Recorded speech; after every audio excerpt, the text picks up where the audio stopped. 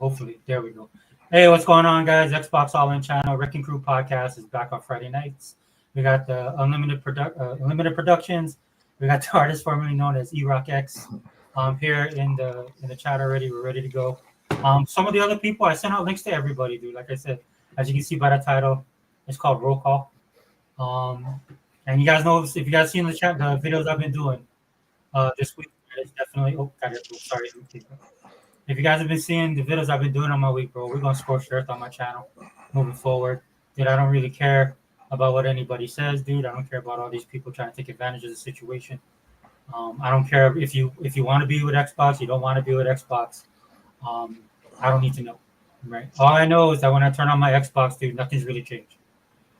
Right? If you stay off of social media, if you don't have the media or movies or all these people trying to talk about it, any pop culture site, you won't know any difference. In fact, things only got better, man. My daughter was ecstatic. They dropped Hogwarts Legacy on Game Pass, probably one of the biggest games to come out in eons, on one of the most storied franchises. Yep.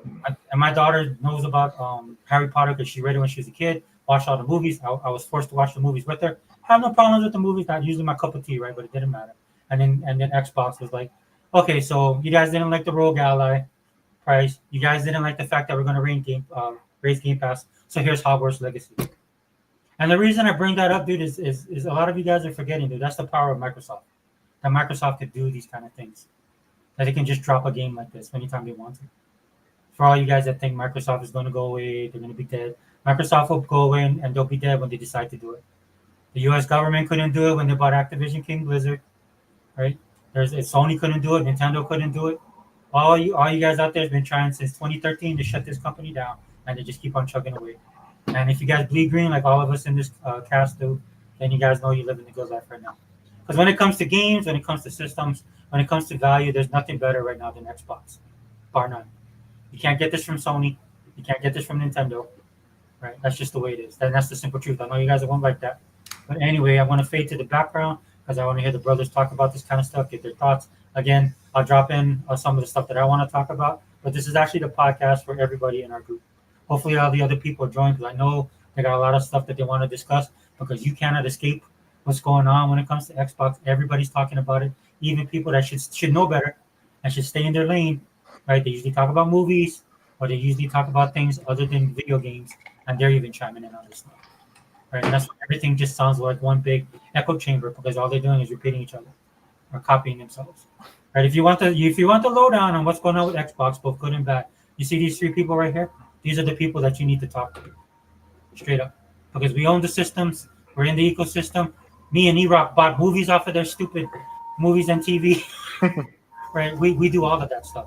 So there's nobody that knows the company, knows the brand better than us. There's nobody that has the highest praise and some of the worst criticisms of Microsoft and Xbox. Okay? If you want the truth, this is where you at. Or you go to their channels and their podcasts. That's the only place you're gonna get it. If you're out in the ether listening to all these other losers, you're just gonna get misled. All right. So before I pass the mic, Faded Blaze, what's up, brother? Thanks for being here. It's good to have you. So we'll kick it off with E-Rock, bro. Sorry about you had an excellent soliloquy. Sorry we wasn't live, but I'll pass the mic to you, bro, and just give your thoughts on anything that you want to talk about when it comes to Xbox or the state of Xbox. Oh no, man. Yeah. At some point, I'm gonna have to probably about an hour. I'm gonna have to put my phone on the charger. Y'all know how I got a good phone, man. I got a Motorola, but like the older these phones get, the battery starts going quicker. Mm-hmm. So I'm gonna have to put this bitch on the charger probably in about an hour. I know your podcast really doesn't get really start rolling into like the 20-hour mark. So I'm gonna try to hang in there for a minute. Yeah, man, this whole thing is crazy. It's just people, they need clicks and views, bro. They need clicks and they need views, man. This past week, I done seen, I watch a lot of YouTube, man, because even though Google YouTube is the shit, with their draconian rules and their motherfucking rules they have now and the monetization and deleting people's channels if you do one wrong thing. YouTube really has a lot of great entertainment on it. It has a lot of channels I like, man. I like the smaller YouTubers like you guys. I like this. I think they're what the fuck are they? I think they're Scottish. It's called Xbox On. I like Xbox Nation. I like the Xbox centric channels that don't deal with sensationalism. I like the channels that just give me news, man, about Xbox sales and good Xbox news. Because I'm an Xbox gamer. I don't care about Nintendo or PlayStation. I had those consoles before. I don't care about them. That's just me, man. Everybody do them. If everybody just did them, life would be great. If when Nintendo had bad news, we don't have an emergency podcast about Nintendo. We never did that shit ever. When PlayStation do some dumb shit, we don't have an emergency podcast about PlayStation because we don't care. What the fuck we care about what go on over there? We've been there, did that. We Xbox gamers, man. Everybody, if everybody stayed in their lane, life would be good. But when it comes to Xbox, everybody can't stay in their lane because it's always knee-jerk reactions. It's always just ridiculous knee-jerk reactions to shit. Like a couple of years ago, when Xbox Live had went up and everybody lost their minds. Can you guys hear me? Yeah. Well, I don't Yes. Yeah, sound like everybody loses their mind about stuff all the time. And me, man, now that I gotten older, man, I'll be 57 next April, man. I'm a lot calmer. I'm a lot calmer about things. I'm a lot calmer than I was when I had my YouTube channel. I let a lot of stuff roll off my back. I learned that if it don't fly, if it don't apply, let it fly. And basically what that means is if it don't affect you, who cares? Who cares what Tyrone Magnus says about Xbox? He needs clicks and views. Who cares what John Campia, formerly of AMC Movie Talk, says about Xbox? He just needs clicks and views. And as you guys know, if you've been an Xbox dude since 2013, negative Xbox news gets you clicks and views, right? And it keeps these guys' channels alive. And these guys, they don't have no new material. They're not working with anything new. I mean, they like Red Fox coming out on stage in 2025 saying, "Oh my God, Elizabeth, I'm having a big one. I'm coming to meet you." Motherfucker, get some new material. This is 2025, man. But it's the same thing with all of these guys, all these YouTube channels, right? They thrive off of negative Xbox news. So Game Pass raised their price is instead of $21, it's now $30 a month. And motherfuckers lost their goddamn minds, right? They're acting like Xbox did a WWE. For those who don't know, I don't want to get off subject, but if you have streaming services, you were already paying for Netflix, you were already paying for Peacock just to watch WWE content. These motherfuckers wanted you to get a whole new service, ESPN Plus, to watch their premium live events, just $30 a month. So a lot of people, including myself, was like, "Yo, I love y'all WWE, but I can't rock with $30 a month for ESPN. I don't watch. I'm not a baseball fan. I like the NFL, but I don't watch all the games. I watch a little bit of UFC, but I ain't into it like that. So I'm not into pickleball and fucking high ally. So paying for fucking ESPN Plus, it's not for me. Peacock has movies. Peacock has exclusive shit like Megan 2. Netflix has exclusive shit, so that's worth it for me. If you play a lot of games each month, like myself, Unlimited Production, Hebot, Sega Forever, if you play a lot of games, then Game Pass is for you. And like Unlimited Production and I, we play a lot of games. We also buy a lot of games, right? We buy shit that ain't even in Game Pass. It's this game came out a couple of days ago about this dude in the Middle East called what the fuck is it? Blood of Marhan or some shit like that. Yeah. I wasn't going to buy it. I wasn't going to buy it, but I saw Unlimited Productions gameplay, right? So I bought the motherfucker, right? It was $30. They ain't no big loss. So people say that people that have Game Pass don't buy games. That's bullshit. All you gotta do is go into my motherfucking I can go into my settings right now and show you how much shit I bought last month. I went haywire last month because Xbox Nation, this dude Fletcher on Xbox Nation, every time you turn around, Xbox is having a sale. Every time you and should be like almost 80% off or 90% off in some cases. So that's usually when I cop a lot of shit that was in Game Pass. That's usually when I cop a lot of games. But like this past week has just been lunacy. You got this chick with the F is it the FC the Federal Trade Commission? Yep. Is that what it is? The FTC, Yep. Alina, whatever the fuck. Former head of the FTC. Former head of the FTC. She's still chirping. See, I told you. See, I told you the Activision merger was going to hurt gamers. Like, how the fuck did it hurt gamers? Did Microsoft come to my house personally and break my fucking kneecaps? How did it hurt gamers? Where they charge you more for Game Pass? And if she was here, I mean, bitch, they should have charged more for that shit years ago, but they didn't. For $360 a month, they're giving you almost $5,000 worth of video games. If you could find fault with that, then it's something wrong with you.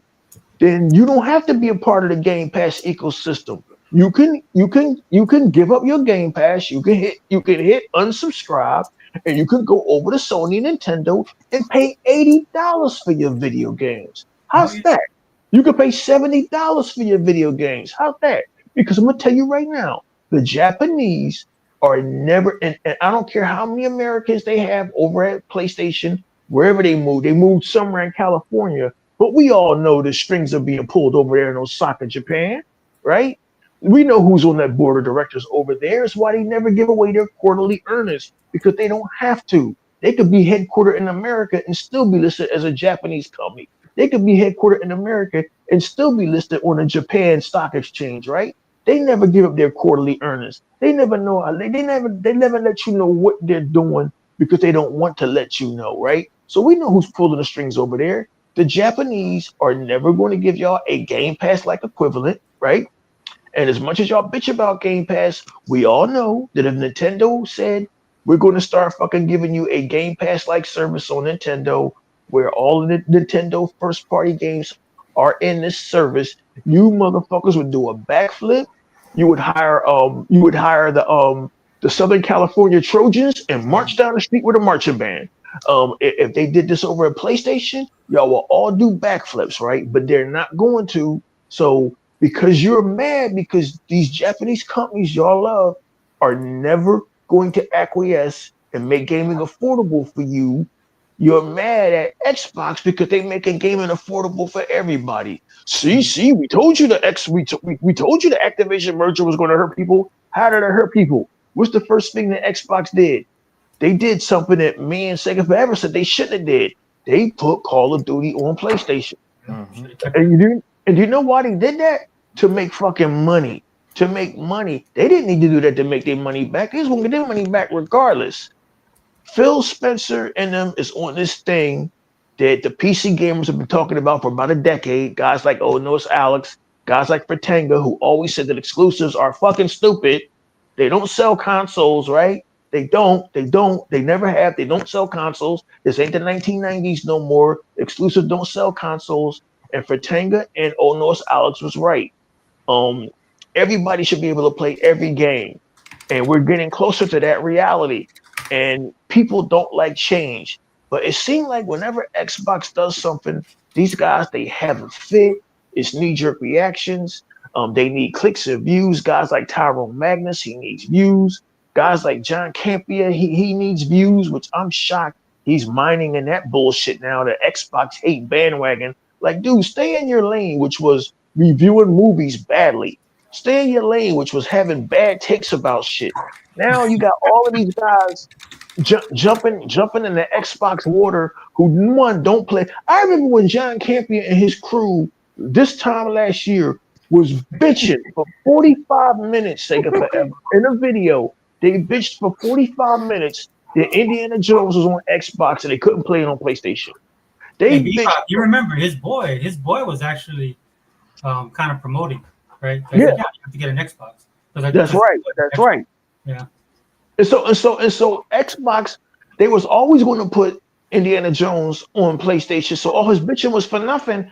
And it's Mhm. like he's too stupid to realize these guys, all of them, Sega Forever, are too stupid to realize who the good guys are in gaming, right? Okay. PlayStation shared a couple of games. They shared fucking Helldivers. They were forced to fucking, I don't know why. That must have been a Kojima decision to put Death Stranding on Xbox. I wish he didn't, because I paid $20 for that shit. I want my $20 back, right? Like because every PlayStation game y'all hype up end up being nothing any fucking way. But like PlayStation ain't never like they're never going to share Wolverine. They're never going to share Spider-Man. Not that we want that shit, because they're still stuck in Genesis does what Nintendo don't. And they're going to go to their graves with that shit. This stupid console war shit that has benefited nobody. This kept YouTubers and people on Twitter like Hebot and myself arguing with clowns like Jabari Clark and all these other fools for like look, these guys on Twitter have been at the and guys like King Thrash and Crap Gamer have been at the same shit for almost 13 years.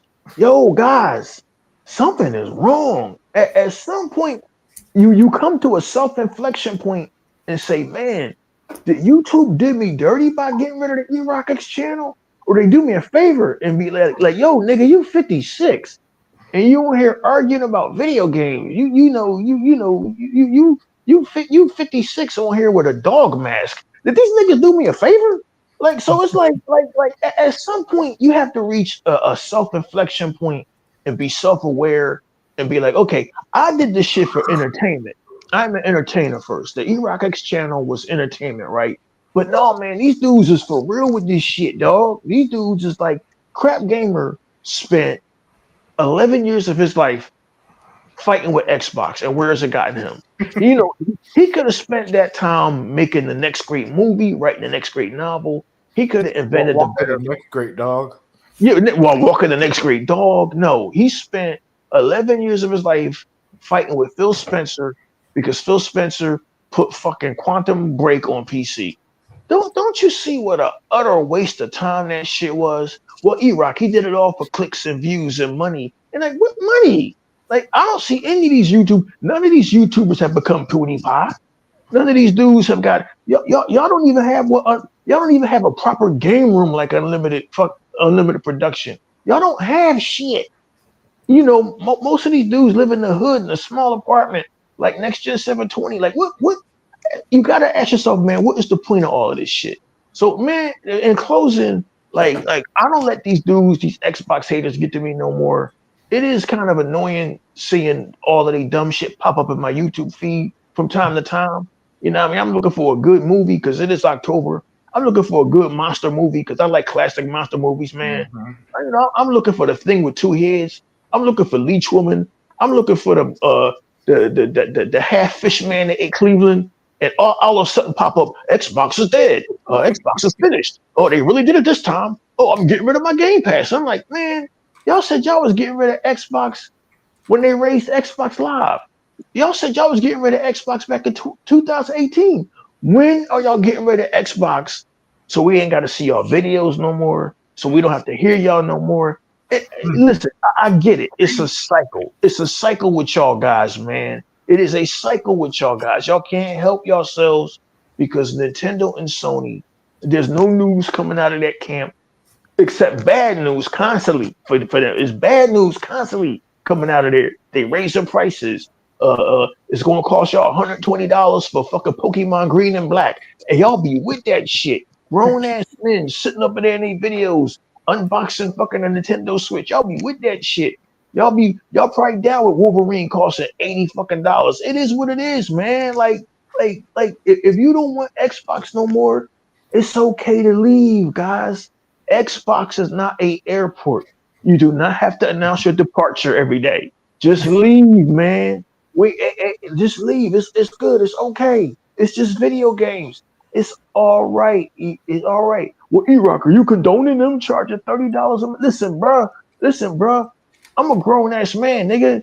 I'm paying property tax. I'm paying property taxes, homie. Me and Unlimited Production and Sega Forever. I'm paying fucking insurances and healthcare and I got money going out to bill collectors left and right and probably 1,000 streaming services. You think I'm going to notice $8? I'm not going to notice it. I don't even notice the $21 the Xbox take out. I don't. You think I'm gonna notice that shit, dude? I don't even care. If they did some crazy shit like, yo, man, Xbox Game Pass is like $90. Like, yo, whoa, pump the brakes. But $9 fucking dollars. Seriously. Oh man, this Xbox news is a disaster. Man, get out of here, man. I saw y'all all rush out and buy PlayStation 5 Pros. I saw this with my own eyes. Y'all, apparently, $30 a month is too much to ask, but y'all had $700 laying around, and that's without a disc. Yeah, I mean, come on, man. Let's. You selling that short, man. It's like 750, 800. Oh, my bad. Excuse me. Yeah, man. Like, it's disingenuous, right? And I don't like people who are disingenuous. I don't like YouTubers who are disingenuous. Oh God, 850. I'm tripping. Damn. They got Damn. Yeah, Yo, $30 a month. It's nice today. Damn. $30 a month is too much, but $850 for that Pro.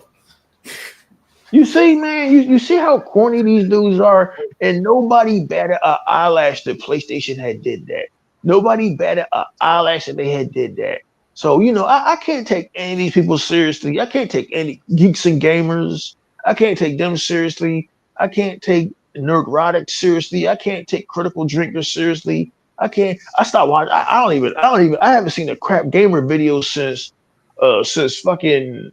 I don't know, man. Since Biden was running for president. I just don't watch these dudes no more, man. I just don't like once I see you disingenuous and you false and you fake, I can't rock with you no more, man. So like if y'all looking for good, decent Xbox channels, again, Unlimited Production, Ebot, Sega Forever, Xbox On, Xbox Nation, these channels to give good Xbox news, and two, these guys that actually game. These gamers, I keep seeing all of this shit pop up on my feed. Reflex Gaming, Record Gaming, JoJo Gaming, and you never see these dudes game, not once. Not fucking Crap Gamer Gaming. Where's the games at? MGB Gaming. Where's the fucking games at? You Double Barrel Gaming. Where the games at, bitch? You don't see no fucking game. Y'all niggas don't game. And I know y'all don't game. I don't ever see y'all gaming when y'all corny videos pop. I see Unlimited Production gaming all the time. I watch his gameplay. Sometimes, his gameplay videos will entice me to buy a game. We don't see y'all gaming, man. Y'all don't buy games. Well, you Game Pass guys don't buy games. Man, is that my wallet was hurting last month, man? Please, right. Man. We like me and Unlimited Production.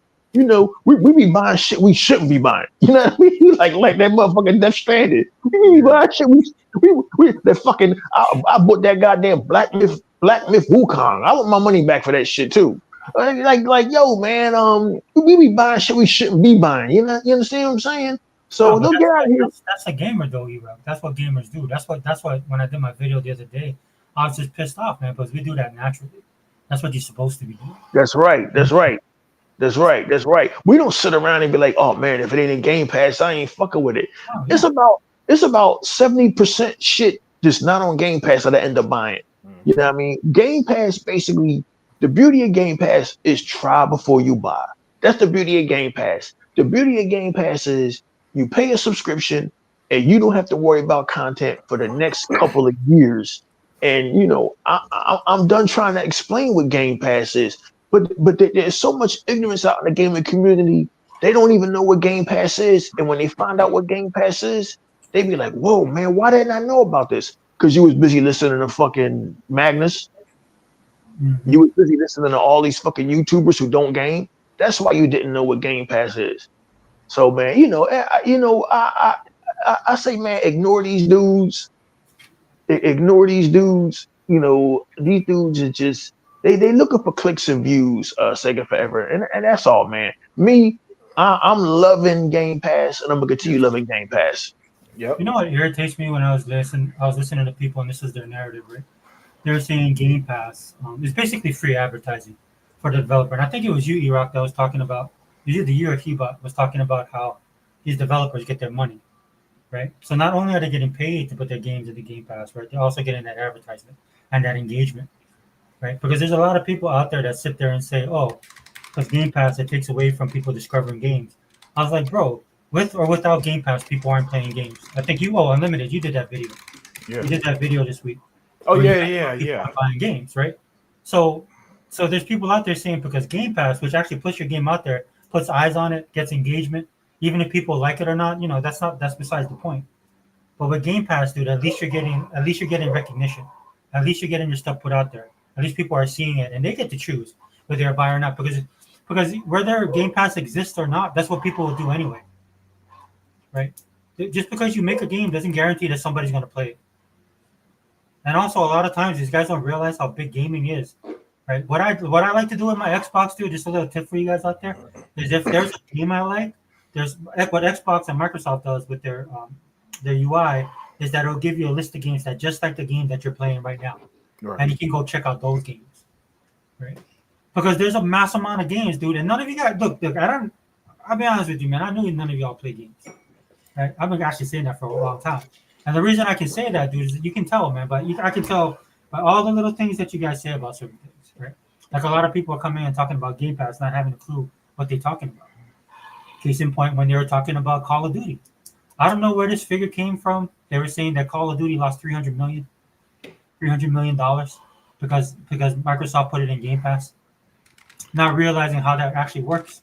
Right? You put it in Game Pass, it ensures your subscription. Right. This is what Netflix does. This is why Netflix went and made their own studios, right? Because they were working with other studios, and the other studios were fine. They were like, "Oh yeah, take our stuff, pay us our money," right? But what they began to realize was Netflix started to grow, and Netflix started to make more money. Yeah. Places like Paramount and all these other studios, they were like, "Oh man, we want a piece of the cake." But then there was like, "Okay, we'll give you Beverly Hillbillies, but we want $5 million now." Right? Netflix was like, "No, we ain't playing this game." So Netflix went and made their own studios. Yeah, started making their own fucking movies and shit. Yeah, and then they made great movies like Stranger Things, right?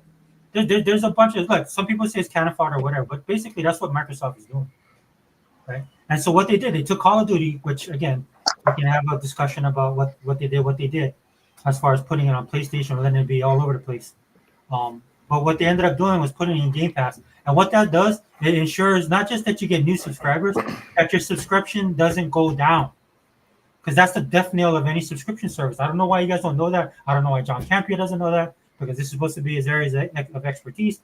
Tyrone Magnus, some of these dudes that are on the entertainment end, that's why I watch them. I don't watch these dudes for game information, because they can't tell me anything I don't know already, right? Especially when it comes to the brand that I rep, right? And so I don't know why they don't understand how subscription services works, right? I understand why they don't, because they don't work in them fields. You know, But you I would don't think- I don't expect unless you take the time to actually read about something that you don't work in. I don't expect you to have knowledge, and I don't think highly of any of these YouTubers. Yeah. That's why, like I told Erock the other day, why I personally don't watch any reviews or read any reviews. Don't go to Metacritic or any of them aggregate sites. Yeah. And the reason why I stopped doing that years and years ago is because way too many times what was happening was I play a game, enjoy it, and then someone say, "But this game got a 65 Metacritic," and I'm like, why would I give a shit? I'll never play a game in my life and think, man, but John Campia said that Indiana Jones sucked. How can I enjoy this? Yeah. You know, and so for me, and this is just me personally, how I end up functioning. I just make like if I buy a game and I waste money on it, then so be it. I could live with that. But what I can't live with is being fucking told what to think. And that's how I feel like. That's how I feel like all these outlets just trying to do. They just so desperately want you to be mad at Xbox and cancel your Game Pass subscription. Many of them aren't even subscribed to the motherfucker, right? Being told what to think and lied to. Yeah. So they ain't even canceling nothing. right? And then like I said the other day, the ones I really can't take seriously are the ones who bitching about this price hike, but they got a wall full of video games in their video behind them, Mm-hmm. right? Or how I saw online, someone bought the PS5 Pro, a $850 console, the PlayStation Edge, which is their version of the Elite controller, a $200 controller, and the PlayStation Portal, which is just it's not like the Xbox handheld that's coming out where you could at least download your games and all that other stuff. It's literally just a streaming device for $200. So that dude spent over $1,000, about $1,250, not including tax, and yet they want me to be upset about paying $10 more per month on Game Pass. Bro, these pricks got like Like, $1,000 statues on their shelves. Yeah, Not just one or two. I'm talking about 10, 12. yeah. They got a damn museum of them statues. Yeah. Man, and they want me to be upset. It's like, get the fuck out of here with that, man. You're not going to tell me because you're fake upset over it. But Erock already touched on that perfectly, so I really don't think I have anything to add. What I do want to talk about though is, and this is what annoys me, right? Is when I'm on Xbox On or the Xbox official YouTube channel, watch a trailer, and the comments are all bitching. Oh, I cancel my Game Pass, and you put trash games on the service. I'm like, hold on, Ninja Gaiden, Keeper. There's got some Frank Castle game, which I think is like a horror game coming this month. All the Assassin's Creed. Yeah, all these that's trash game. All the Yakuzas. That's trash game. I thought they loved the Yakuza. Persona. Exactly. Yeah. That's trash games. Hogwarts, yep. That's overcharging you too much for. That's why I shit on these gamers. That's why I openly now just say, yeah, I hate gamers, man. I hate them with a burning passion.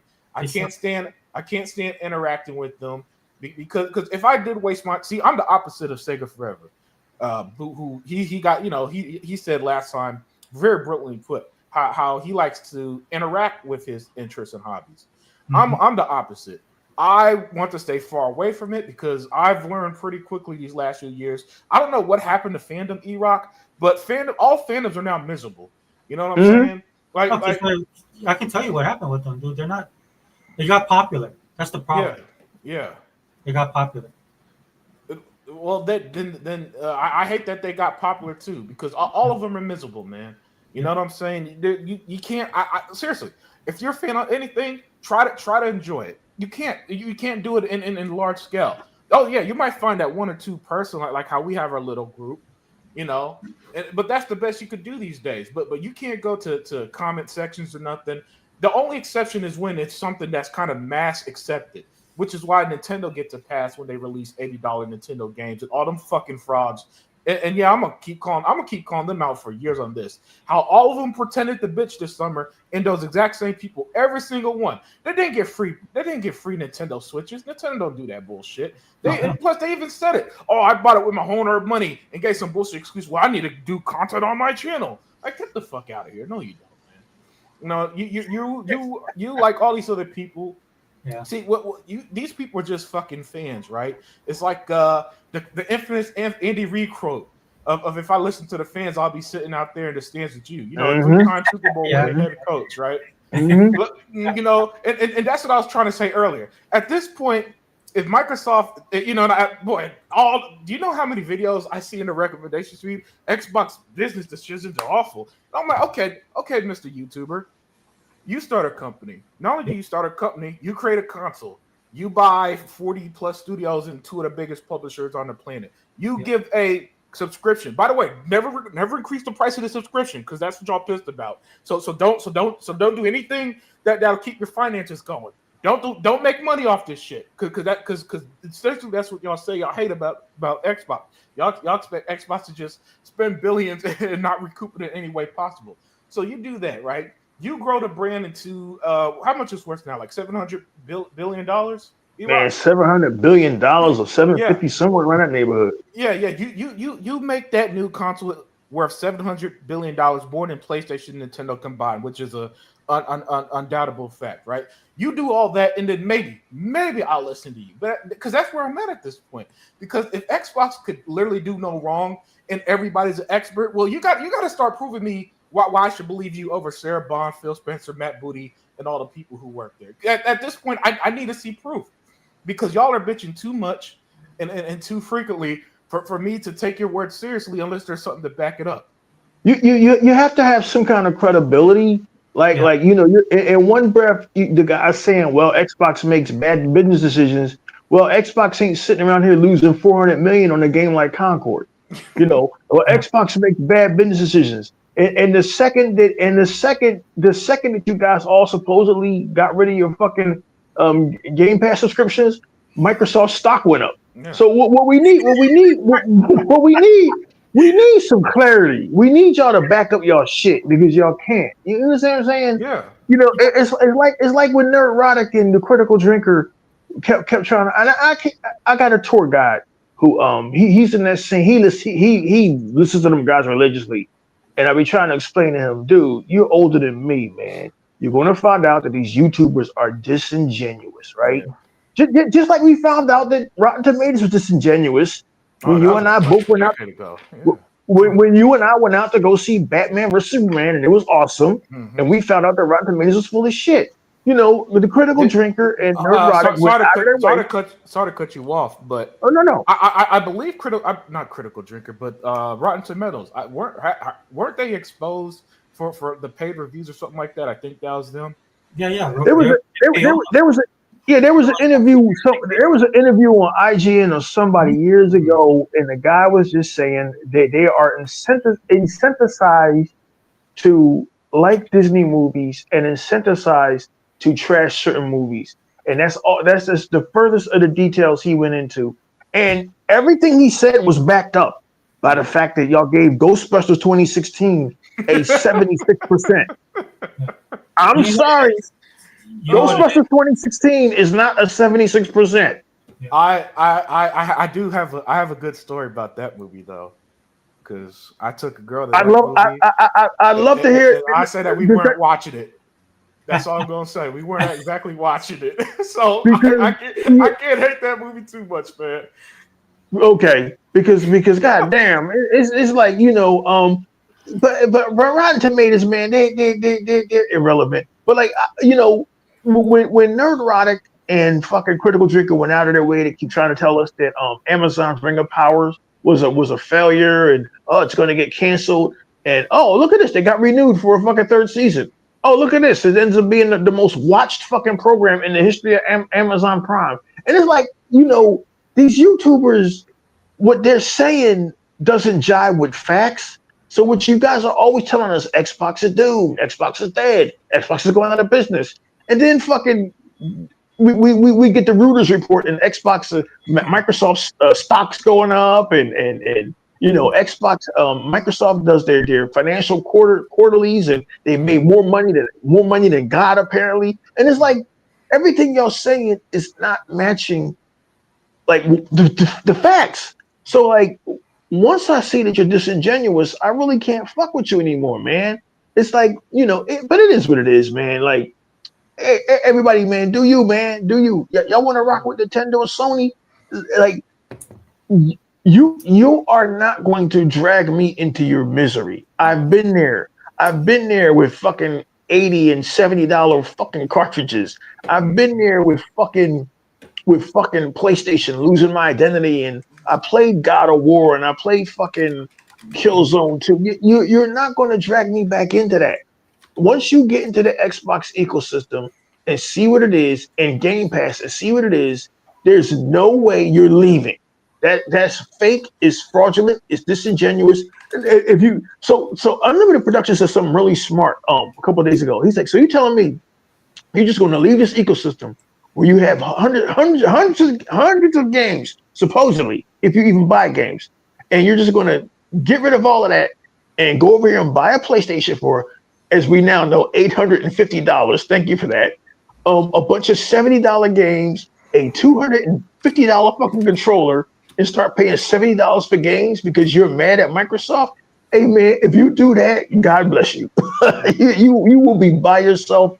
Yeah. But these YouTubers, man, they are just so disingenuous, just so fraudulent. And we know what it's for, man. It's for the clicks, it's for the views. But you know, I'm beginning to see Microsoft's game. They're quiet about shit. Why would you address anything when you win it? Why would you address anything like they are executives over there at Microsoft? Sarah Bond, Phil Spencer, they don't waste their time addressing any bullshit. They don't run any podcasts. They don't even do interviews. They're like, okay, I've noticed that too. They don't do Oh yeah, interviews they anymore. stopped doing that a while ago. Yeah. we know we know you're gonna lose your minds about shit. We know you're gonna bitch about shit. You'll get over it. You'll move on to the next thing to bitch about. They finally learned how this shit is worked. How they finally learned this shit. And I think it was all of the trial and error and all of the shit with the Xbox One generation. All of that bullshit over there. Oh, Phil Spencer canceled Scalebound. He should be fired. He's terrible. And none of you had any other information. None of you had. We didn't get the information until 2020. Yeah. None of you had any of the unlimited, my friend. None of them had any of the fucking information. Yeah. They didn't have it then. They don't have it now.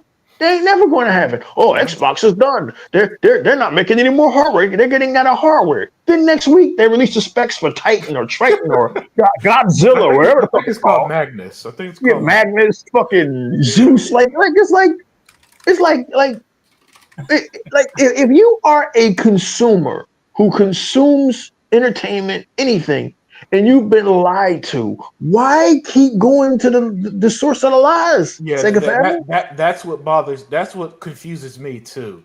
Because listen, I'll be the first to tell y'all, I stopped listening to Xbox guys who was doing that shit, who kept lying and clickbait and all that bullshit. And this is the greatest thing ever. Then you watch their video and it's literally about nothing. I'm like, why am I wasting my time on this bullshit, man? When I could be listening to somebody who actually knows the thing or actually has some knowledge about something, right? But these people are dedicated. But to be fair, I don't know why, but these PlayStation, Nintendo dudes, they like being lied to, man. All they want to hear is how awful Xbox. Blame everything on Xbox. Even shit that's Sony's fault. Like the first to raise games to $70 gets blamed on the Xbox. Xbox gets blamed for everything. Xbox gets blamed for the economy, the Great Train Robbery of 1886. But PlayStation and Nintendo, they get a free pass. And you know, y'all are so transparent now. We see through y'all now. So it is what it is, man. Yeah. Like, you know, it's so crazy to see all of these videos. It's such a weird juxtaposition and dichotomy to see these guys. Oh, Xbox is doomed. Xbox is terrible. They make terrible business decisions. And then you go to an Xbox centric channel who reports the truth, like Fletcher at Xbox Nation, is like every week we've got about 40 new games coming to Game Pass. Yeah, this nigga makes this video every week, and every week he's correct. There's about 190 games coming to Game Pass, and I'm like it's just so crazy to see that dichotomy. Like people out here who are lying, and people out here who are telling the truth. So it's up to you as a consumer who consumes not just products but entertainment and gaming and whatever, to discern who's telling you the fucking truth and who's telling you bullshit. And John Campney and Magnus, Crap Gamer and all them, I think you should know by now who the bullshitters are and who's real. You know, the real people are these little small fucking YouTube channels with less than fucking 50,000 subscribers. Those should be your go-to. But hey, man, I can't tell people what to do, man. It is what it is. Take it forever. No, man. Good points. Unlimited, you wanted to wrap up on yours? Yeah. Look, man. As always, you know, Xbox is going to be fine long term. This is gonna this one's gonna take a little longer to blow over, but it will blow over. Listen, there's the award show coming up. All Xbox is gonna do, let's say they tease a console, the next gen console or something, or show another big game.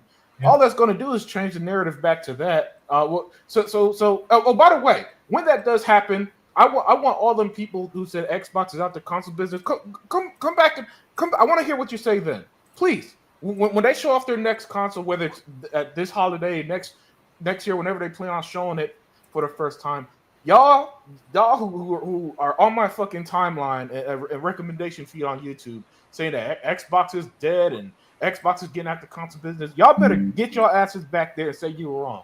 Every single They won't. They won't. They I won't. know they won't. I know they won't.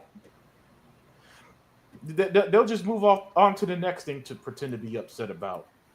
Did you know what I did, Unlimited? I actually commented on some of their videos, Mm-hmm. and the reason I commented, and simple stuff like, do you have an Xbox? Are you subscribed to Game Pass? Right, and of course they don't comment. But what that does is it basically sets a marker for me. So when this stuff does happen, then you can just go back Yeah. and then follow up with these guys.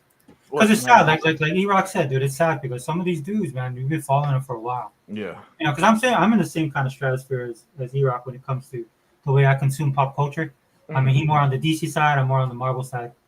But other than that, I mean, we kind of cross paths with the same type of people who we watch. But he's absolutely correct, man. It's hard to watch people nowadays, man, because everything's about clicks, everything's about views, right? And they have to keep it going. And that's the difference. Is like if I don't feel like making a video, I just don't make it. Right. Because there's other things that I feel like I could be doing, like playing my games, right? Or watching my animes or watching my K-dramas or doing something, that I enjoy doing. I can't look, I'll put this out for people on this channel. Dude, I cannot participate in something that I don't enjoy. Yes, exactly. Especially when we have so little time. I take care of a senior citizen, right? That's basically my full-time life now, and I found that I have less time now than I ever have, and I don't know why.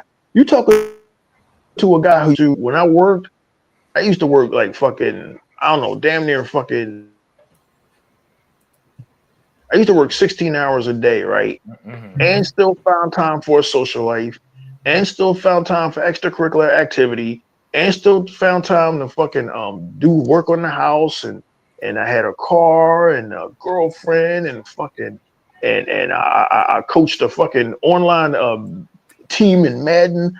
I don't know now how I found all the time to do that shit, because now, man, ain't enough time in the day to do all the shit I gotta do, man. So I gotta have meals ready. I gotta get ready for doctors and nurses when they come by, to see the person I take care of. I gotta have meals ready. So I try to plan out our meals for the week, right? And I gotta go to the market and shop, and I gotta stay on top of the house. I do not have fucking time to engage in any fucking negativity. I don't have no time to engage in nothing that don't interest me. I'm not clicking on your Xbox's Doom videos. I'm not clicking on your fucking 10 reasons why the DC universe died. I don't have time for any of that shit. Mm-hmm. Now, if you got something interesting to say, right? Why ancient Rome fell, or the reason why water goes uphill. If you got something interesting to say, you got me. If you got something interesting to say, like today on this YouTube channel, the fucking monster with 96 heads up, I'm down.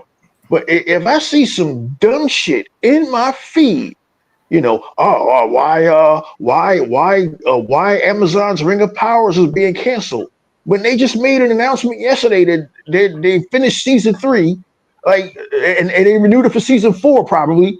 When I see shit like that, I don't have no time to invest in a lot. I don't want to be lied to. You're not going to lie to me. I don't like you like that, Nerdrotic. I don't like you like that, Crap Gamer. I don't like you like that, Geeks and Gamers. So that's the beauty of YouTube. There's a trillion channels out there, man. In September, man, I just watched videos about, fucking England and Ireland. Because my dream is to fucking travel, and I want to see Europe before I fucking die and roll my 7. So I tend to gravitate to shit that I'm interested in and gravitate towards bullshit less. And, I can't control the YouTube algorithm. If you punch just one Xbox video, like I was looking for some tips on X-Men a couple weeks ago, and up came all of this shit about how, oh my God, Ubisoft is trash. They're dying. They're dead. And I'm like, yo, YouTube, can you like, why do you do this? I don't want to see these videos. I have no interest in. I don't want to waste any time on shit that don't interest me, and that's all it is, man. So I would suggest everybody do the same too. Like I got rid of Instagram, and that was hard because I really did like fucking going to Instagram and engaging with certain people. But anybody that I want to engage with, I got their phone numbers. I did enjoy because all Instagram now is ass and titties. I did enjoy that, but I got rid of Instagram, and now I'm not arguing with idiots no more. I got rid of Twitter, I think about 4 years ago. I'm not arguing with idiots no more. I got rid of Facebook probably about 7 years ago. I got rid of all social media. Guys, I cannot tell you how getting rid of that goddamn social media frees up your fucking brain cell. Like, I just don't engage no more, man. I only engage now in shit that I want to do. And that's a beautiful thing, man. That's a beautiful. I did not know life could be like this without every day. Oh, DC sucks. You should like Marvel. Oh, Xbox sucks. Well, you should be playing God of War. Oh, well, that's garbage. I don't engage no more. And I stopped engaging. I got off of Twitter years ago when me and this dude was up till 2 o'clock in the morning arguing about fucking Batman. And that's when I said, you know what, dude? Like, there's something wrong with your life that you was on the phone with this nigga for 5 hours arguing about a character that don't fucking exist. And that's when I started getting my life, getting my priorities straight. And I think a year after that, fucking YouTube deleted my motherfucking YouTube channel.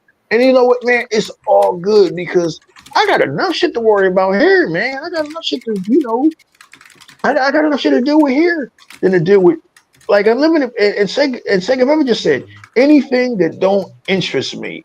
And a lot of these YouTubers and Rotten Tomatoes and all of these critics and stuff don't interest me. So why am I going to waste my fucking time? So that's how I feel about it, man.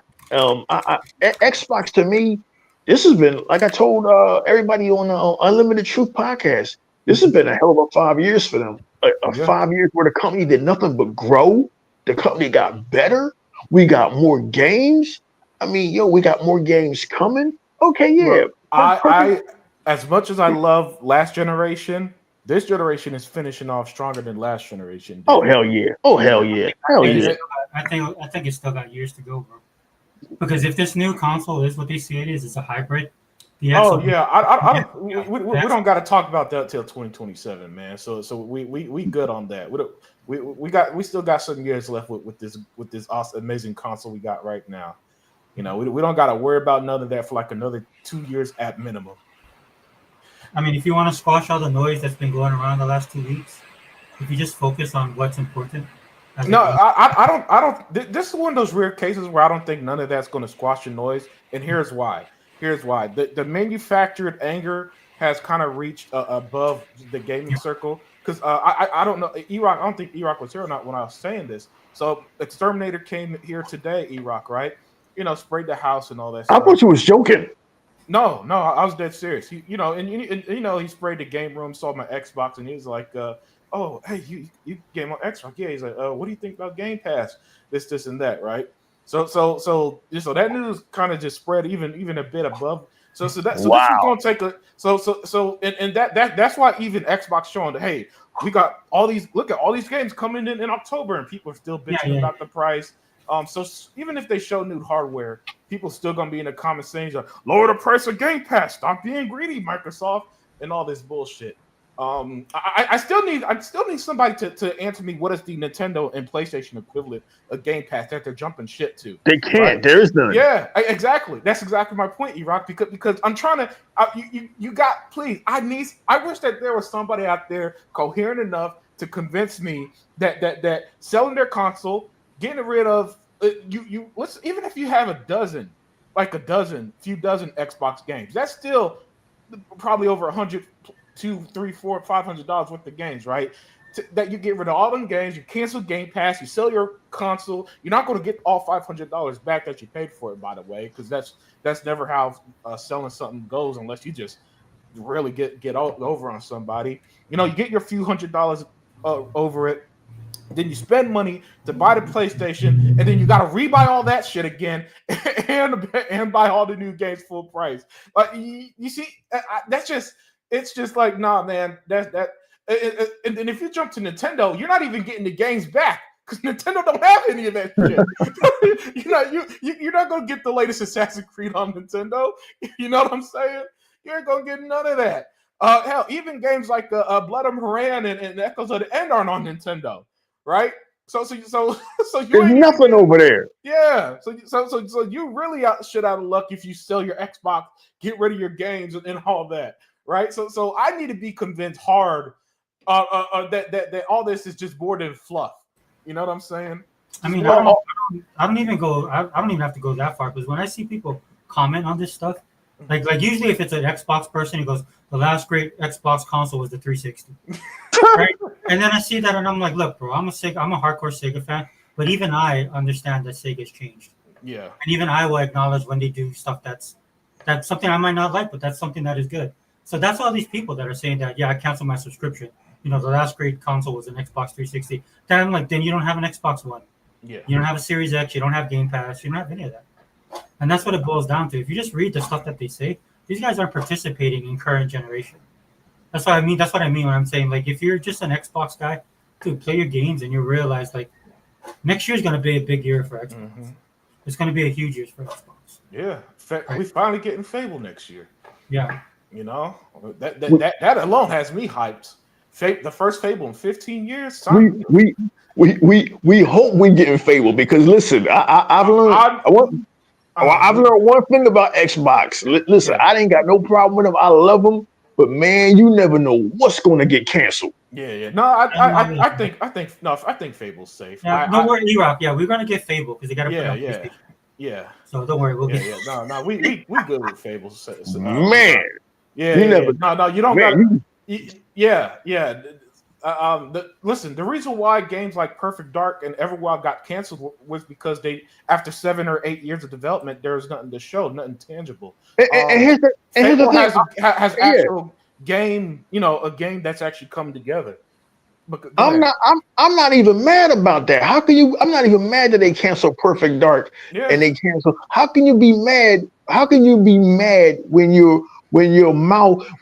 how can you be bitching with a loaf of bread in your mouth? Yeah. We as Sega Man always says, we eating good over here. Mm-hmm. We eating good over here. That I don't even fucking like Call of Duty, but that was a deal breaker. Like I ain't gotta pay for Call of Duty no more. And you're gonna give me fucking what? I don't know how many 75 other games. Like, yo, listen, this is just all. Listen, I tell everybody, man, do you stay asleep? But here's the thing. I'm not going to wake you. I ain't going to wake you. And where I got that from, man, we used to have this old saying back when I was a manager for security. We used to have this old saying. I used to ride around and check various sites because I was a manager. And my buddy used to say, man, look at him. He's asleep. Let's go wake him up.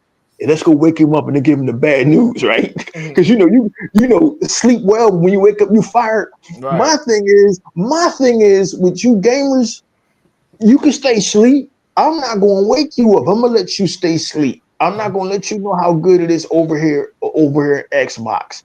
You find out when you find out. You keep on listening to John Campia. You keep on listening to fucking Geeks and Gamers. You keep on listening to Unlimited Productions Exterminator. These guys don't have your best. They don't have your best interests at heart, man. So I can't. I'm not. Because if you notice, I don't know. You guys paid attention. But the whole point of me and Hebot's channel, the whole reason why the E-Rock X channel, part of it existed to get money. That didn't work out, but it was to rebut all of this negative Xbox One news. That's when all of our channels sprang up, except for Sega Man. Turns out he was around since the Reconstruction after the Civil War. Yeah. You know, YouTube built their whole shit around Sega Man.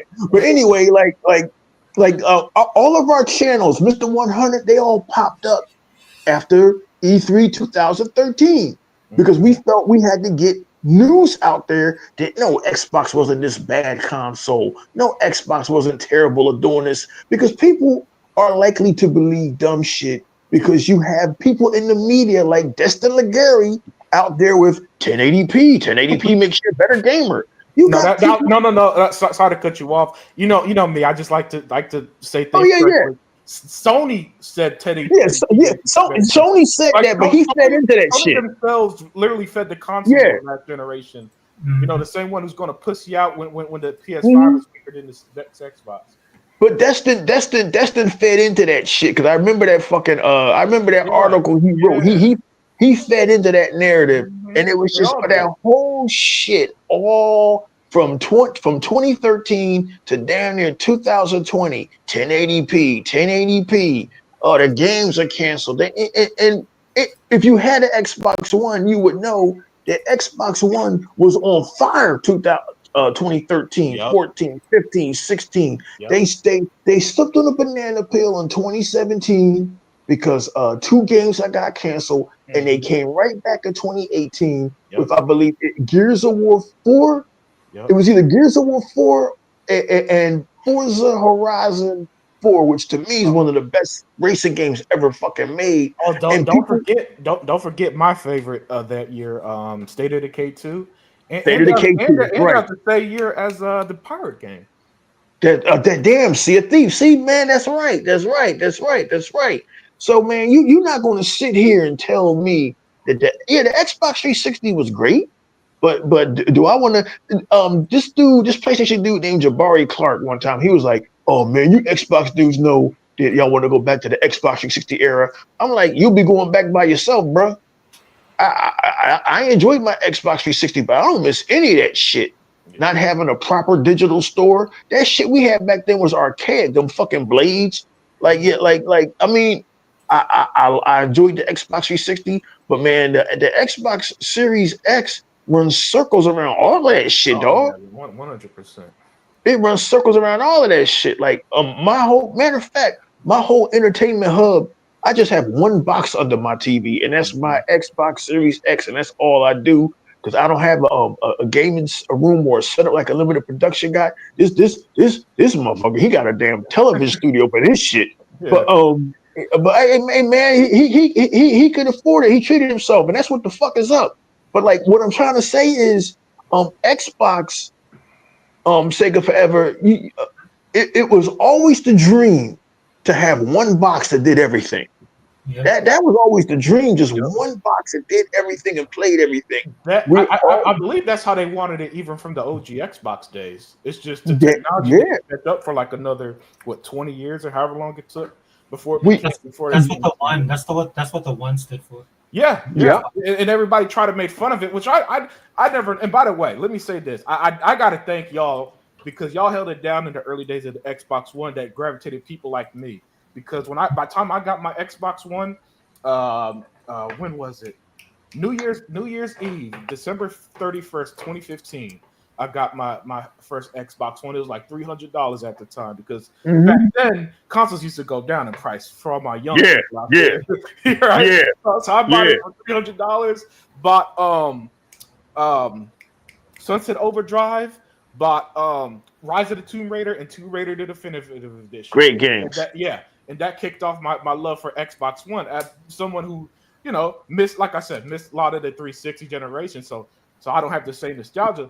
And so I'm enjoying these games and people just hating Xbox and this. So I'm slowly finding channels like y'all, right? And then others who unfortunately, whether it's family dudes or jumping ship, whatever the bullshit they did, because some of them are still console worn even now.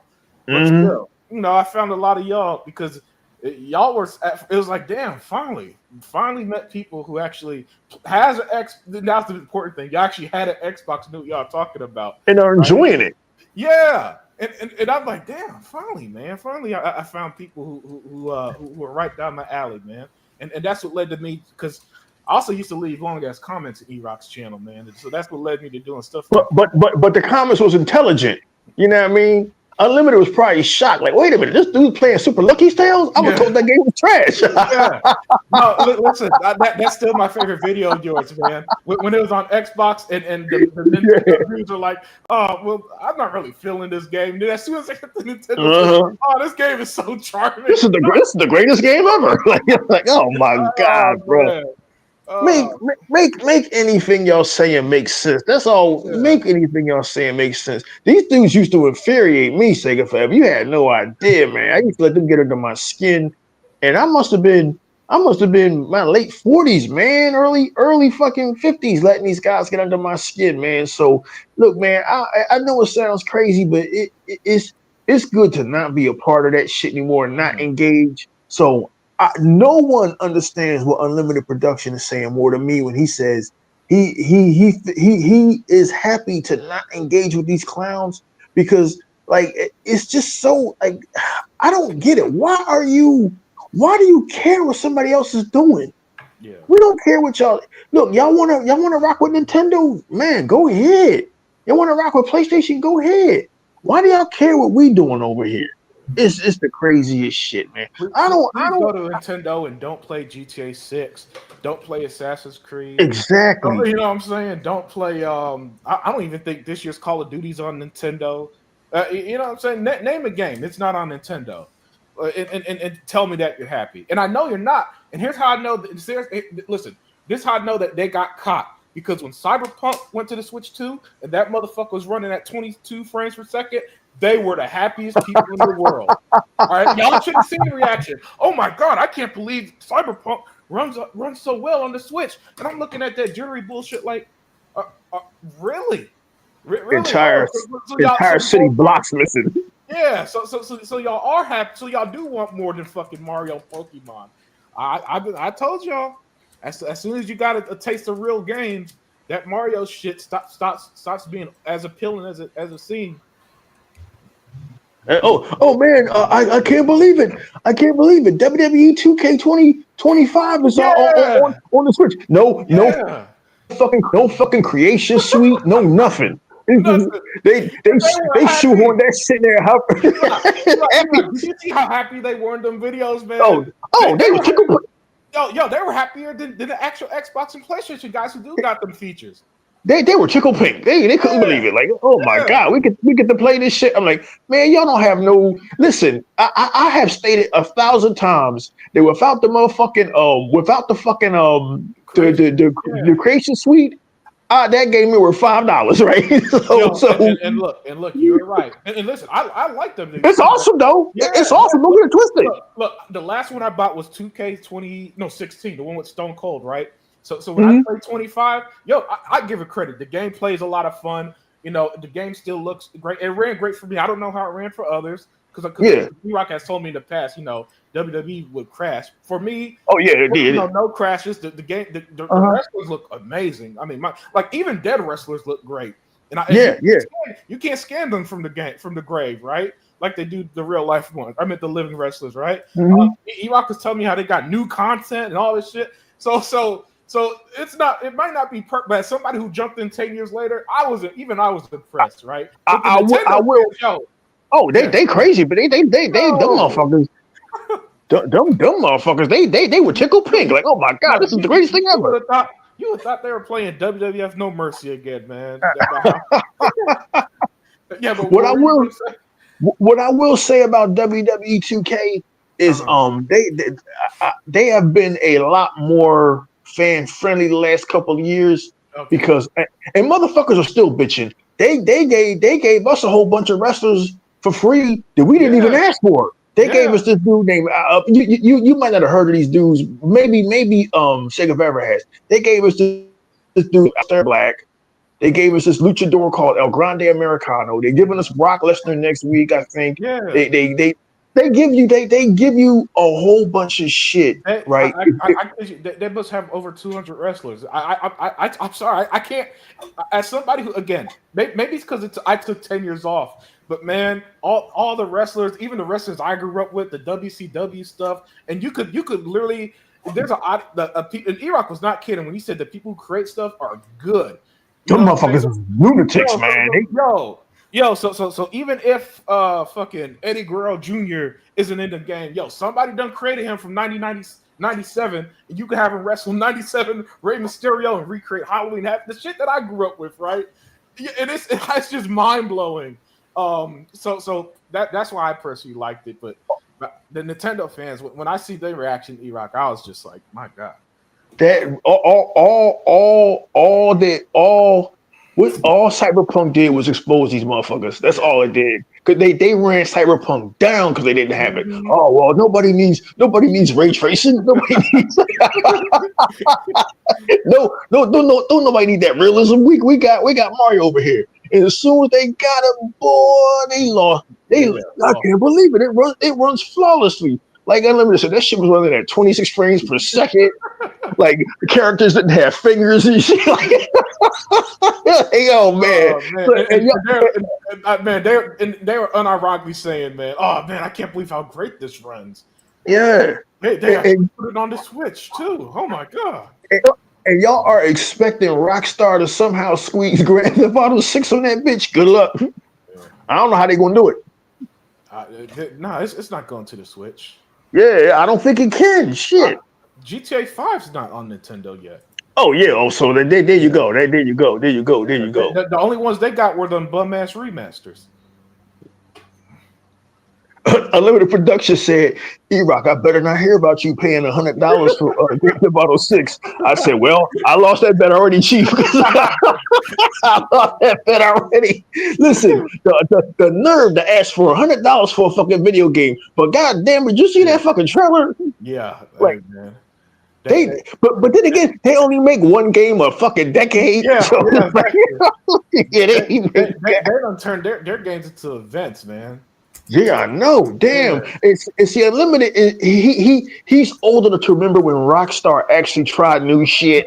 Yep. Like fucking what the fuck? Warriors, man. Yes. Bully. Yes. The Midnight Club. I mean, like, oh man. They stopped, man. They only fuck with two shits: Red Dead Redemption and Grand Theft Auto. And they said we're gonna give it to you once once a decade. So we in a decade between each series. Whose fault is that? Whose fault is that, Unlimited?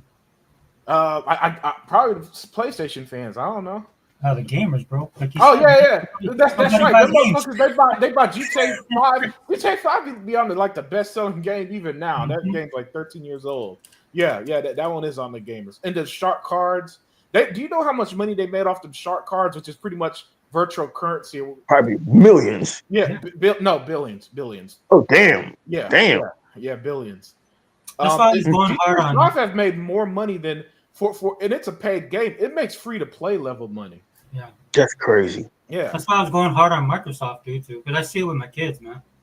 They're part of their generation is part of that ecosystem. Right, they just get one game, like it's like how you're talking about free to play. Yeah. So, but I talked to my daughter about that, man. She plays all those games coming out of China, and a lot of her friends play it as well. They play it on their mobile phones. She plays it on her Xbox because Xbox got smart and put it on there, right? And so what they do, they just live in those games. Now my daughter's a little bit different, but she likes Bethesda and she likes playing Hogwarts. She plays games outside, but the majority of her friends, man, they're just playing those mobile games. That's what they're playing, and then in those games, man, they just buy stuff in the game. Hogwarts Legacy, the one thing Warner Brothers did right. Shit. Yeah. And even then, I don't think they greenlit Hogwarts Legacy 2, and they canceled the DLC. So one thing right, two things. Exactly. It's one thing to shoot yourself in the foot. They shot off both feet, kneecaps, ankles, and now they're about to shoot their arms off and won't be able to move. Well, they got some stuff going on with WB though, right? There's always something going on over there. Yeah. We're talking about the David Zaslav era. David Zaslav is what people think Phil Spencer is. I know the way they talk about Phil Spencer, you would think he's canceling shit left and right and firing people. It's crazy.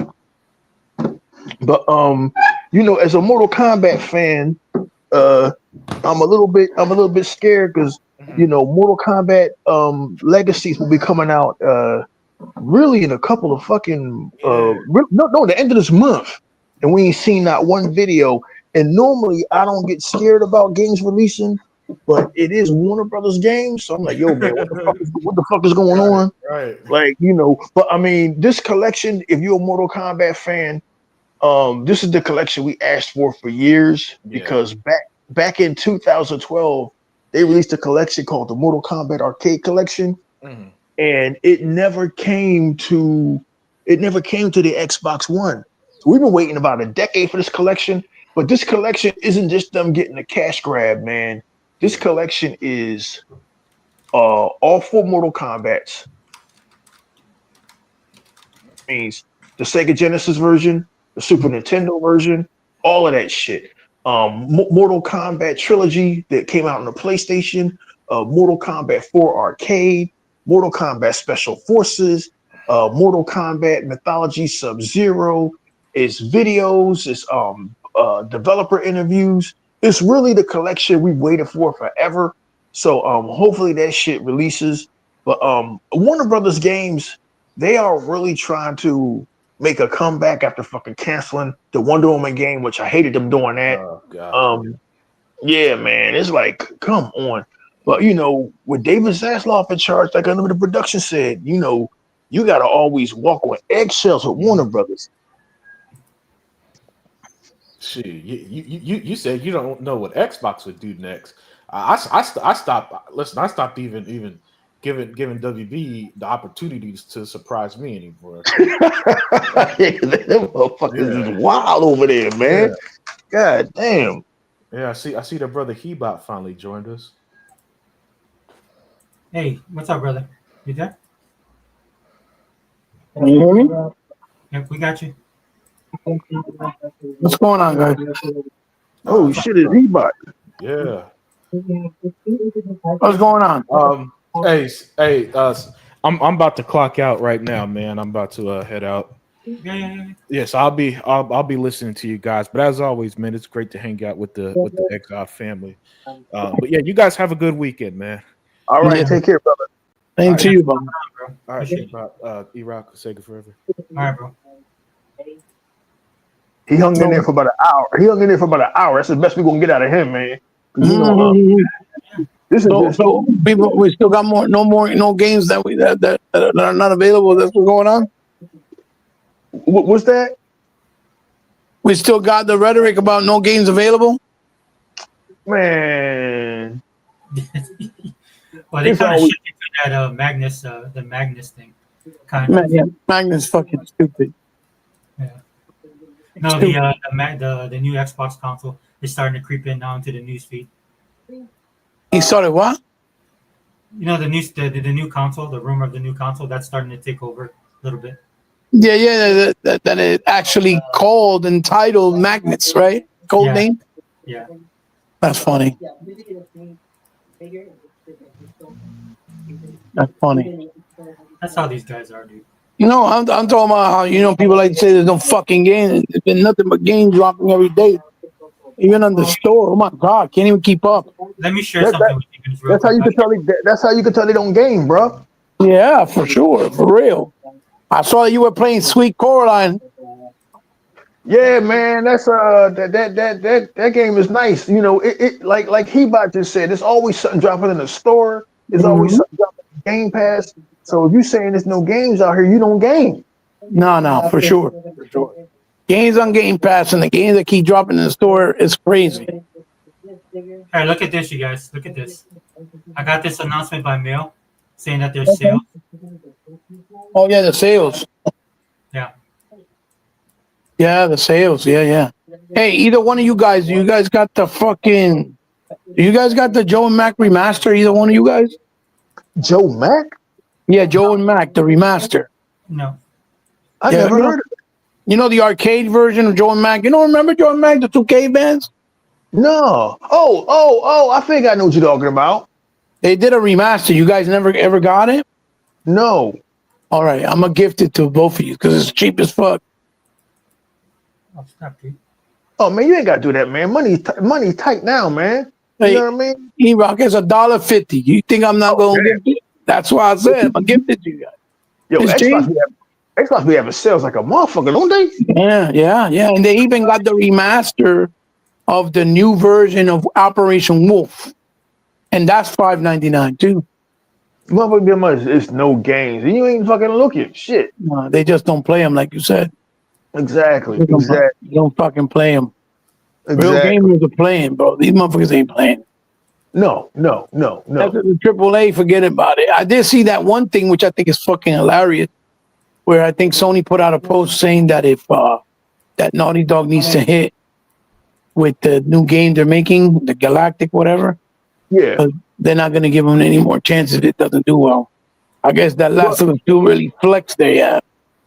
Well, they already hating on the girl because she's black. You know that they already hating on her. Well, the girl on there is Oriental, actually. She's like a Chinese Yeah, or Japanese or some shit. yeah. You know where she's from? She's on this show called Sabrina that I finally just started watching. That's the girl? Yeah, but she's Yeah. supposed to be like a dyke. That's what they talk about. And they don't want, motherfuckers, they don't like when they try to do that woke shit. When you make them look normal, that's different. It's just motherfuckers don't like that shit.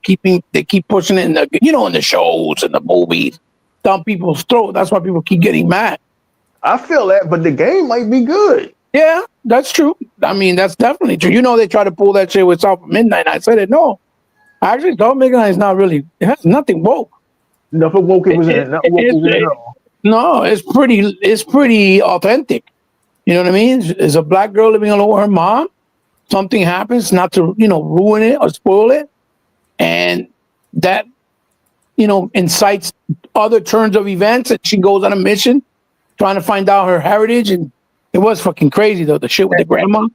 At no time in that game Mhm, does she say anything woke or say anything No. or say anything bad about white people or anything. These No. motherfuckers, we were just talking about this. Oh, the grandma. Remember the grandma? The part with the grandma? Uh-huh. That really existed though. The grandma was rich. Yeah. And the grandma didn't like the fact that, the mom had relations with her son and she had a granddaughter that was black. Mhm. But that was real. That was authentic in that era in New Orleans. That was very real. There was a lot of racist shit like that. You know what I'm saying? But the thing is, like I seen a lot of these YouTubers now. Like there's this game called Echoes of the End, which is really really good. That's Really impressive. I bought that too. Isn't that impressive, man? And they're like, I saw some girl, this white girl YouTuber with pink hair and glasses. I don't watch her videos. Yeah. Some, What are you talking about? that in South of Midnight is DEI trash. And I'm like, well, you didn't play the game. Without playing. Yeah. A lot of people did that. A lot of people. Other than that, you got to play the game. Because even the story with the father that was trying to raise the crocodile as a pet, what he did to his daughter, that was also real during that time. That was a great. They're like urban legends of the South, dude. Oh yeah. But those were real things that happened. It's authentic. And if you didn't play the game, you're not gonna know that. Yeah. Those are authentic scenarios and things from the South during that era. So it worked. It made sense. Well, so some of that stuff, the thing I like about it, right, is it's just like anything else. Like here in Hawaii, we have legends, urban legends, right? Right. Mhm. So it's based off a historical fact, right? Mhm. That historical fact gets told over generations, and then it expounds into something. It's like somebody takes it and makes it another part of it or adds to it. And Right. then Adds to it. Right. It becomes its own type of story, right? And that's why I love the game so much, right? Because the story in and of itself, and that's a lot of problem that I'm having with people. Like some of these dudes I follow, right? But then all of a sudden, when I'm listening to them, I agree with them on some stuff, but I'm like, dude, you never played the game, and you're just basically parodying what other people are talking about. That's you know what? Dude, Tyrone Magnus. I didn't mean to cut you off, E-Rock. I'm sorry. Oh no, go ahead. No, go ahead. Tyrone Magnus is a perfect example. He never played the shit. He's an Xbox collecting dust. Yeah, And you're gonna sit there and fucking tell me that you're a fucking Xbox collecting dust when you had games like Red Falls, the Oblivion Remaster, Indiana Jones, South of Midnight, Doom Dark Ages, Starfield, and fucking Avowed in 1 year. Just this year alone, now Ninja Gaiden, The Keeper, and Outer Worlds 2, and you're letting your Xbox collect dust? I told him in his comment, you just don't know what the fuck you're talking about, and you're really slow because you get way more value on the Xbox. Huh? Tyrone's a pony. Right? Yeah. He says it all the time. The only reason he talks about Xbox, because I've watched this dude long enough, is because the people that was watching him, people like me who kind of gravitated over to his stuff, though he never talked about gaming on the level he does now. But so people like me are in there, and then there's his user base, his fan base has grown. So there's people that play all kind of stuff. right? So he started doing Xbox because people was asking him to comment on it. And I watched Mhm. him one But you know time. why they were asking, guys? To do the stupid hate shit. That's why they were asking. No. So there's people that are actually Xbox guys, but they don't know him as a gamer. Right. I got you. I get what you're saying. Yeah. I get what you're saying. Yeah. So what happened was like because I was watching him, dude, and he went like this.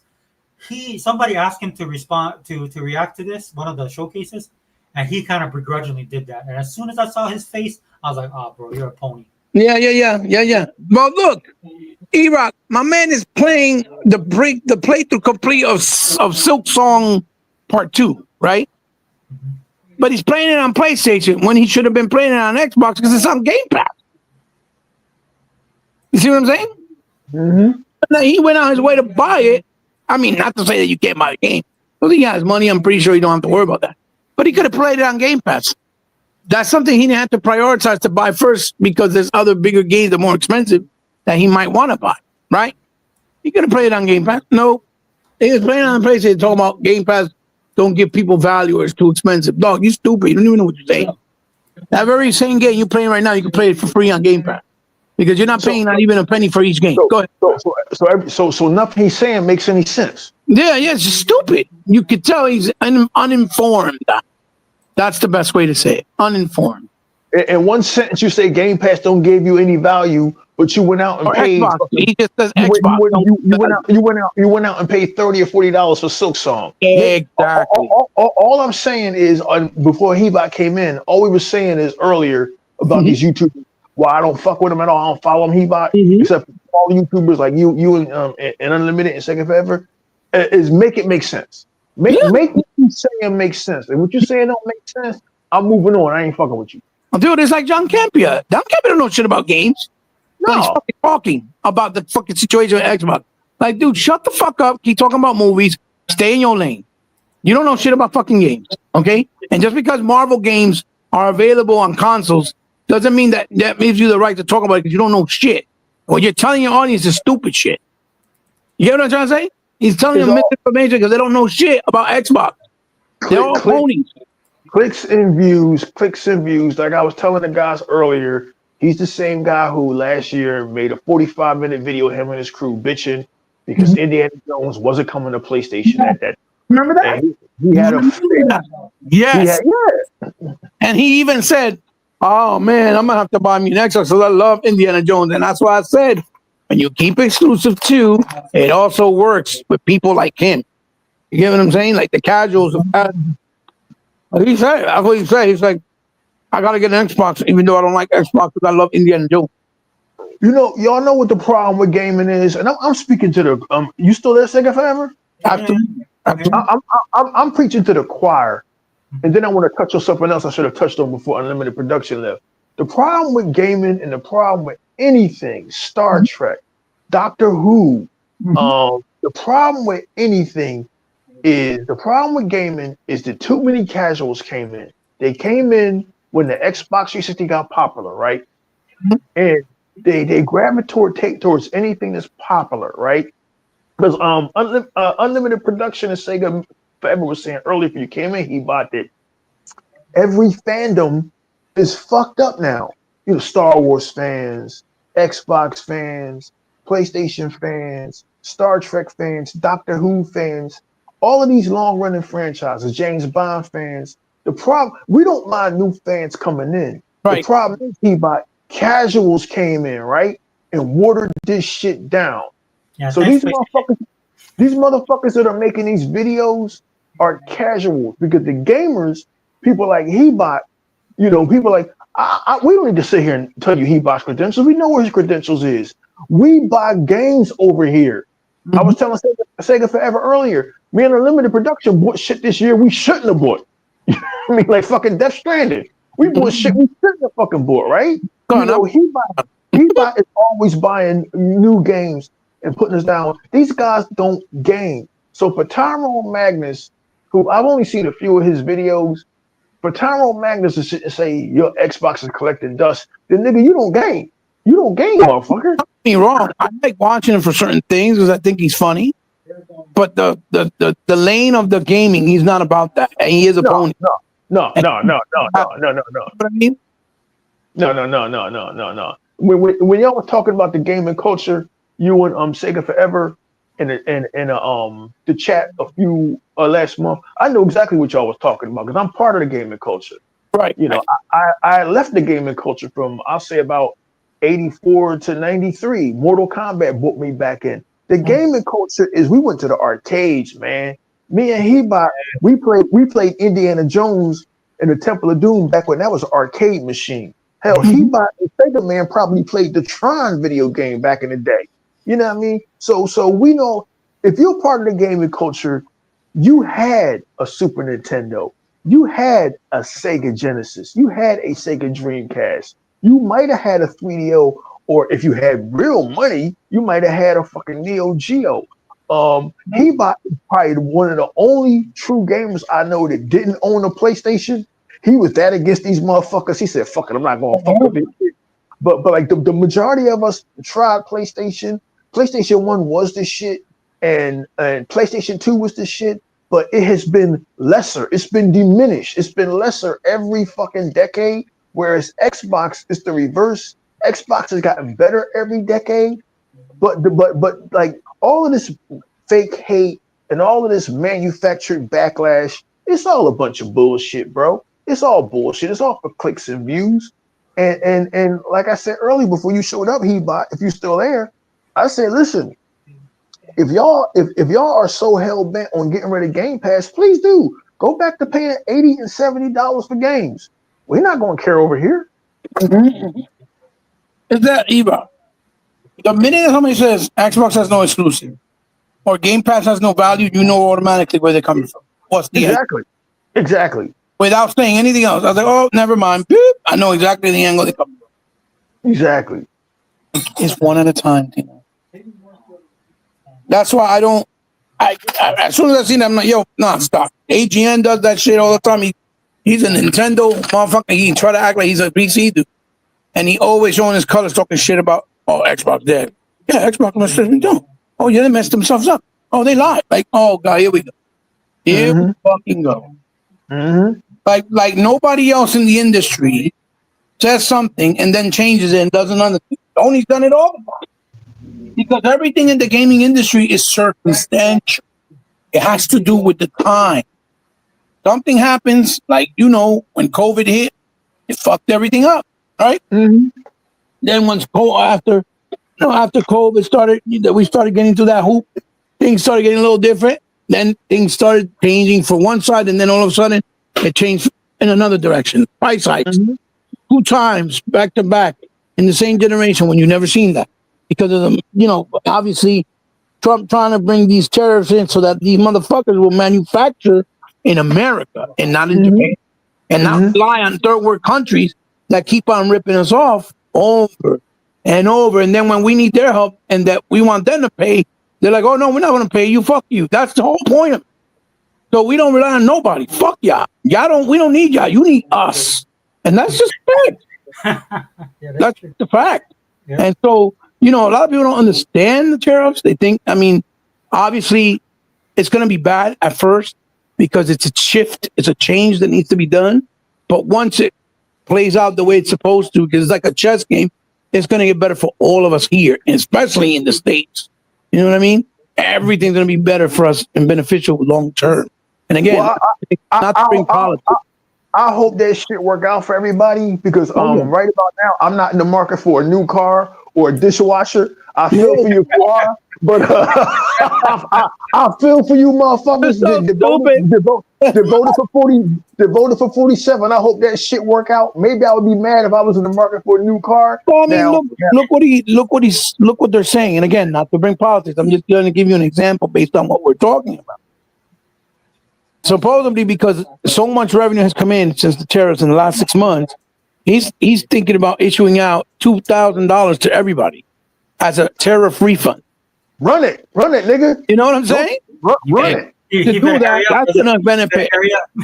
I don't like that motherfucker, but run it. Shit, let's make it happen, bitch. You don't have to like it. Just keep it 100. Fuck shit. At least you keep it at 100. Damn straight, motherfucker, run it. Shit, two grand, run it, homie. I ain't mad at you. So that would be a good thing for people. I ain't mad at you. Been paying. Shit. Yeah, run it. Raise them. If you gonna give out free loot, raise them tariffs for the roof and give out 11 grand. Run it, and shit. But the only country that's being stubborn is really Canada, and I think they even keeled over and China, because China wants us to suck their dick all the time. That's the problem. Oh, That motherfucker swear they can't be touched. China lowered the boom today, man. China. Oh yeah. No, they did. They're gonna start. They're gonna start tariffing on their earth minerals. Everybody. Wow. Yeah. So. They we wilding, yo. They swear, bro. Like I can't. They're so fucking ooh. And the problem is that everybody in the world, not just America, everybody gave them too much power. That's the problem. Too much power by relying on their shit and their reason. But I know why. It's because you could pay a fucking Chinese person to run your fucking your factory and do your lines at $2 an hour versus somebody in America. That's why they don't do that. In America, you got to pay a motherfucker right. You can't pay no $2. Dude, look at Unlimited's comment. That's why I love listening to y'all. Y'all were there from before I was even born. I wish Unlimited had been here. Did y'all hear about, earlier we was talking about how these gamers, nothing they say make any sense. Oh yeah. These gamers, the shit they say in their YouTube videos, like Tyrone Man, all of them, they say doesn't match up with logic or their thoughts and feelings, right? Their reasoning, Their reasoning, right? So a news story came out that Ubisoft, who makes the Assassin's Creed games, Ubisoft canceled an Assassin's Creed game, Sega Forever, that was going to be set in the South, right? Right. And versus the Ku Klux Klan, right? Yeah, it was going to be set in the South after the Civil War, right? And it was going to feature a black assassin, right? So Ubisoft canceled it, right? For the obvious reasons. They canceled it because look at the reaction to Yasuka, the black samurai who was a real person in Assassin's Creed Shadows. And Unlimited Productions saw the comments. Oh, I don't want to play as no black person. I don't want to play as no, but you know what? That game would have made perfect sense and it would have been good. Because it makes sense in all ways and angles. To fighting the Ku Klux Klan, that's just fucking great. But you should have seen the comments though. The comments was like, "Oh man, this is why we." Oh, that game would have been great. Ignorant people in this fucking community. You are a lot of great in this community. I would have bought that. I would have bought that game. That game would have been great. Like motherfucker, you didn't buy Assassin's Creed Shadows because it had a black person in it. So Ubisoft did the right fucking thing. Ubisoft tried to avoid a whole bunch of bullshit because Ubisoft is finally figuring out who these gamers are. Like we did. We finally figured out who these gamers are. It's a bunch of casuals. A lot of them are racist. A lot of them probably, there's this little cute game out on Xbox called SOPA. They probably won't even play that because it's a South American person or a Mexican person, right? So now that we recognize who these gamers are, we don't fall for their bullshit no more. You know what I'm saying? Sega Forever. I think we lost Heba. Did we lose? Oh, here he is. I'm listening. But I mean, do you think Ubisoft did the right thing by canceling? I think it should have been vice versa. I think that they should have done that game and just canceled the Shadows. And the only reason why I say that is because the real backlash for most people, right? Because a lot of people don't know this either, was because since they've always done games based on time periods that were accurate, and they always try to use, because they got a lot of backlash from like Japan, people from Japan, because they always do all their games accurate based off timelines. They wanted it to be. No, I'm saying accurate as far as the characters themselves. You know how every character, like when you played in Egypt, you had an Egyptian character. When you played in what was it, in the time of Jack the Ripper? All of them, not to cut you off, Heba. All of those characters, every Assassin's Creed, except for the side characters, all of those characters, the Egyptian, the Greek girl, Cassandra, they were all made up. They were all fictional. Yasuka is an actual person in history, right? And before Ubisoft makes a game, they get actual historians but from. then, yeah, you're right. But then what happened is that it came out that it was all made up. No, it wasn't. Yeah. It was all made up. Like the character was. No. The character, the person who put the stuff for the character, the information, he lied. The guy who put it out, and they found out, and that's what people were bringing up. So I was like, oh, okay. But again, it's a video game. I get it. It's not the end of the world type shit. It's The game is fictional. good. That's what matters. I get it. It's fictional history. Yasuka is a real person. The time period is real.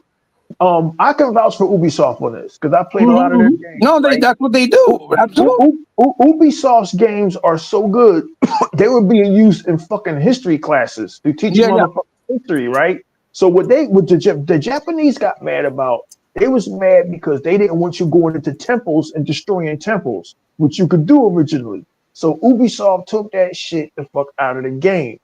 All of this backlash was because it was a black character. I also know that they made them where you could have like gay relations too. That's another thing, right? Yeah, well, like people, I would say one thing: people got to get over that. That's a part of fucking life now. I'm not trying to tell anybody how to think, but like, if you ain't got the fucking motherfucker in that game. You can No. It's a choice. Yeah. Because if that's the case, they gonna have a problem. You gonna have a problem with every game here on out. They should have had a Fable problem. was the first one to kind of do it. You know what I mean? Yeah, Fable started that back in the day. That was the one that kind of did first. And nobody had a problem with it. With like I said again, gaming, Star Trek, Star Wars, Doctor Who, Marvel got infiltrated with too many fucking casuals, and these casuals are not true fans, and they ruin everything. It's like the movie goers and the comic book goers, and now they act like they're comic book fans, but we all know they never read a fucking goddamn comic in their life. Not one. You know what I'm saying? Not If one. they are reading a comic book, it's now, which is not the same thing because most of those stories and characters were started since the 70s, 40s, 30s. You know what I'm trying to say? You know? Oh man, you guys don't understand. Marvel's the best. Marvel's accurate. So I'm gonna fuck your head up because so Tony Stark invented Ultron. Get the fuck out of here. He didn't invent Ultron. Ultron was invented by this dude named Hank Pym. He was invented by Ant-Man, the original Ant-Man, right? So I can tell these motherfuckers don't read the comic books. They don't know shit. Oh well, Zack Snyder didn't understand Superman. He understood Superman. He understood Superman more than fucking James Gunn. Absolutely. And he was right. He called that shit. He said this movie gonna be silly. It's gonna be goofy. It's gonna be retarded. And that's retarded. That movie fucking pissed me off. He get his ass peeled the whole movie. Like, yo, what the fuck? And then the disrespect from Supergirl, and then fucking the stupidity. Yo, E-Rock, tell me this. How the fuck was it that they didn't see that was a stupidity of a plot point in the story? We all know, right? You know how what was the other guy? Metallo. What was his fucking name? Metamorpho. Okay, Metamorpho. The whole thing was that they broke in to the Forces of Solitude so that they could try to find something that is bad that would prove that Superman's here to create harm and to convince people and turn back on them, right? Right or wrong, right? If Metamorpho was his clone, all he had to do was have him look like him, dress like him, and do something somewhere bad, and they would think that it was him. The whole movie. You get what I'm saying? The whole movie. Sega Fabry, you didn't see the new Superman, did you? No. Oh God, it's bad. Did you ever see a movie called Man of Steel? Man of Steel, yeah, I love Henry Cavill. That's probably the best. Other than the original Superman movie from 1978 with Christopher Reeve, Man of Steel is probably the best Superman movie you'll ever see. And that sentiment still stands. It's got nothing to do with me and being Zack Snyder fans. It's got nothing to do with that. It's got everything to do with James Gunn. It's a fantastic movie. Yeah, it's a fantastic movie. But Superman killed somebody. Superman was killing people in this movie too. I'm just joking. That's what everybody was saying. I know. Well, didn't Michael Keaton kill in the Tim Burton version? They just didn't show the violence. Oh, that's- Because I remember when he put the fucking bomb in the clown's mouth, pants and threw him over, he blew up. He killed him. Oh no, but Batman is not violent. He don't kill nobody. What are you talking about? Oh my God! Stop. Batman used to shoot motherfuckers back in fucking 1930s and early 40s. Absolutely. before- His father in the other dimension, the Flash dimension, he fucking uses guns. No, like Captain America. Like I love the first Captain America movie, man. I remember in the theater, and there's people in there like, why is he using a gun? I'm like, because it's a war. He's at war, motherfucker. That's why he used the fucking gun. Shit. The motherfucking Krauts is shooting at his ass. That's why he using the fucking gun. Shit. The other thing is, guys, remember that a lot of people don't take into consideration, right, that a lot of the reasons why things, whether it was movies, TV shows, back in the day, right, why they were synthesized, right? Sensitized. You guys know what I mean, right? Yeah. Or that they were, more leaning towards kids, like comedy wise or kind of lighthearted. It's because there was not allowed. There was a lot of censorship in movies and TV. You couldn't do shit. You could barely do shit with rated R movies in the theaters. It's through the years that now we're so fucking degenerized that, as a whole collective in society, it's almost like we have no scruples, no morals. We see all these crazy things on the internet on a daily, on social, that we just act like it's okay. It's okay to see a person getting beheaded when it's not. You know what I'm saying? And so they don't understand that a lot of that stuff was like that deliberately because they had no choice. You couldn't bring things out that were too vulgar or violent. That's why things like Faces of Death back then, the documentary about people getting killed, was so taboo at the time. Like, shit.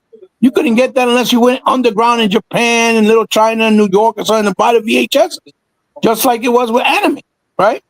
So these people now, they don't get that. The only reason it's like that is because there was, and back then it was the way it was because you couldn't do it.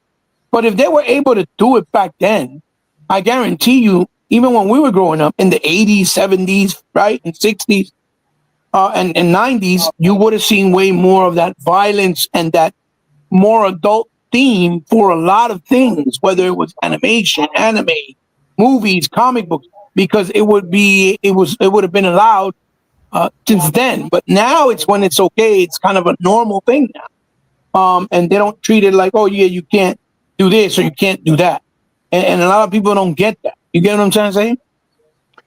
That's why that's why movies and comic books now have a rating system, and video games have a rating system. Yeah, because parents are supposed to be parenting and telling kids it's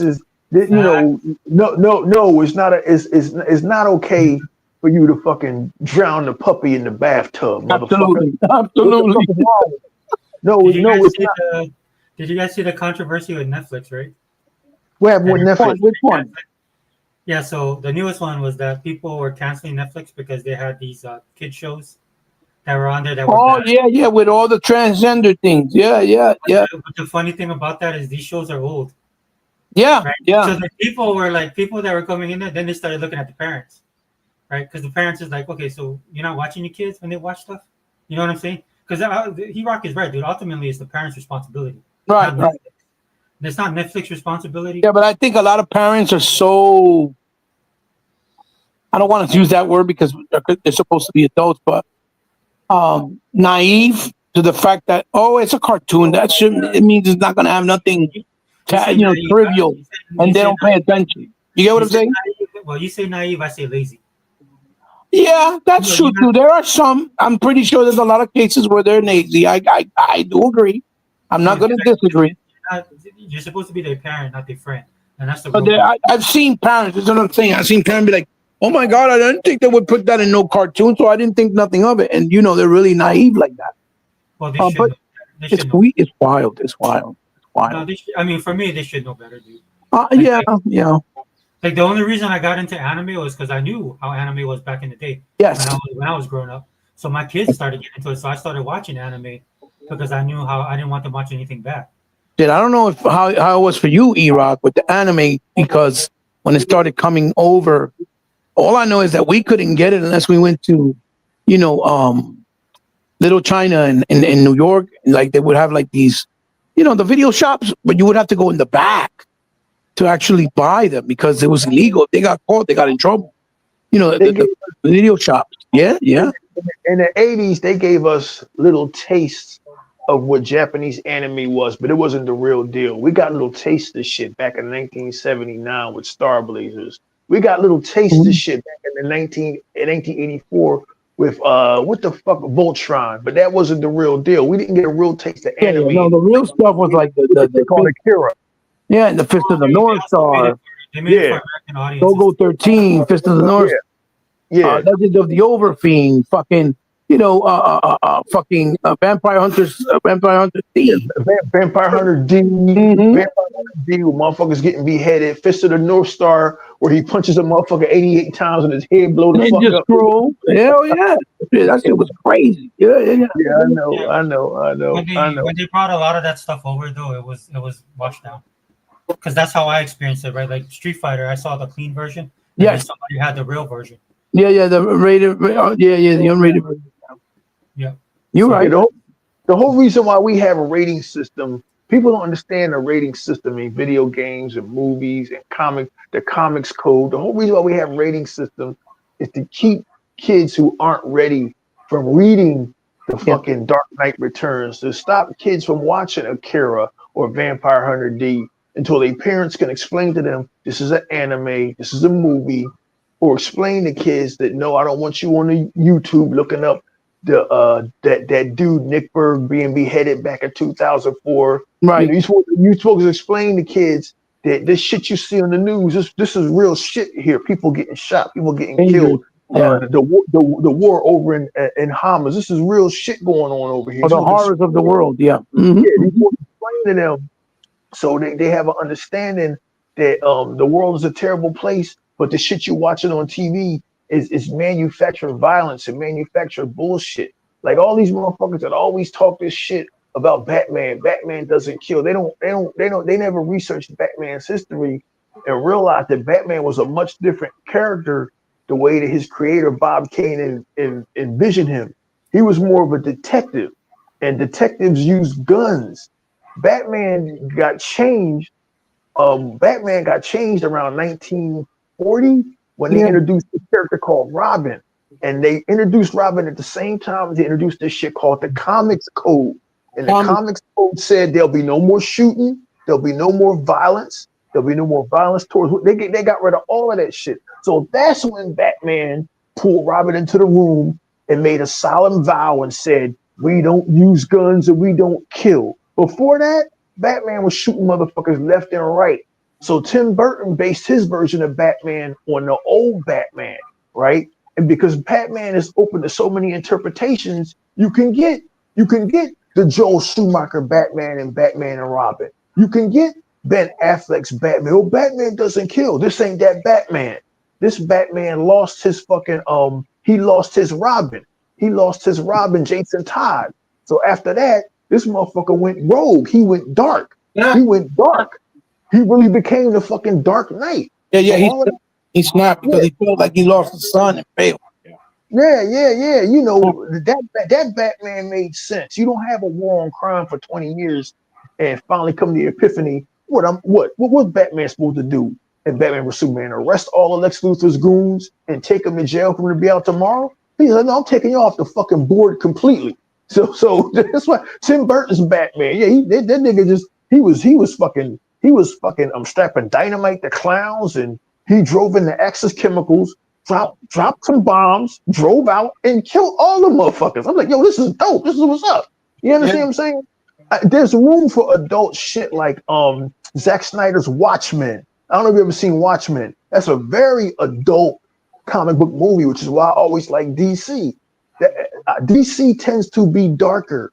And when everybody was like, I don't believe Man of Steel, I don't believe they destroyed half of Metropolis. I don't believe he killed General Zod. I'm like, you never read DC.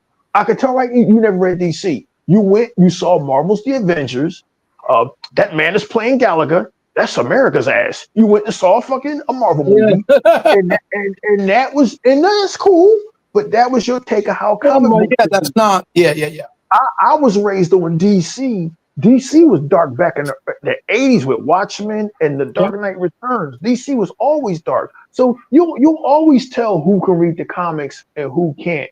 So those Marvel fans that was sucking Marvel's dick at the height of the MCU, and while the DCEU was trying to gain ground and they wouldn't fucking let it and shit, and Warner Brothers executives caved in and shit and tampered with Zack Snyder's work, you could tell who never read the comic books. Now, who did read the comic books, sadly, was fucking James Gunn, but he read all the Silver Age shit. So he wanted to make a Silver Age Superman and inject his type of comedy into a Superman movie, which he bought. It doesn't work for this character. Let me tell you something about James Gunn, right? Why? I told you guys, man, when DC picked him up, dude, I thought it was a bad idea. He's good now. Not to cut you off. He's good now. The first Guardians of the Galaxy, Creature Commandos is awesome. Some of the things he's done, I think you get away with it. Here's the problem. Is James Gunn is not really a Marvel guy. He's not really a comic book guy. He's read comic books. He likes them, but he likes the stuff that fits his narrative. Yes. Yeah. That's why he was able to translate. Because I was one of the biggest disclaimers, man, when it came to Guardians of the Galaxy. Because I read Guardians of the Galaxy when I was young. And I could not believe that Marvel would do that because nobody read it. I say this all the time. Amongst my friends, nobody read, and we were nerds. Nobody read Guardians of the Galaxy. I just like Marvel Cosmic.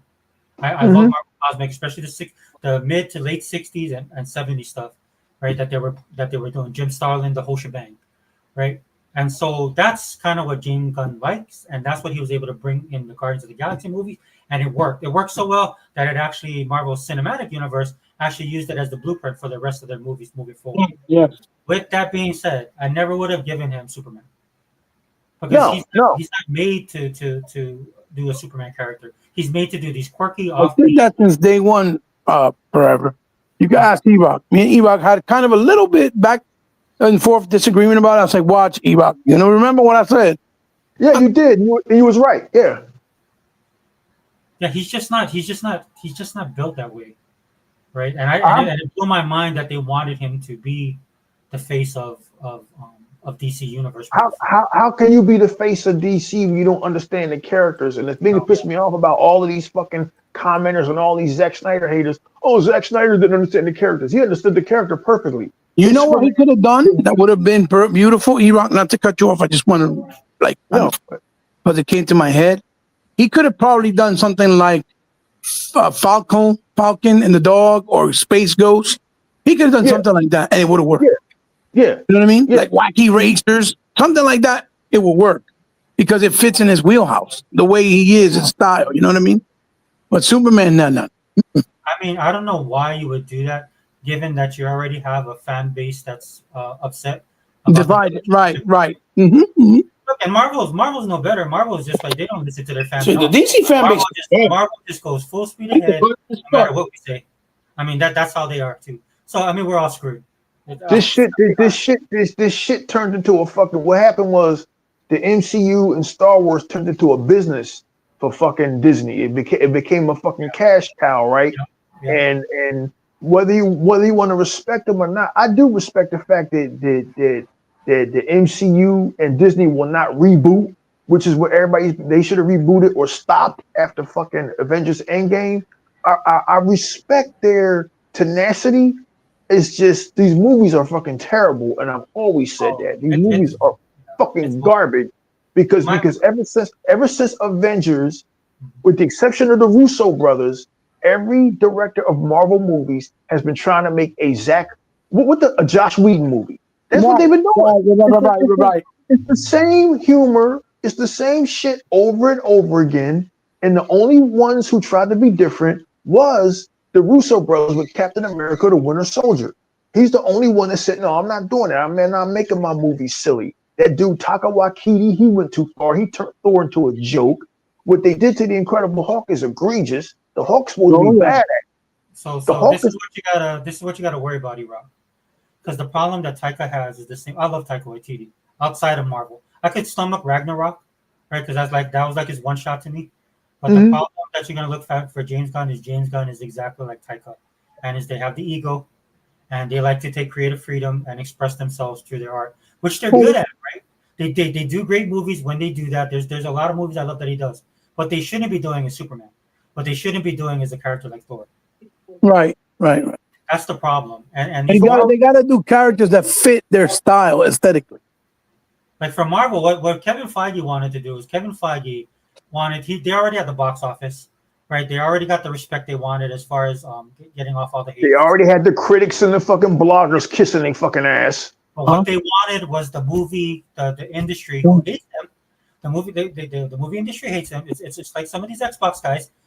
People hate Xbox, and no matter how much you try and meet them halfway, these guys just gonna punch in the face, right? So that's the same thing that's with Marvel. Marvel is like, look, dude, just be you, do what you need to do, right? Because you guys ain't writing the Ten Commandments. You guys ain't writing Gone with the Wind. And that's what Kevin Feige wanted to do. He wanted that recognition because he's a comic book guy, but he's a producer as well, and he wants that label. He wants to be liked and respected by Hollywood. Now he'll be known as the guy who tanked the fucking franchise. Yeah, dude, unbelievable that he got as far as he did, and then he got greedy, and then now look at where he is. It blows my mind, dude. They're going to be teaching classes about this moment in Hollywood, like what not to do. This is what you don't want to do. Because my son came to me and goes, Dad, are you totally done with Marvel? And I could only tell my son in the way that I could tell him as a comic book guy. I said, son, do you know how much Daddy loves What If comic books? Because he saw my What If comic books. And he goes, yeah. He goes, yeah. So Marvel was like What If when they were issues 1 through 12, but now Marvel is issues 33 through 40 when they should have canceled it like in issue 18. The thing that's so fucking crazy and ironic was all we heard from the fucking DC haters during the height of the Marvel dick riding was, oh, DC's Russian. DC made fucking 14. They made 16 fucking movies. Marvel made 36 movies.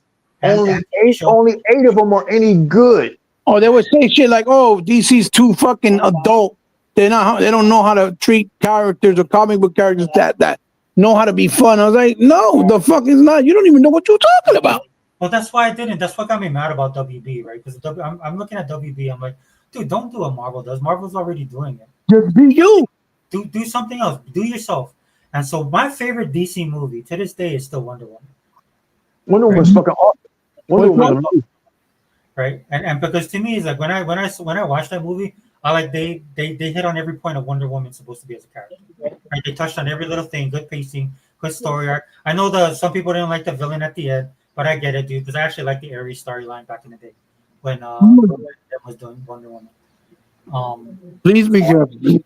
That Wonder Woman movie is based on the fucking George Perez and Marv Wolfman. They were the artists. They reinvented Wonder Woman back in 1988.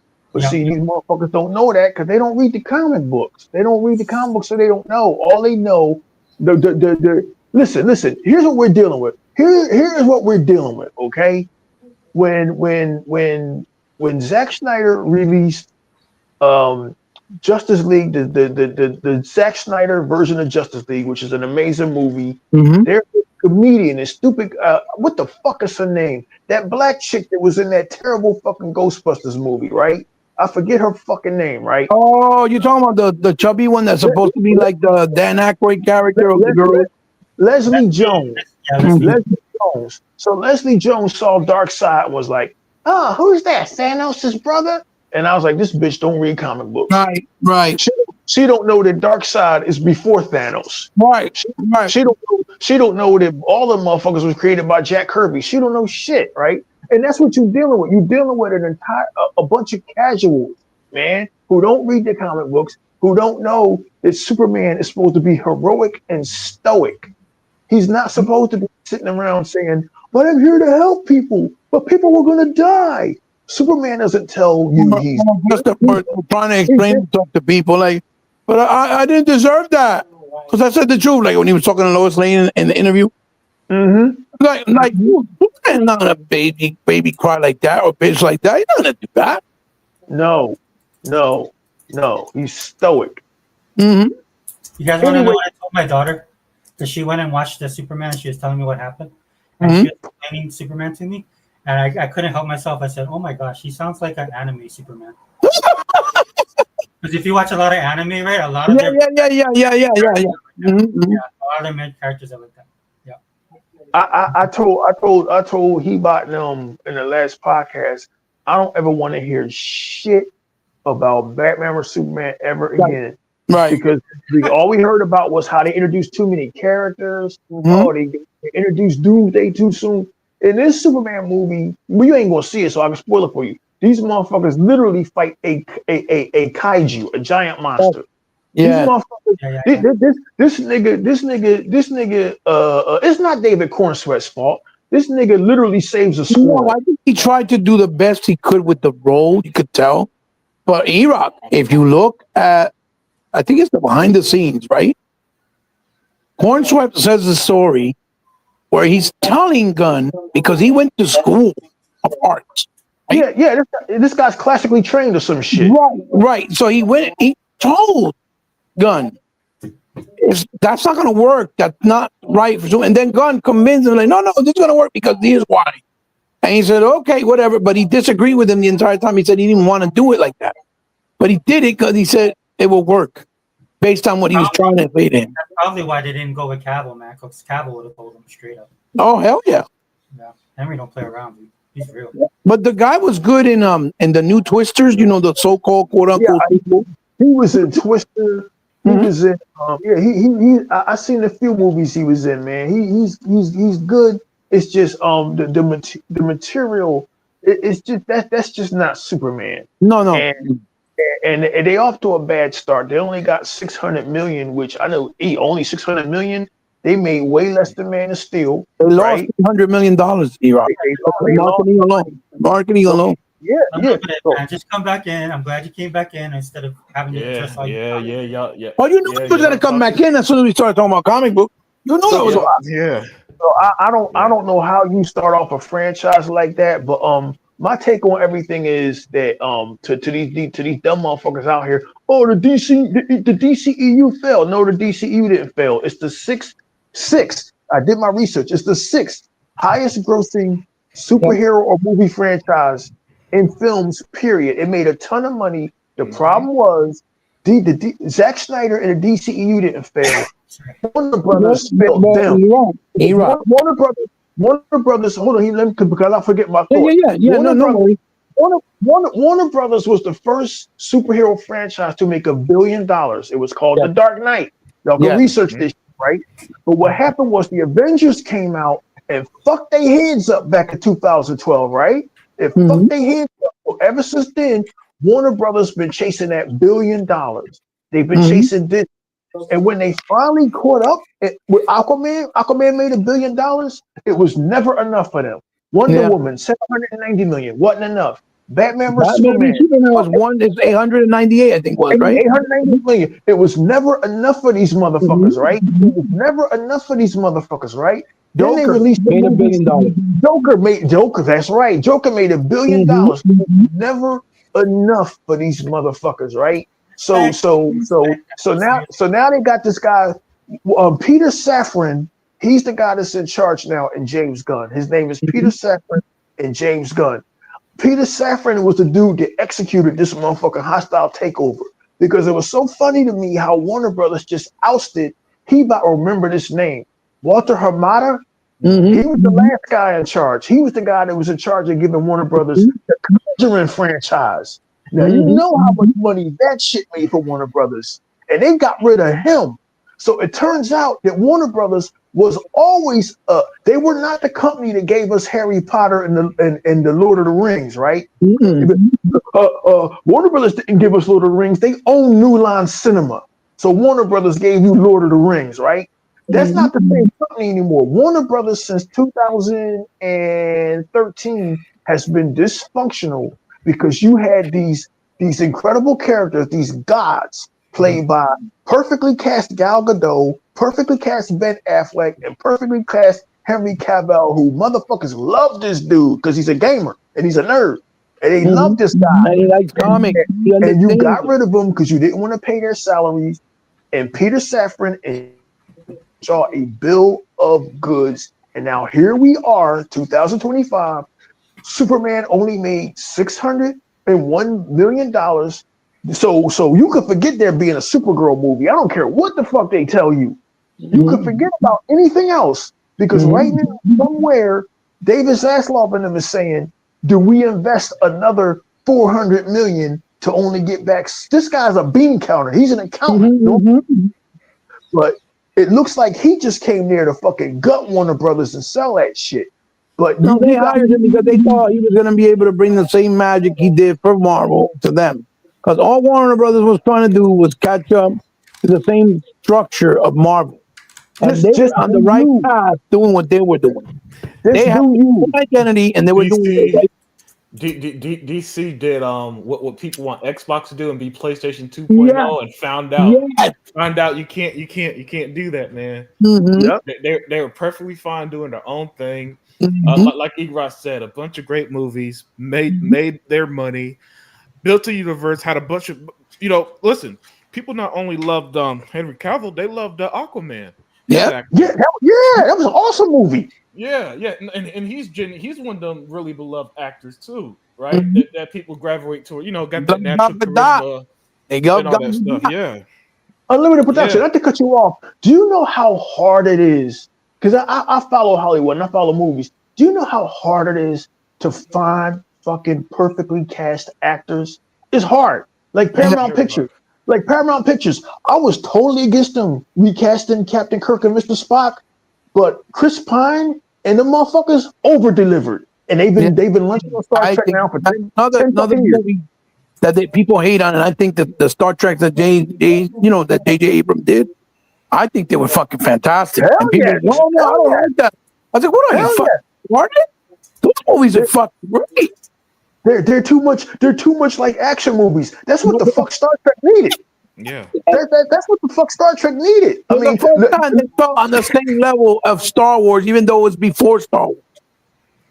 You know what I'm saying?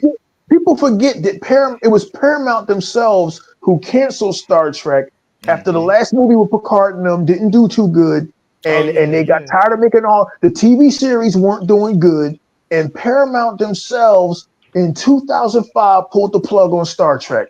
They went away for a while because, like the great Jim Cornette, a wrestling manager, says, "How can I miss you if you don't go away?"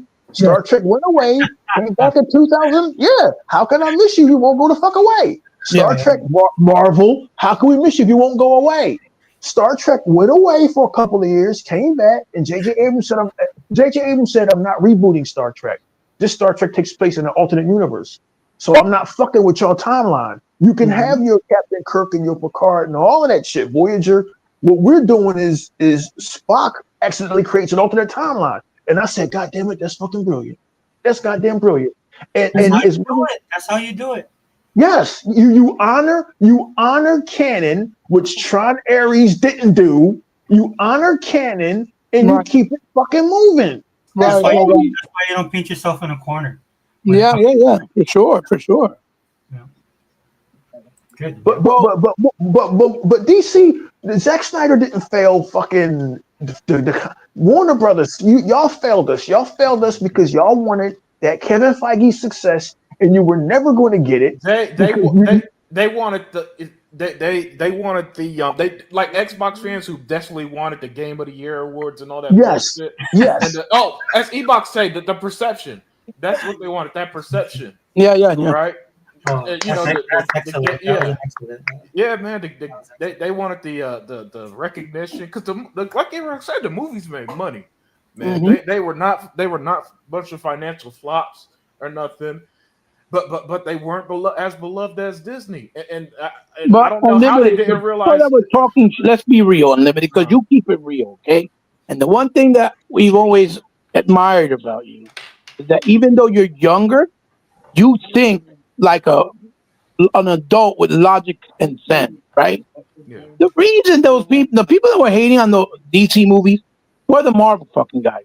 Oh, They yeah. were hating because they knew those movies were on another level, and they didn't want to compete. The competition be because they were scared. Look, the Marvel guys had the benefit of general audience backing. It's Yeah, not like yeah, the yeah. casuals. It's like the Yeah. casuals who support Nintendo and PlayStation. Yeah, and You the know, media, and the media. And yeah, And thank the you. And media, the media. And the listen. So Just like Nintendo and PlayStation. from almost it was almost like a societal it's like the MCU just kind of hit everything in the societal loop, right? Mhm. It's why every MCU, movie. the MCU turned into PlayStation. That's what it felt like.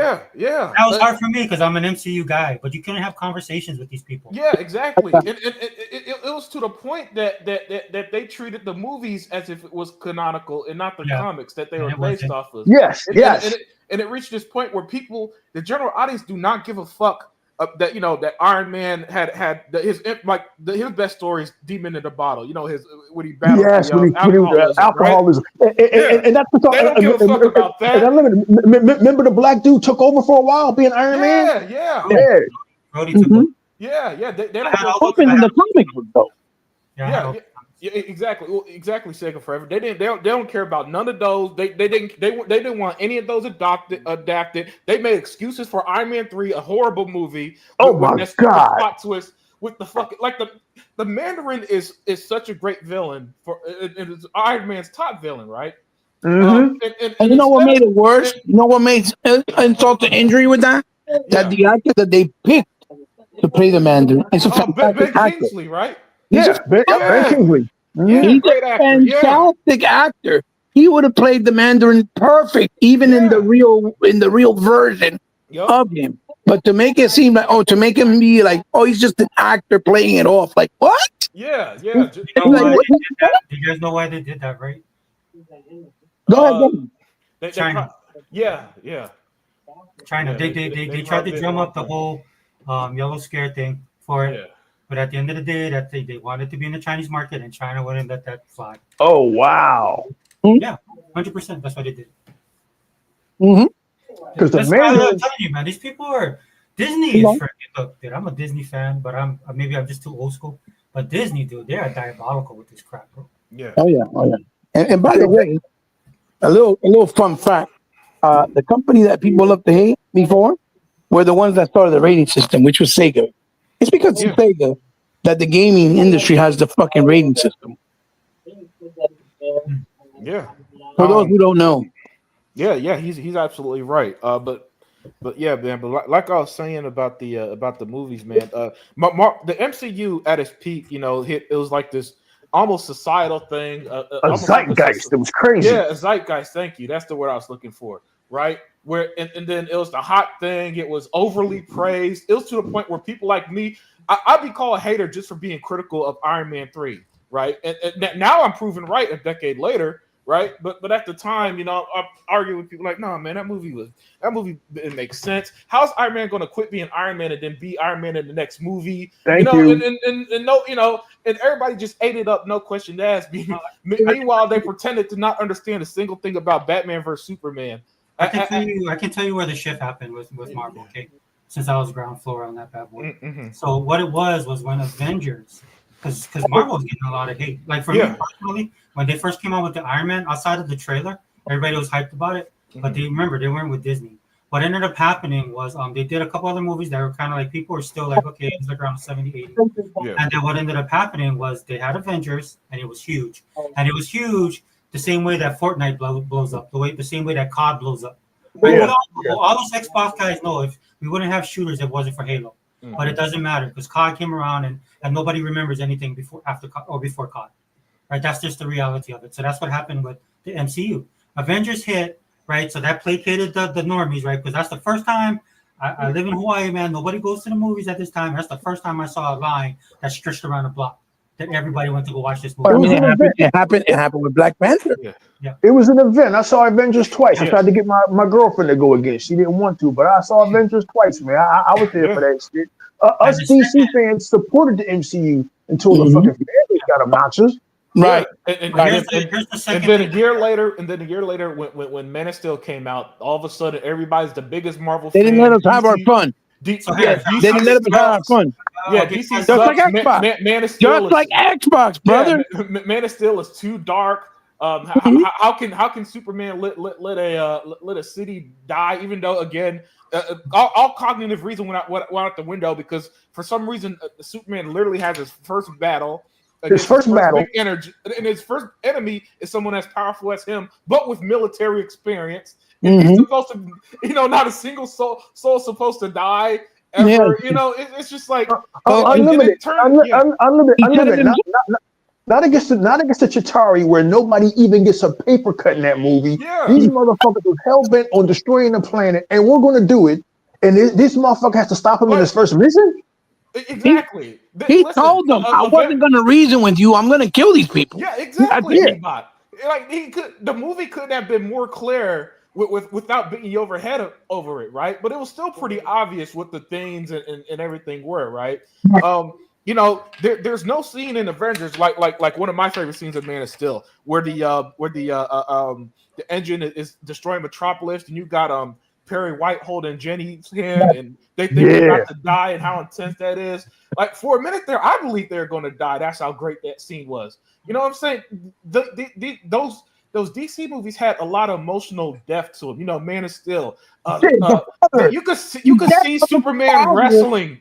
Superman wrestling with being a hero in a world that really can't make out what he is, because some are treating him like a god, and others are treating him like this foreign enemy, if you will, right? Mm-hmm. And that's why his mom gives him a speech. You don't owe him nothing. You brought up such a big and valid point. The death of Clark Kent, Man of Steel, escalated and made the death so much more valuable than just the basic heart attack. Yeah. You mean his father? Yeah. John Kent. Can you imagine, dude? That scene always tears me up. Could you imagine? And that scene gets mocked. The love of a father. He loved him so much. He wasn't even his son biologically. That he told him no, and his son knew he could save him. Oh, why didn't his father die? Did you not watch the movie? Yeah. His father kept. Stupid. I see people looking at that scene, Iraq, and they were saying, "Why didn't he save him?" That's stupid. I said, because the whole point is he's showing how much he loved his goddamn son. And not only that, he kept saying he didn't want the world finding out who you were. He said that to protect him. That's my point. Zack Snyder almost repeats shit over and over for dumb motherfuckers, and they still don't get it. Yeah, except he does it thematically. So it's not. Yes. So it's not. That was my issue. That was one of my big issue with 2025 Superman, right? Where Superman's literally giving a speech, a speechifying everything. This is why I'm human. Even though you don't need to say that, man. I get you're you're saving people and you love the world. You don't need to sit there and spell it out that much. But it still didn't do that. It had its things, young Clark asking, so what, I should have let him die? Maybe. And people like, what? John tells Superman not to save him? No, he's saying the theme is obviously if Superman saved him and he got out that he's not human, how can a fucking 13-year-old, however was in that scene, is going to handle, and how that a small ass family and that just runs a farm is going to handle that? It's so obvious. Oh God, I could go on day. Go on day. What's up? Of that scene that people never mention. The reason why he said that, and when his father answered him, is because Superman believed in God. They raised them in church. And he literally goes to that's church. When he showed him that he wasn't from Earth. Yes. So he could understand the ramifications because he's from another planet. That was the whole point why he said maybe. And people took that as like, what kind of father does that? Like, stupid. Are you fucking retarded? Listen, y'all, Man of Steel was never going to work after that man is playing Gallagher. It was never going to work. It was never going to work because once you like Unlimited Productions says so eloquently, we're dealing with this happened at the height of the Marvel dick riding. It wasn't a comedy. It wasn't trying to make you laugh. It told a serious story about a superhero who's more like a god. And well, Zack Snyder made him more like a god. This Superman is more like a guy you can hang out with. You're not supposed to hang out with fucking Superman. It doesn't make any sense. Nothing you are saying makes any sense. Trying to justify this fucking movie. the Indian guy runs out to help somebody falls to the ground. Superman, I'm going to help you. You've saved us so many times. Whereas in fucking Man of Steel, them motherfuckers was too busy running for their lives to help. Yeah. Like when I want realism. I don't want bullshit. Don't lie to me. I want realism in my fucking movies. I'm sorry. E-Rock, it was the same stupidity when they said, oh, he had no emotion. Did you not see how he went ape shit the minute he knew his mother was in fucking danger? Or how about the joy on his face the first time he flew? He flipped. Yes. He Yes. fucking. Dude, you guys are giving the audience way too much credit. You guys are. Yeah, you're right, man. You're right. You're right. The reason why Avengers did so well because it was basically that dumb, right? Okay. And then the only other way, like my second point I was trying to tell you guys earlier, was Captain America Winter Soldier hit, and that's what roped in all the critics. If you guys remember, Samuel that was a great had a bad review, and he told the Marvel fans to go after the reporters, and that helped get him into play. And then Captain America Winter Soldier dropped, and it was the greatest thing. You remember what they were saying? Oh, this is like the 70s spy thriller. Yeah, oh, that's right. Very good. That's right. Wow. That's right. Oh, yeah. I missed that part. I missed that whole stretch of Samuel Jackson telling them and the comparison to 70s spy. I missed that part. I did like the movie though. It was awesome. It was awesome. Yeah, that's not. It's not even close. My favorite MCU movie. It is not even close. That and Guardians of the Galaxy were awesome. And then that next year with Avengers Age of Ultron, they went off the fucking reservation because Age of Ultron was a direct response to Man of Steel. And I was done when the robot was telling jokes, and I was done when the robot allowed them to evacuate the city. Yes. I will give you an hour before I attack. I said, you know what, man? If y'all not going to take this shit seriously, I'm not going to take it seriously. And I was done with Marvel after that. By that time, it was fully familiar because what was Marvel doing, right? They was having everybody wait to the end. Because I used to go at midnight showings, and I used to know to wait while everybody left. Right now Marvel's blowing up, and I'm sitting in my seat, and the whole theater stayed in the seat. So I'm like, what's going on? You see what I'm saying? So there was this, like He-Rock likes to say, there's this paradigm shift that happened, right? To where stuff like I knew and stuff that I enjoy as a nerd and as a comic book nerd, right, was changing, right? All of these people that don't know anything about this stuff, that don't know anything about the comic books, the lore, the history, any of that stuff, they're in the know now, and I didn't like that at all. And this is how I ended up arguing with these people online, right? Because they're sitting over there trying to tell me why Thor Ragnarok, why this had to be this way, and I'm like, no, it doesn't have to be that way because I read all the books, and they're like, well, that's the comic books. This is the movies. I was like, bitch, you know what I'm saying? I was with these people, and that's when I just gave up.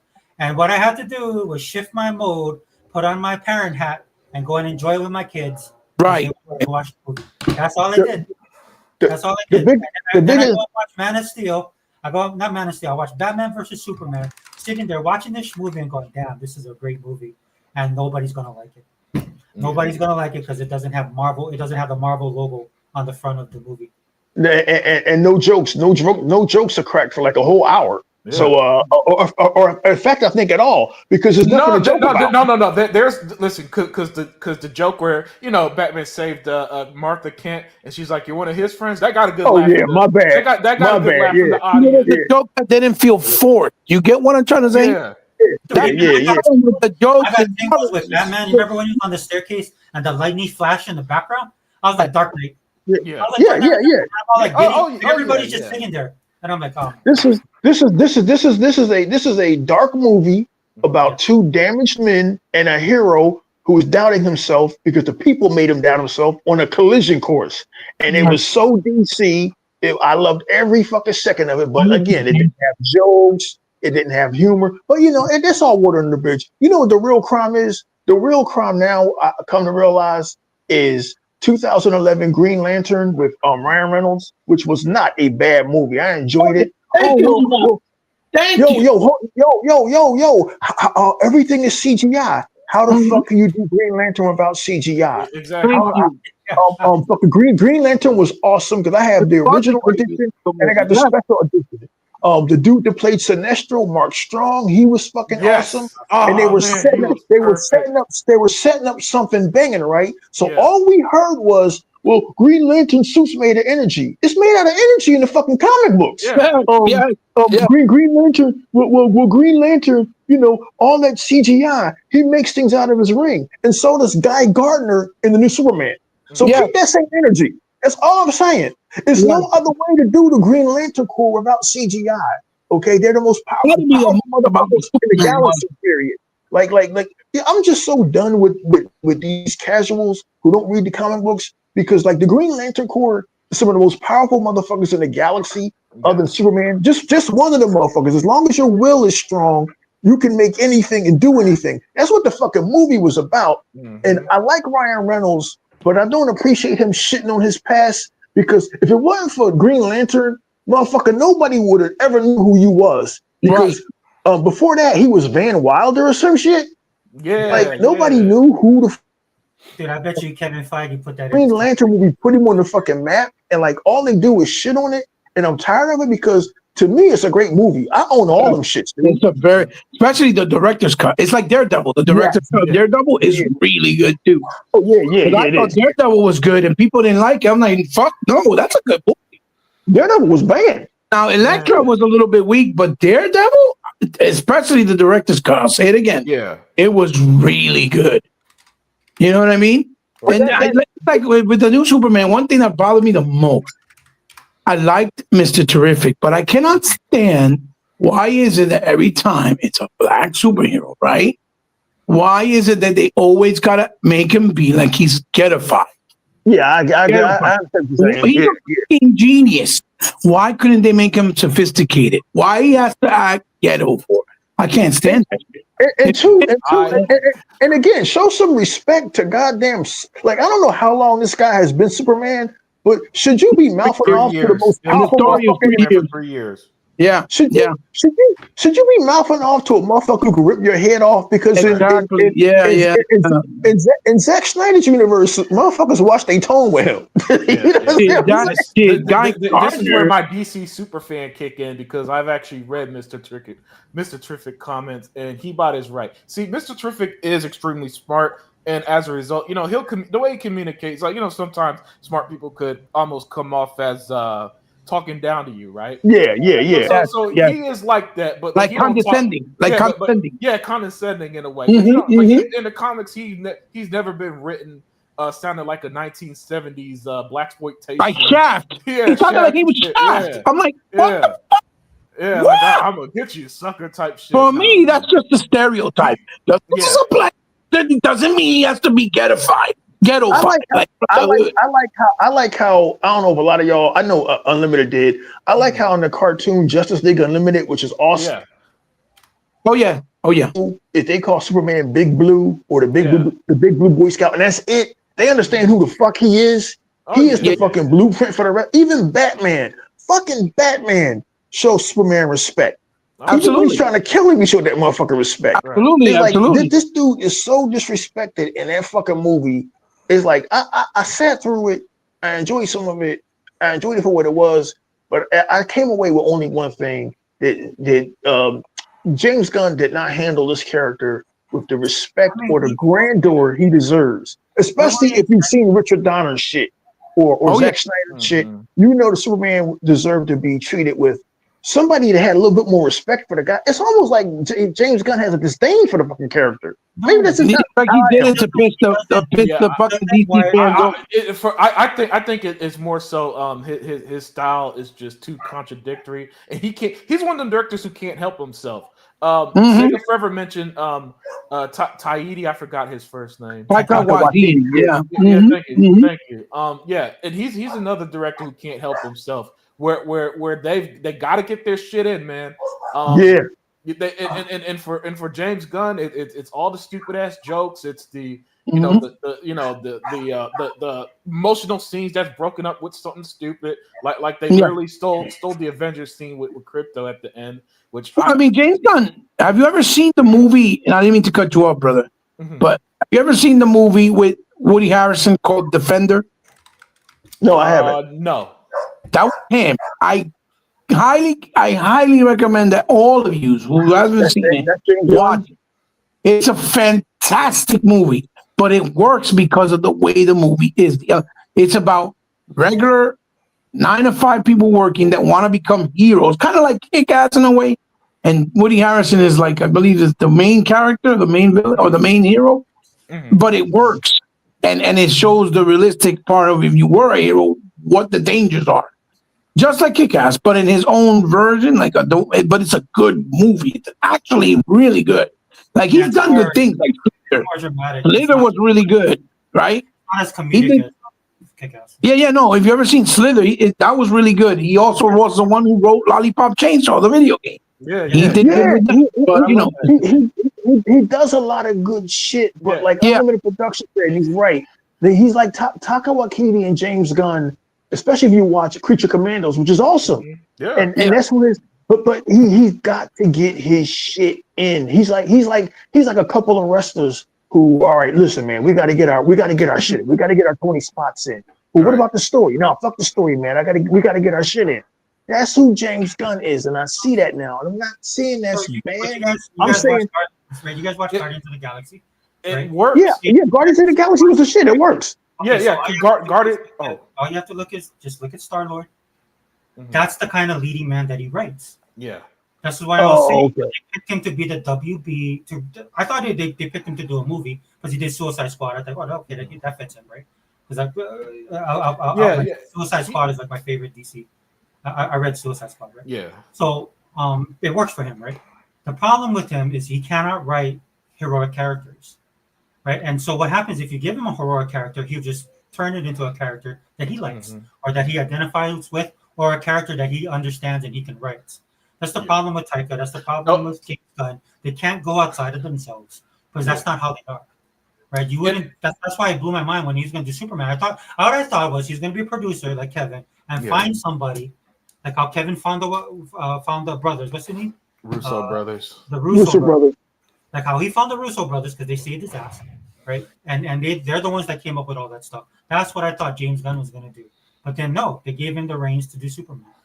And he can't write. He can't write those kind of characters. He just See, he's good with them C level, and you know, I know that you're a fan of Guardians of the Galaxy, but let's be real, they were C level Marvel characters. No, dude, they were F level characters. Yeah. The fact that same thing with Creature. Same thing with Creature Commandos, because only probably me and E-Rock are the only people who knew what they were before. I never heard of them until last year. Then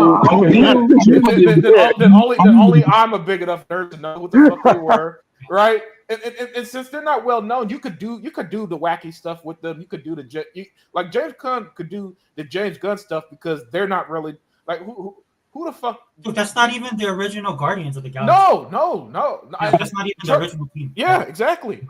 But since they're not like Superman he's in the public consciousness to some extent. Yes. People know that he came from Krypton. They know that he's supposed to be heroic. The average person that closes their eyes and thinks Superman, they're thinking Christopher Reeves. Yeah, they're thinking Christopher Reeves. All right. And because that's in the public consciousness, you can't come out and do a Superman that gets disrespected and needs to be overly preachy and stuff. He needs to be heroic.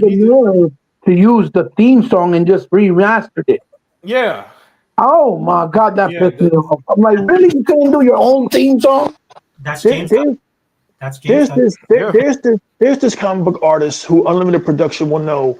He paints all of his shit. His name is Alex Ross. Alex Ross said about almost 20 years ago, he said, out of all the characters I've painted and drawn, Superman is the most compelling. Because, and I get this all the time from these new Superman fans. Well, Superman, he's not a god. Zack Snyder treated him as a god. That's who the fuck he is. And the guys who know how to write for Superman understand that. Superman is beyond all these other superheroes. He could have been our destroyer. He could have destroyed this planet. He could have did whatever he wanted. But his rocket lands in Kansas in the fucking Bible Belt, right? So he's raised by farmers, right? He's raised by these farmers who are Christians, but they can't tell everybody now that they're Christians. They can't tell everybody now that Kansas is in the Bible Belt. You're supposed to fucking know that, right? Zack Snyder understood all of this shit, which is why he has Clark Kent go into a church and say, I want to turn myself in, but I don't know what your intentions is. Well, Zack Snyder didn't understand the character. No, he understood the character. You don't understand the fucking character. Yeah. And therein lies the fucking problem. While we're having this long, drawn-out conversation that Unlimited Production came back into, is these casuals. You don't understand the fucking character of Superman. You don't understand who Batman is. Well, Batman doesn't kill. But what if he suffered enough losses? What if he got hurt enough where he decided, look, I'm going to fucking break all my fucking rules and shit, right? And these are the themes that Zack Snyder likes to deal with, like Watchmen. These aren't superheroes. These are fucking human beings. Too, because Batman being a vigilante and subhero all this time, right? For all these years. He's already a criminal any fucking way. He says that to Alfred. He knows that you can't reason with some evil. You get what I'm trying to say, Era? Yeah. That's why he has to kill at some point. Because he's been seeing it for so long, he realizes I can't reason with all evil. Yeah. And that's just real life. There's some people you can't reason with. It's either you take them out or they're going to take you out. That's just the way life is. In the comic books, Wonder Woman told him, I don't understand why Joker's still around. I don't understand why you have a rogue gallery. And he's like, why? Because Wonder Woman said, because my enemies don't live long enough, right? And so I that's a very interesting dichotomy that Trinity are three different people with three different ideologies. And Zack Snyder understood that where this guy, James Gunn, for all his good intentions, Superman doesn't need to tell you why he's here. Yeah. He doesn't need to tell you why he's here. That's why in that one scene back in 1978, when Lois asks, well, what are you here for? I'm here to fight for truth, justice, and the American way. And she says, you'll be fighting every elected politician on the planet, right? And they did that scene. They did that scene almost to show that Superman, the Silver Age Superman, was outdated in 1978. So Zack Snyder brought him into our world, and he showed everybody in those two movies, Batman vs Superman, how ugly we are, and people couldn't stand that shit. They couldn't stand it. Yeah. They want the world to be like Marvel. Everybody's joking, everybody's happy, and Superman, you've saved us so many times. I'm going to help you. Bullshit. Bullshit. Yeah. Those motherfuckers will be taking selfies of him laying in that fucking crater, right? The motherfuckers will be like, why do you get to have powers? Or why didn't you save my son from cancer? Or why didn't you help those people? That's what the world would do. And Zack Snyder understood this shit, but people never got it. People didn't understand it. They don't want to understand it. They want to be lied to. And I know it's just entertainment, but it's like, it's okay to make these characters and ground them in some kind of reality instead of making everything stupid. And James Gunn, he made everything fucking, you can't even have a sensitive moment with Metallo and his Metamorpho and his baby without injecting some kind of silliness. He's got to get, like Unlimited be coming at us with banging shit. He's got to get his shit in him and Taika Waititi. Hey, that's my friend from work. This is the fucking Hulk. Okay. We know each other. They gotta get their shit in, bro. And if you call it out, oh, you don't understand the characters. No, you don't understand. How do you turn the Incredible Hulk, who was one of the badass characters in Marvel, to a fucking pushover? I don't know, man. You wanna? You know, it's a funny thing to me. I don't mean to piss you guys off, but I just have to say it. Some of the best moments in Marvel is exactly what you're talking about. But because it was done by Marvel, it was like stunning and it's exceptional writing and you know, okay, so you know I know what he's saying, but continue. What was the name of the Accords? Hear him out, guys. Hear him out. Right? What was that, Sega? No, so you had the Accords. What was the name of the Accords? The Wachovia Accord or some shit. Okay, so there's this scene, right, where Captain America kind of comes up and him and Tony are getting into it because they're trying to build Civil War. Yeah. But they actually had this moment, and I thought back about this when I'm watching DC, because DC has those moments like throughout all their movies, but nobody gives a shit. Nobody cares. Oh, yeah, I know. Because it's DC, right? Like Marvel will joke, they'll do all this stuff, this ridiculous stuff, like the Pinocchio song, Dancing Puppets with Ultron. All this kind of stuff, right? And they just have that one moment in one part of the movie, and everybody's like, "Oh, that was deep." right? Yeah. And I'm sitting there, Yeah. and then like E-Rock says, then there's a joke, and then it all goes away, right? Or there's a body shot with Captain America with his shirt off. You know, they something like that, right? Something Right. ridiculous. Meanwhile, when I watch the DC movies, it's filled like the entire movie is filled with those moments. Like one of my Superman. moments in Wonder Woman. Well, it's like the PlayStation fans with the games. They have one moment in a cutscene that they do something deep, and they, oh my god, this is the greatest thing since Jesus, right? Meanwhile, the whole game is fucking dog shit. But I feel for you guys. I said, God of War may be a better father. Yeah. That actually happened. That's real. That's a real video, man, that a dude put up. I was like, oh my god. I'm like, do y'all even read the shit that y'all write as y'all as unlimited production? That's called hyperbole. Like, give me a break, man. An outrageous comment made to hype some shit up. Like, seriously, you know?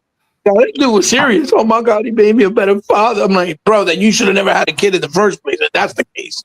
But Sega Forever, man. Honestly, man, it's been a bit much, which is why I can't get things Warner Brothers is doing now. I'm not taking that ride again, man, because we lived here for years. Like, oh well, Superman, the whole Senate blew up around him, and he just stood there. What the fuck was he supposed to do? What the fuck was he supposed to do? Start crying? Oh, I'm here to save people. He was like, all right, man, they gonna blame this on me, so I might as well be the fuck out. Shit. Saw them do it again. You just saw them do it again with the fucking goddamn Suicide Squad, the game. Because they were doing their own story, trying to write it out, and they didn't let them, and they started hating them because it was too dark, because they killed off Batman. But there was a reason. Oh yeah, all the bitching they did at that. Oh my god! I'm like, bro, this is fucking great.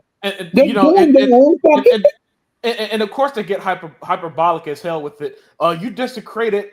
What's the voice actor's name who did his voice for Kevin Conroy? Thank you. You desecrated Kevin Conroy, even though Kevin Conroy said in one of his final interviews he had a blast being evil Batman for one. That's how you guys know these aren't comic book guys, because comic book guys know nobody stays dead forever. Yeah. I saw the people complaining about that. I was like, oh my gosh, just because to me it's like one of the best comic book openings I've ever seen. Yeah. Right. Or game or movie. It was awesome. Yeah, because when fucking Joker kills fucking Robin, you know how dark that shit was, but it was fucking fantastic. It was like when fucking this shit in Injustice, when Superman flipped and he found out that fucking Lois got killed, he was fucking killing everybody. He didn't give a fuck. Yeah, that's what Microsoft needs to do. Yes. Microsoft needs to be. Yeah. That's why I always liked DC. They never had a problem going there. Even in their children's cartoon, when I was a kid, they had a lot of episodes that would go there, and so as a kid, it really captured me. I remember, like one of my favorite episodes of the old Superman cartoon was when Dan Turpin, the policeman, you read my fucking mind. He got killed by Darkseid, and there's a few. He didn't come back, by the way. He was dead for the rest he of was the gone. series. Yeah.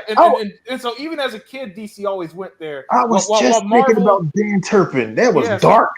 So and then on the flip side, Marvel, even with their children cartoons, the X-Men, it was like, X-Men, but it would never push it, right? The way that DC would. I hate that. People expect me to like the 90s, like when the X-Men 90s came out, they're like, "Oh, are you gonna watch it, bro?" X-Men 90s. They're like, "Bro, I hated that cartoon." Oh man, I loved it. I'm not gonna lie. Listen, the reason why I'm into superheroes because I watched X-Men first, then I found Batman.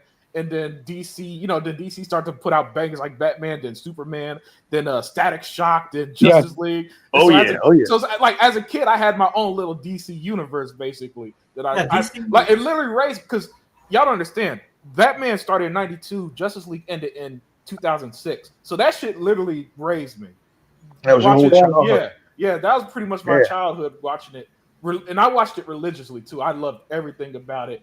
So while I was introduced to like superheroes and comic books thanks to the X-Men, once I saw Batman, Superman, all that Sega Forever, it was game over, man. Yeah, that X-Men cartoon back in the '90s kind of pushed boundaries to be on Fox Kids, man. I remember they had I didn't know a whole lot about Nightcrawler. Well, I knew about Nightcrawler since I was a kid, but I didn't know that he was religious, and they touched on that in the episode of X-Men. And I'm like, wow, That's pretty dope. That's pretty. Mhm. I just like mature, Well, the right? cartoons from back in the day, the cartoons from back in the day when we were young, and you're much older than me, right? Or from a couple of years, but you've seen other things like Mighty Mouse, right? Yeah, the old shit, yeah. Courageous Cat and Minute Mouse. I know you think all those cartoons had serious thematic, topics because they were written to teach children to be strong as they went along and got older. They weren't written to treat children like you're dumb with no brains, right? For like a peach fuzz for brain, like they do now. And that's because at the time there were literal laws that cartoons had to have message for children because they didn't want the cartoons to pretty much be 30-minute advertisements. Yeah. For kids. So they had to start writing themes into it so that it could pass codes and all that stuff. And that's why those old cartoons, even the shit like that now, I hated, the cartoons they're fucking dumb. Yeah. All cartoons now are the equivalent of what Beavis and Butthead was in the 90s. No, Just that's like why, that. Like stupid. but that's why anime dominates right now because anime. Right. Absolutely. 100%. 100%. They don't treat anime like that. Anime is a part of their culture, Japanese culture, and there's variations with it, and that's how our animation used to be back in the day. I just don't understand with the correlation with the anime with the kids now, with a lot of the young, like the ones that are my kids' age, how they think because they watch anime, they act like, oh, I'm Japanese because I watch anime. Like, what? That shit is weirdo shit to me. Like, bruh, they act like weeaboos, a lot of them. Yeah. It's weird. I don't know why, but whatever. It's just the influence. It's like right now there's a good video on YouTube where there's this culture in Japan that's Chicano. And they're all Chicano, all lowrider, everything. Dressed. Everything. Wow, that's crazy. No, because it's just the influence. It's just like over here, right? When I go to a con, everybody's running around like Yasuke and right? I mean, I'm not knee deep into it like my kids are, but that's just the influence. Yeah. But to go back to X-Men, the reason why it's like that is because, and look, I'll be honest with you, because at the time that the 90s cartoon was on, the comic books was just way better. So when we used to watch the cartoon, when I used to try and watch the cartoon, the comics were way darker. And there's a lot of stuff going in there. Right. And as far as Nightcrawler, that was kind of nice that they touched on it. You got to remember that when Giant Size X-Men came out, what they were trying to do is because the X-Men was dying and they're going to cancel it. So they came up with the international market. And that's where they brought the mutants from all over the world. And of course, Nightcrawler is German, right? And so that's why he has an affiliation with the church. He's demonic. Well, he looks like a demon, and he was an outcast. So that's why he turned to religion. And in fact, in the X-Men movie, they did a really cool thing when they showed his tattoos in X-Men 2. Yes. X-Men 2 was the biggest crime. That whole scene with him infiltrating the White House was banging. Yeah. And then the rest of the movie and the rest of the franchise was a fucking letdown. Right. Hold on now. Until X-Men First Class and Days of Future Past, those are two of the best fucking Marvel movies in history. You can quote me on that shit, even though it's not Disney Marvel. E-Rock be reading my mind too much, man. That's Days of Future Past and First Class was bang. That's what happens when you take shit seriously. When it's not a whole bunch of jokes and you take this shit seriously, you make a great fucking movie. It's the director. They have to get rid of Bryan Singer because Bryan Singer, he's good. Like X-Men 1 and 2 is definitely Bryan Singer material, right? He knows that. He's good at character. He's a character type director and writer. That's why X-Men 1 and 2 work. When he tried to do Phoenix is like that big spectacle. But X-Men 3, that's why it didn't work. Yeah. And then that's why with the next two movies, they went with that dude. I can't remember his name right now. But yeah, X-Men First Class and X-Men Days of Future Past was awesome. But then they brought back Singer again, didn't they? Yeah. I think for the Apocalypse, Yeah, they should have got somebody else that could do that, like a Russo brothers or somebody that like a John Favreau. Right. Like people like that can think. Well, maybe not somebody that associated with them close to the MCU. Or Zack Snyder. Somebody or Michael Bay. Yeah, people like that can look at a bigger picture. They're too tunnel focused. That's the problem with James Gunn. Take it forever. They could have brought back the guys who did either The History of Violence or The Road to Perdition. Yeah, because both of those directors did fantastic work, and those are Marvel. I think whoever filmed Logan would have been a good choice because they would have had experience with the X-Men and did a darker film. Because Logan was great as well. I still haven't seen that yet. I hear it's great. Yeah, you like Logan, man. I think you like Logan a lot. Yeah. If you want a darker, if you want to dark that's like a Logan graphic novel. It's not even a miniseries. Yes. Yeah, it's something that you would find in the comic book store that the comic book guy wouldn't sell you if you're under 18. Sega Fab, you sure about Michael Bay, man? I mean, Michael Bay's a good director, but this nigga made like 6 Transformers movies and didn't get not one of them right. Motherfucker ain't seen- His Well, they were ability, entertaining, E-Rock, though. They were fucking entertaining as fuck. At least Yeah, not the last 3, no, but the first 3, yes.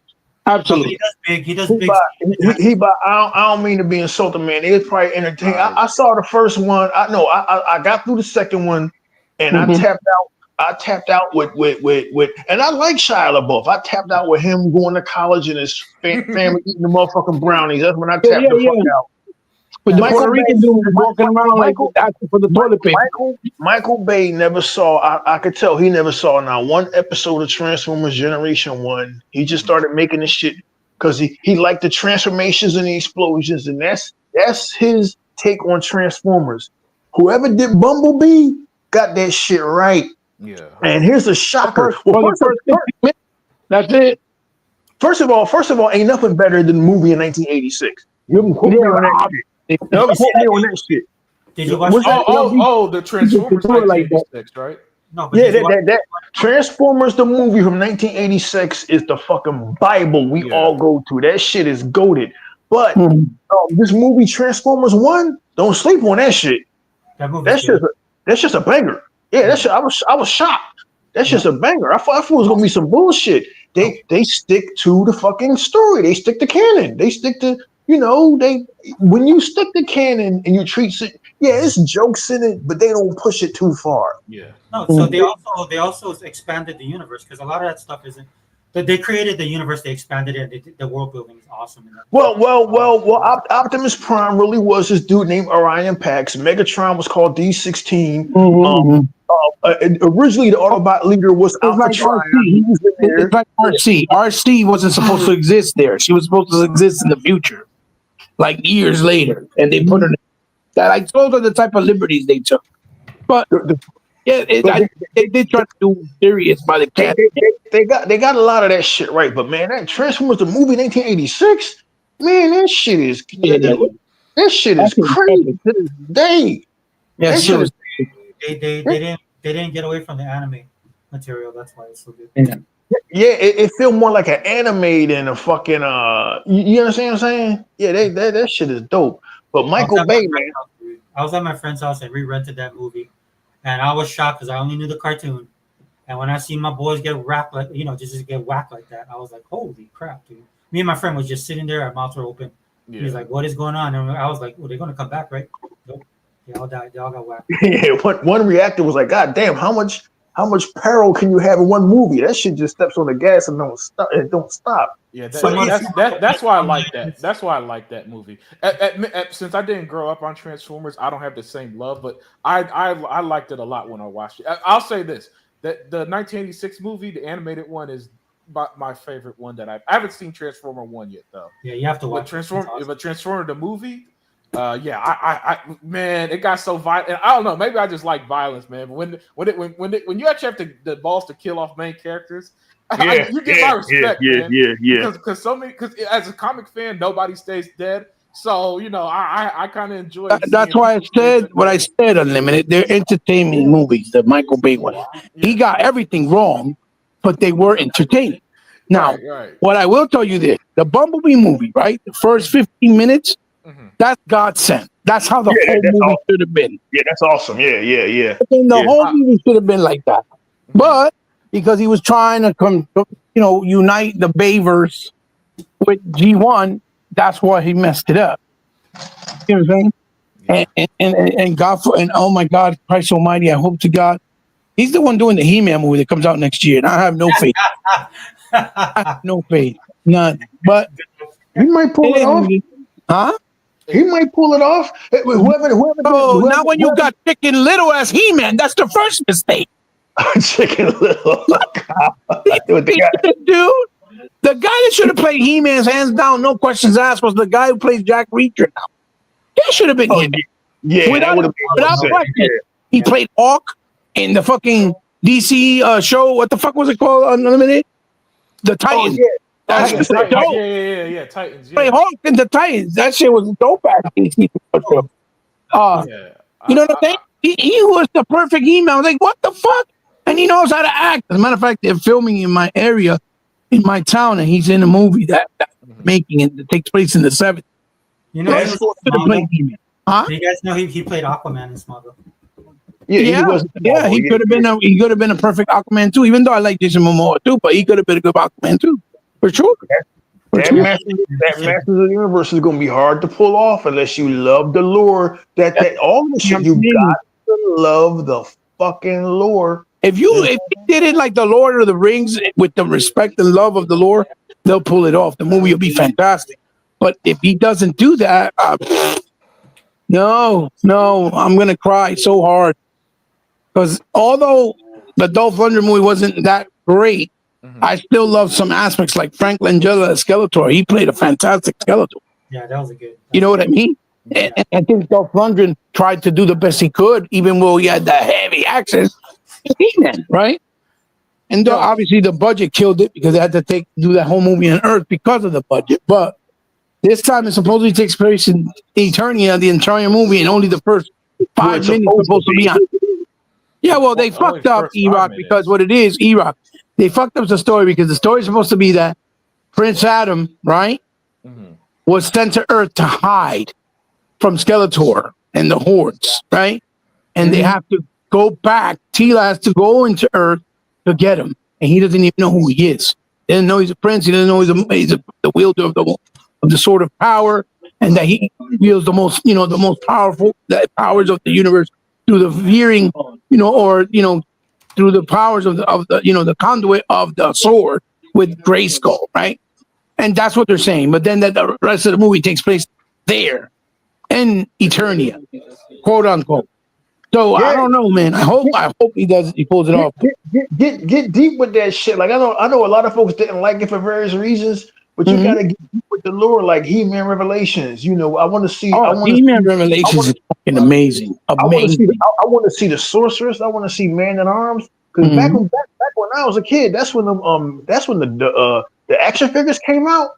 And we couldn't afford them motherfuckers. They was a little bit higher than Star Wars action figures. But man, you wanted all them motherfuckers, Man at Arms, and that nigga Fisto. You wanted all them motherfuckers, man. The cartoon was the shit. But see, now I'm dating myself. Now I'm going too far back in time.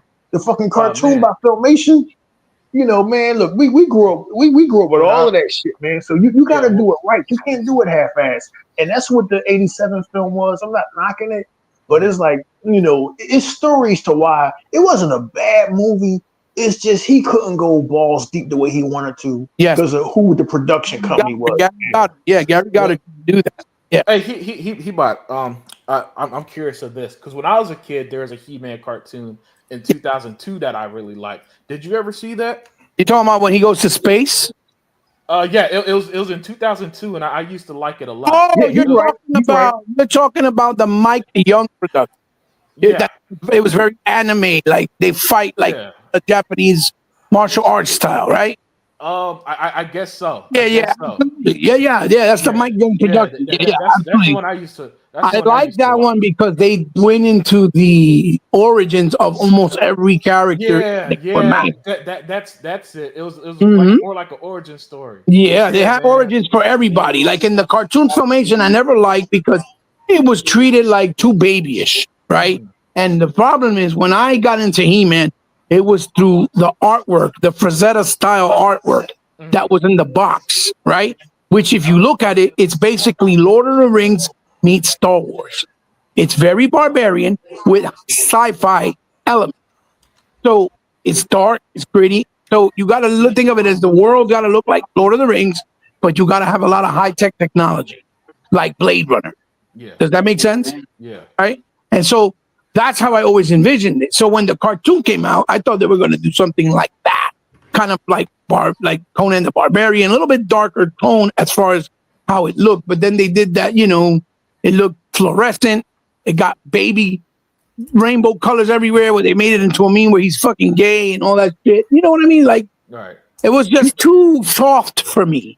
And I hate Filmation, and it was fans that did that dumb shit trying to say that He-Man okay. But Filmation, the company, their legendary company, they had changed. It's Saturday morning, dude. They had chains around their motherfucking Oh yeah, hands. oh yeah, with They were handcuffed. Bravestar, with the real Ghostbusters. They couldn't. They had chains around their hand. They couldn't. They couldn't do. Yeah, the shit yeah, yeah. Well, you know, his daughter. They had did Flash Gordon back in the They did a really good Flash Gordon back in the late 70s. Yeah, And yeah. Parents was complaining because Flash Gordon and Dale Arden was kissing every 10 seconds. Yeah, yeah. Ming the Merciless daughter was half naked, always trying to fuck Flash. And the parents was like, no. So they were not going to give you the He-Man that you wanted, dog. Yeah, no, but I didn't understand that, E-Rock, when I was little at age. Yeah, I know. I obviously figured that out, obviously years later, right? When I got older and could comprehend everything much more deeper and with the sensibility of what was going on, right? So it was different, but that was a disappointment. So for me, not until they did that Mike Young production that you mentioned, Unlimited, I didn't actually see He-Man for the first time in animation form or cartoon, however you want to call it, in a way that I felt was appropriate to the material, right? And I love the designs because they were all done by the Four Horsemen. They were great. The Four Horsemen did the design, redesigned them. They all looked like the original characters, but they looked modernized. They looked badass, right? They didn't look like they shared the same buck like they were doing in the cartoon, in the actual toy line, right? Which that was a cost, obviously a reason, to keep costs down, but because tooling is expensive. But when I saw the fucking continuation that they created with fucking what's his fucking face? Kevin Smith with Revolution and Revelation. Oh my God, that is what it was supposed to be. Yeah, that was bad.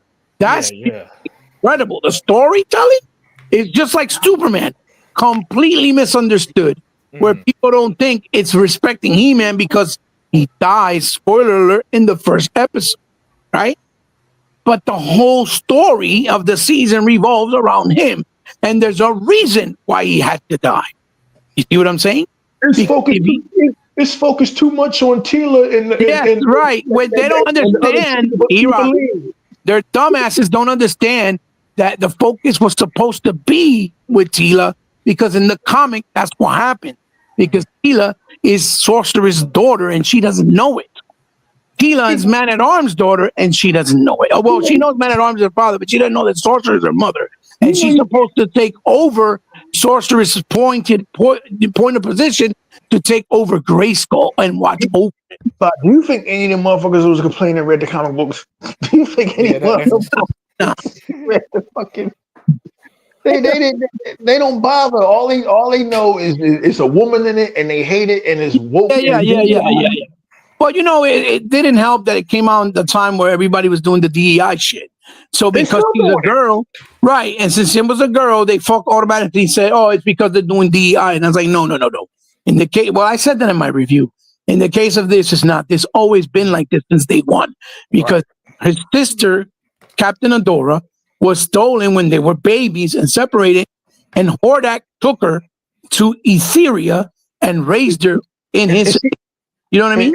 And that the chick to become She-Ra. Yes, and she becomes. So when He-Man goes, because Sorcerer told you got to go here and find your sister, and he didn't even know he had one, and you got to convince her and bring her the sword of power with that's in Crystal Castle, which is her castle in her world, which is Etheria.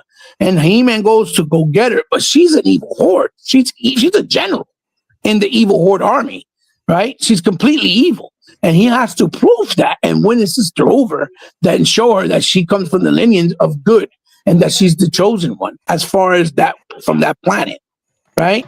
Nigga, how come you ain't making the He-Man movie?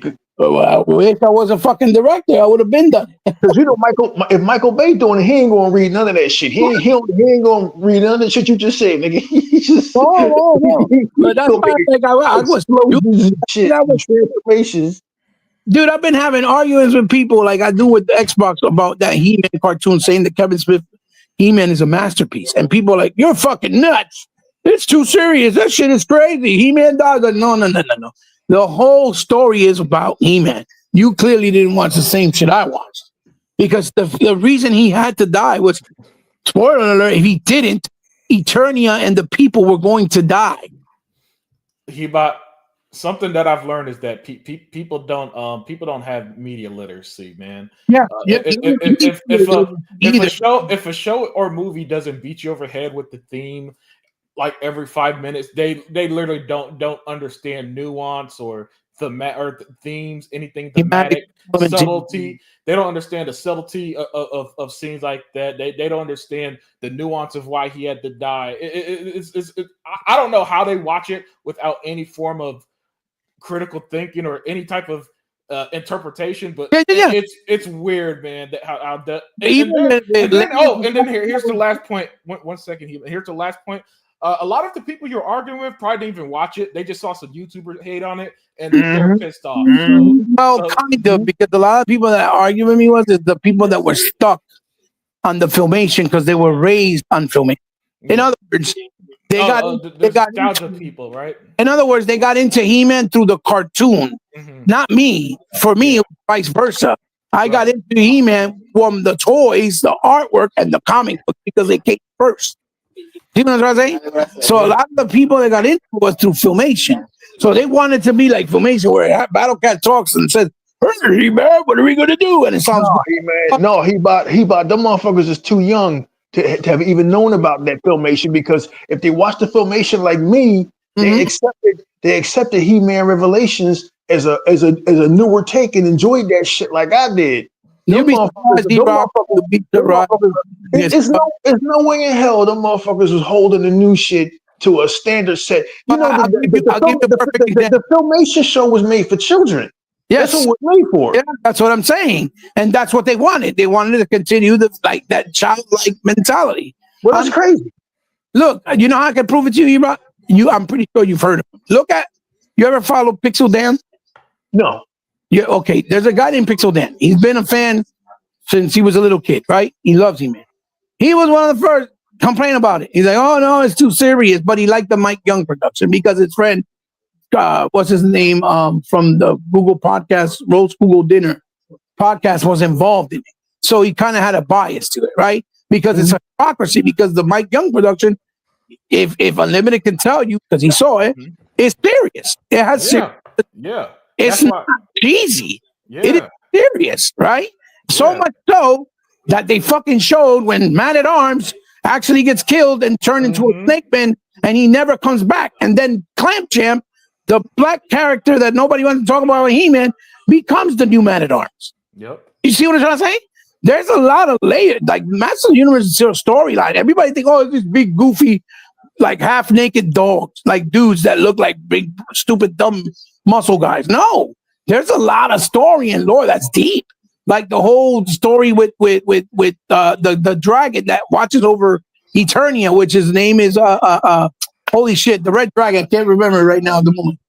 Gradamir. Like the whole thing with Procrustes, the fucking 4-armed giant that holds the core Eternia together. Hey. Right? There's a lot of lore. And his name is Procrustes, by the way, Ebot. He's made out of pure stone and rock. You know, I have a figure that you probably never seen. But again, I just don't want people besmirching the Filmation cartoon because it was made for kids and it was based on a toy line. Which is, people need to understand that they made that based on the toy line. That's not meant to be held up as any kind of canon. Yeah, comic book. You know, DC Comics did a comic book back in the day, and that's more what Hebot's talking about. See, this fandom gets overridden, as I said earlier, by these casuals, and they ruin everything. They're the ones that was attacking Kevin Smith a couple of years ago about He-Man Revelations. It wasn't true, fans. Go read He-Man versus Superman, the DC comic they made. That was a fantastic story. I remember Superman didn't know how to deal with him or couldn't fight him because He-Man was too powerful. It's based on magic. Yeah, and Superman has a problem with magic. Yeah. Plus, he's technically the most powerful man in the universe. He's like Superman. His powers are endless. Yeah. You see, I mean, He-Man moves planets, and people don't even know that.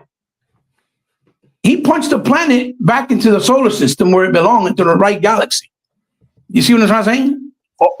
Although I do like the fact that in 1986, this artist named John Byrne, he kind of scaled Superman back and made his powers adhere more with fucking science. Like Superman Superman ain't shoving planets around no more. None of that shit. Like, you know, I'm not trying to be a comedian. I'm just saying, no, you're not wrong. John Byrne did with, and even in Man of Steel, Superman should have scaled back. That did make me think of something. James Gunn wanted to do a Silver Age Superman, but Silver Age Superman was ridiculously powerful. Yes. That, like, he at some point they just started making up powers for the dude because they had to put out a story every month type stuff. Silver Age Superman was going to get bitched and yet like he did in the whole movie. Got his ass whooped so much. He got his ass ripped the whole movie. Guy Gardner got in his face talking about, I'm going to fuck you up. I'm like, bro, Guy Gardner, if you don't get your fucking ass out of his face, he'll pluck you and you'll fucking be gone. Now, see, the guy that got knocked out by Batman with one punch, man.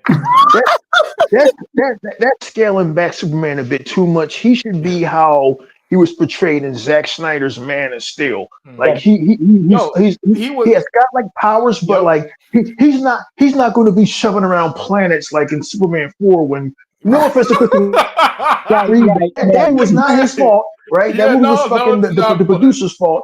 But this nigga literally moves a move. John Byrne said in 1986 is like, if Superman stops a train, he'll be pushed back a little bit. He won't be moving planets around anymore. Like, we need to make him adhere to some kind of fucking science. Yeah, it's gotta be grounded to some level, right? Yeah, it's gotta be grounded in some kind of fucking reality. And that's what Zack Snyder does. He tried to ground that shit in some kind of fucking reality, and everybody gave him shit about it. How could Batman fight Superman? Well, I guess you'll find out, won't you? Jesus Christ! It's like when they made Batman. It's almost like he had a weakness Batman found out and used. I don't know. Maybe I'm wrong. Maybe I didn't watch the right movie. You remember that Superman even figures out how to fucking overcome kryptonite. At the point where kryptonite doesn't even affect him anymore. Yeah, true. When he figures it out, you see what I'm saying? Because he adapts and he gets stronger. It's like Hulk. Like, I couldn't stand that in the Avengers. Hulk was crying, scared of Thanos. When Hulk don't back away from nobody, does he gets stronger and more powerful and meaner the angry he gets. Yeah, I couldn't get into Infinity War after that initial scene. That shit got mad when he was like hiding, no, I'm scared. I'm like, what? Yeah, I could. That took me completely out. Listen, maybe I was too much of a comic nerd to just sit back and relax. But when Hulk got bitched out like that, I'm like, this Hulk, the Hulk who literally got so powerful. What was that one story where he punched Galactus at one point and knocked him the fuck out? Yeah, but listen to this one story. Superman was taking some punches from Hulk, but he noticed that each punch was getting a little stronger, right? Yes. He's the only one that gave Superman a fight. Yes. Superman's like, if this guy gets too angry, I forgot exactly what he said, but pretty much he realized that Hulk could get even match him in power, basically. And we're talking about the same Hulk who's punched a hole through a planet or the universe or some shit when he got angry. You know what I'm saying? And for him to get a couple of punches in the face, made him that fucking big. I know that bitched out the rest of the series. I'm like, they did it. They did it to Vision. Vision is powerful, and Vision was like, "Oh, kill me, take that away." Wow. Yeah, okay. See, I didn't realize Vision was that powerful. Yeah. I might need a little education. Vision, that's the most powerful you see. Vision, dude, is what you saw in Avengers. When he lifts Thor's hammer, there's moments in there where he's like super powerful. When he lifts Thor's hammer. Pretty much made him indestructible. That's why they did the whole Ultron thing. And that's another thing. Like when you start fucking with the lore, it pisses me off. Like, what was cool about Thor was nobody was supposed to be able to lift Mjolnir. Right. Like you kind of fuck up like the illusion of these characters when you start having everybody be able to lift the goddamn hammer. Like the hammer is magic. We don't know what the fucking hammer is, right? And then and then in Thor Ragnarok, the chick Hela, she breaks fucking Mjolnir. Like I don't know, man. It's just when you start fucking with your own lore. Captain America lifted up. It made sense because he's pure apart. That's what it was signified. Yeah. Man, ever did with that. Man, Captain America should never be able to lift that shit up because if you start fucking with Thor's mythology, then he's no longer Thor. Anybody can be Thor. You could have Jane Foster be Thor. They did that through the whole series. They messed with his mythology. Yeah. But But I get what D-Rock's saying, though. I get what he's saying. Hella's super strong. Thor is supposed to be badass. He's supposed to be one of them few motherfuckers that's on Superman's level and shit. Because the biggest complaint I always hear about is, "Oh, Superman, he's too powerful. He's too OP. How can you write for him?" Well, that's why I forget the artist's name back in the late 90s, early 2000s. Alex McGuinness. He drew Superman all big and buff. Yeah. And shit was literally, this is a job for Superman. He was only fighting cosmic motherfuckers like Mongol and Darkseid. That's what Superman is for. Superman is for fucking end of the world level threats like Darkseid and fucking the fucking Kryptonians in invading and shit like that. He should not be struggling with average motherfuckers unless it's Lex Luthor or somebody smart like Batman. And like, he's not a god. He is a fucking god. And if you write him that way, you get better stories out. You get better stories out of him. And Thor should have always been treated like what he is. He's a Norse god. Nobody should be able to. But you know what? The reaction under the comic book, he's under Odin. So Odin is the father. Right? Yes. It isn't until Thor becomes Odin Thor. Yep. That he's on a level of Superman. Because Superman's on a level of Zeus.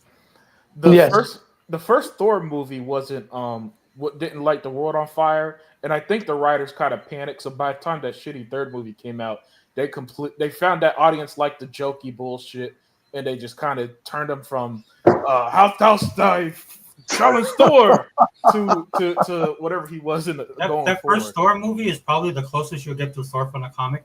Yes. Wow. And then or at least the comic books I love the runs. Well, James Branagh knew that. Except except it was a lot darker than the comic, so I don't think it captured as well on film as the Nine Realms. They captured the Nine Realms. So what the movie didn't do, because they don't have the time to do it, was to really dive into the Nine Realms. That's why I was disappointed. Because I thought that's what they're gonna do. Yeah. Right. And then they got the guy from Game of Thrones to help work with the movie. I'm like, oh my gosh, dude! If we're gonna go like north. Like Beyond the Wall type of, like how if you ever watch Game of Thrones, man, when they do, my favorite stuff is all the Beyond the Wall, the northern side, all that stuff, right? That's that stuff I really like. So that's what I thought they were going to do with Thor 2. But then it became formulaic because, of course, the MacGuffin with the stones and stuff like that. So that's why they went in that direction, because they was looking at the overall picture, which worked for them. I'm not saying I totally agreed with it or 100% liked it. But that first Thor movie, with especially when they show Asgard in that opening shot, that's why I loved it, dude. That's like Captain America, the first Avenger, and Thor, the first movie, is like my two favorite. Oh, Captain America, the first Avenger was great. I love that movie. Yeah. It was a love letter to the greatest generation. Yeah. And I even liked how they wrapped it up in the end and got him, here into the 20th century. Yeah. And Avengers was great. And then they just went off the rails. It was a very well done origin movie. Like, it was done the way, like the same way that I appreciated, and a lot of people didn't like it, but I thought it was done really well. And Lee's Hulk with Eric Bana. That's a 2008 one or 2000. Yeah, with Eric Bana. And it was the perfect depiction of Hulk, and people didn't want to accept it. Like, oh no, it looks fake, dude. I like the one. I like the one that really touched with his father. Yeah, I believe that's the one. That was a good one. Yeah, that's definitely it. That's the one where it got to, what's his name, Ross, the fucking father, dad, the sergeant. Was it Sergeant Ross? Is it right? Thunderbolt Ross, right? That he was played by the other actor that ended up dying and shit. And they had to recast him. Damn, that's right. I forgot his name. He was in fucking Roadhouse with Patrick Swayze. Sam Jones. Which Hulk are you talking about? The one with Ang Lee. With Ang Lee, take it forever. The first one, Ang Lee's Hulk. So the guy that played him was that blonde dude from Sweet Home Alabama. What's his name? Eric Bana played him. He played, Eric Bana played Bruce Banner. Or David. Oh, that was. Oh, what in the Ang Lee Hulk? Yeah. Mm-hmm. That was Eric Bana. Mm-hmm. Yeah. So the blonde hair guy was what was the blonde hair guy's name? The guy that gets killed by the grenade. I'll go look it up. You talking about the guy who plays Abomination? No, I think we're talking about the Ang Lee Hulk. So, no, the Ang Lee Hulk The villain was basically the military following him. Yeah. Oh yeah, that's right. Yeah. I'll go look it up. And the one with this motherfucker, the other good ass actor, what's his fucking name from Fight Club? What the fuck? Edward Norton. I didn't like about the one. What I didn't like about the Edward Norton was that he tried to poke fun at Leo when he did the whole joke about the shorts and all that stuff. But other than that, I think it was a solid movie altogether with the Abomination. I thought it was good. It was interesting. Well, the first one, right? I mean, not the first one, but the Marvel one, the one that Marvel did. Mm-hmm. Yeah, that one was really good. My favorite Marvel movies out of their wheelhouse is always going to be fucking Punisher, Warzone, and Blade. Those movies are fucking phenomenal. Yeah. Like I love Judge Dredd. Marvel needs to put Blade in the Marvel Hall of Fame because that movie saved their asses in the late Absolutely. 90s. But they were bankrupt. Nothing was working with that company. Mm-hmm. Here comes Wesley Snipes. They weren't Marvel back then, bro. No. Marvel studios back then. Yeah, that was after what's his name? Avia Arad or whatever his name sold off. Avi Arad. Yeah, Avi Arad. That's when so Marvel filed bankruptcy, and that's when they sold off all their properties to make money, and that's how Blade got made. And I remember this vividly because a lot of people didn't know that Blade was a Marvel character or a comic book character. And Blade is supposed to be the stunt character because it's Hannibal King, the leader of that group. No. But for the movie, making him the leader of the movie was great. But you had Wesley Snipes, right? And he was popular, which makes absolutely sense, right? So what they wanted to do, they didn't want to, because nobody knew and they weren't pushing that, and that's why it was successful. Because it has Wesley Snipes and nobody knew it was a comic book movie. Yeah. Nobody knew. Well, unless you read a lot of those 70s comic books, you had no idea who Blade was. Yeah. When he came out in Deadpool versus Wolverine, the cameo, that shit was hype. Yeah. Yeah, and that's all the power to Wesley Snipes. That's what irritates me about these Marvel Cinematic Universe fans, because they're like, "Well, Blade's a popular character." I was like, "Bitch, you don't know who Blade is. Don't talk to me about Blade, dude. Blade was right up there with Guardians of the Galaxies, Master of Kung Fu, right? You guys, nobody read this stuff, right? And I'm not saying that as to get upset, but what I'm saying is Wesley Snipes made Blade. Yep. Because Wesley Snipes, younger guys don't understand how big Wesley Snipes of an actor, dude. He was in Rising Sun. Anything. He was huge. Yeah, he was a big ass. He was top dollar at that point. Yep. Yeah, that's what made Blade. Not Marvel, not comic books, none of that. It was him. Yeah. And it was a good movie. Yeah, it was. Part two was an awesome movie because it was Wesley Snipes. And part two was phenomenal. I mean, it's a legit good action movie, is what I'm saying. Oh yeah, for sure. Yeah, because if you have a guy that can do that, that's trained. He's a black belt, and he can do his own stuff. He's a 3-time world black belt. Like Dolph Lundgren is a 5-time. Yeah, absolutely. But Blade was my favorite. Talk about like MCU universe fans, like you can't have these conversations with them, right? Because they're so like, no, it's Marvel, it's Kevin Feige. I was like, bro, this. Yeah. They don't realize that was way before then. Yeah, I'm like, whatever. Turns out that Kevin Feige was always around, even back in the days of Avi Arad. He just had less power. He was an assistant producer. He was waiting for his time, man. And basically what Kevin Feige did was that fucking Avengers movie took off. And I don't know when Disney bought Marvel, whether it was 2013 or 2012. It was about 2000, around 2010, 11 or something like that. That Kevin Feige literally rode on the shoulders of giants. Joe Johnston, who directed Captain America: The First Avenger, Jon Favreau, who did the first Iron Man. Kevin Feige rode on the shoulders of giants. Those movies, a lot of folks don't tell you, they didn't make a whole lot of money. $300 million, $285 million. I think the Hulk with Edward Norton made $285 million. I mean, even the lowest DC movie smokes all of that shit. What happened was a snowball started rolling. They had the idea to connect their fucking universe, which is what DC had always been trying to do, because they were always trying to make Justice League for years, and they were always dropping little hints. Batman Forever, Well, Mhm. where are you going to go to get gas? Metropolis is miles away. They were always dropping hints. I Am Legend literally had the Batman versus Superman Yes, logo. yes, yes. That's probably the most infamous one. Yes, they were always dropping little hints, even in the George Clooney movie. This is why Superman works alone. They were always Mhm. dropping little hints that their universe was connected, but Marvel did it first, right? So, like Sega Forever said, that's what the audience connects with. They This, did it this is where first. WB fucked up. So there's going to be a Justice League movie round. When did The Dark Knight come out? 2008. Dark Knight came out 2008.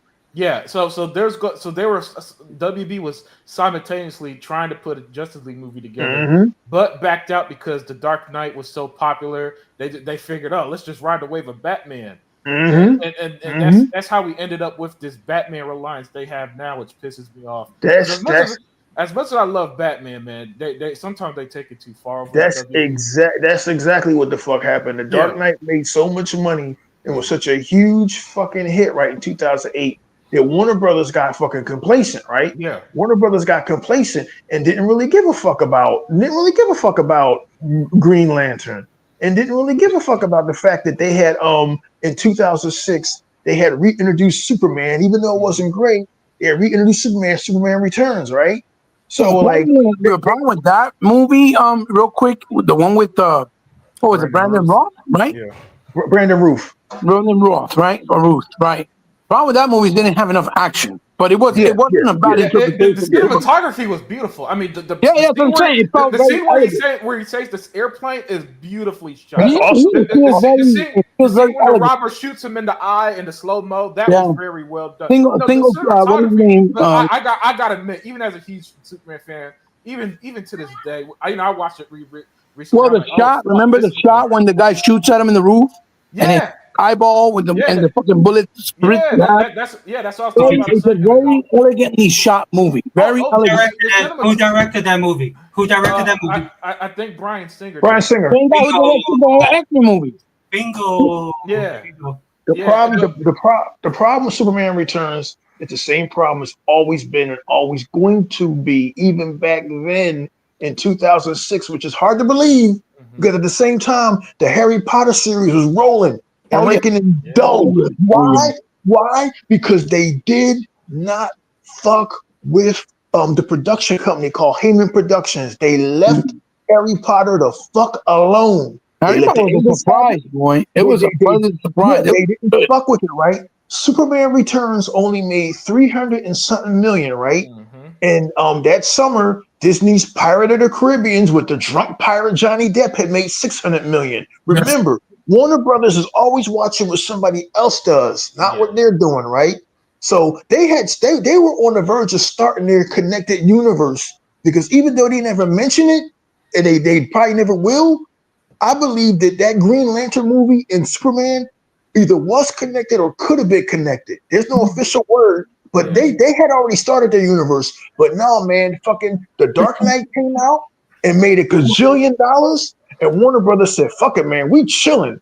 Yeah. And them motherfuckers over at Paramount, or I think it was Paramount, they had did Iron Man, Mm-hmm. and that nigga Kevin Feige stepped on the goddamn gas. Yeah. And connected the goddamn dots. Turned out that fucking Iron Man was connected to Captain America, and Captain America was connected to Edward Norton's Hulk, and they started getting the groundwork going for the fucking Avengers, which is why Sam Jackson appears in all the movies. And Warner Brothers was like, man, we just made $1 billion. We're not worried about this collection of disconnected, disjointed movies, one by Universal, one by motherfucking Paramount. Then Disney steps in, right? Oops. Disney steps the fucking and makes the Avengers, and the rest is history. Yep. Now these motherfuckers got to contend with a competitor that should have never been in the fucking market, right? And like fucking Unlimited Production and Sega Forever said, the shit reached the zeitgeist because I saw Avengers twice or 3 times. Mm-hmm. It was an event like Star Wars or Star Wars Episode 1. It was an event, right? And once something like that happens, the public and the casuals are always going to look at anything else with ambivalence or disdain. Because when Man of Steel came out, I was on the fence. The suit was too fucking dark. I don't know about this guy playing Superman. You know what I mean? Who the fuck is who the fuck is Zack Snyder? Even though I didn't know he directed 300, one of the most badass movies of all fucking time. Even though he directed motherfucking Watchmen, which I like, but little did I know, Man of Steel was a fucking masterpiece. But it didn't matter what I thought. It's what the public thought, and the public was like, "This movie's too dark, and this nigga killed somebody." Right. And I'm like, "Yo, that's what DC does." So it's like. Sometimes the point of all this heat about is you can't let other motherfuckers get out of the gate first. Mm-hmm. I knew he was going to do a good job because he was fucking fantastic in Immortals. You know, Henry. Oh yeah. Immortals was awesome. Yeah. Oh, this motherfucker's the shit. Yeah. Do you guys know that there were people that went to watch the Avengers because they couldn't believe they was going to take it off, or that they were going to pull it off. Yeah. I'll say this. It was brilliant from a marketing standpoint. It was really the first time that you had an interconnected movie universe to that extent. Yeah, they're the first ones to do it. Yeah. So from a marketing standpoint, you know, I'll always give it credit for that, even till this.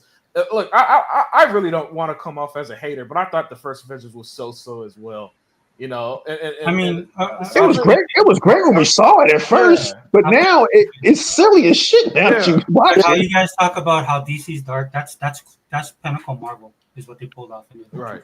That is Pinnacle Marvel, and that's the audience. The difference between you have two audiences. You have Marvel audience and you have the DC audience.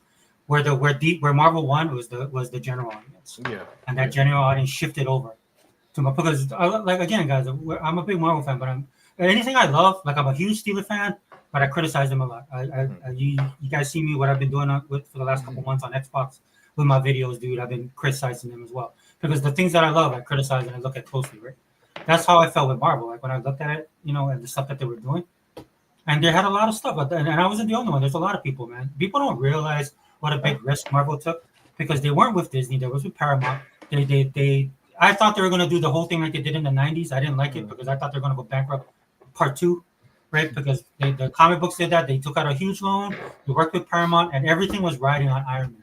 Everything, people forget this. Everything, nobody knew who Robert Downey Jr. was, and the people that do know him, guys like us who watch movies and all this kind of stuff. Yeah. Okay. I was about to say. I thought it was more so a comeback then. The former cocaine addict is going to be Iron Man. Yeah. That's the reaction. E-Rock's reaction is what I remember. Yeah, like we know him from the Brat Pack, right? Yeah. We know, and then I don't know if a lot of you guys know this, but Stan Lee did not sign off on him. Right? Stan Lee didn't like that Robert Downey Jr. was casted, but Jon Favreau stuck up for him. So there's all these little machinations happening that should have made this thing fail. Then Comic-Con hits, they drop the trailer, and then boom. And I was pissed off because nobody read Iron Man, right? Nobody I knew read Iron Man.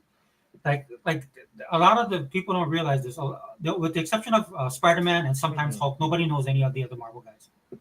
Unless you read comic books. That's just the reality. Wolverine was popular too. No, but not every. Okay, so within the X-Men universe, right? No. I think Wolverine was legitimately popular at that time. No. There was no. Dude, if you compare Marvel characters to the Trinity of DC, not even close.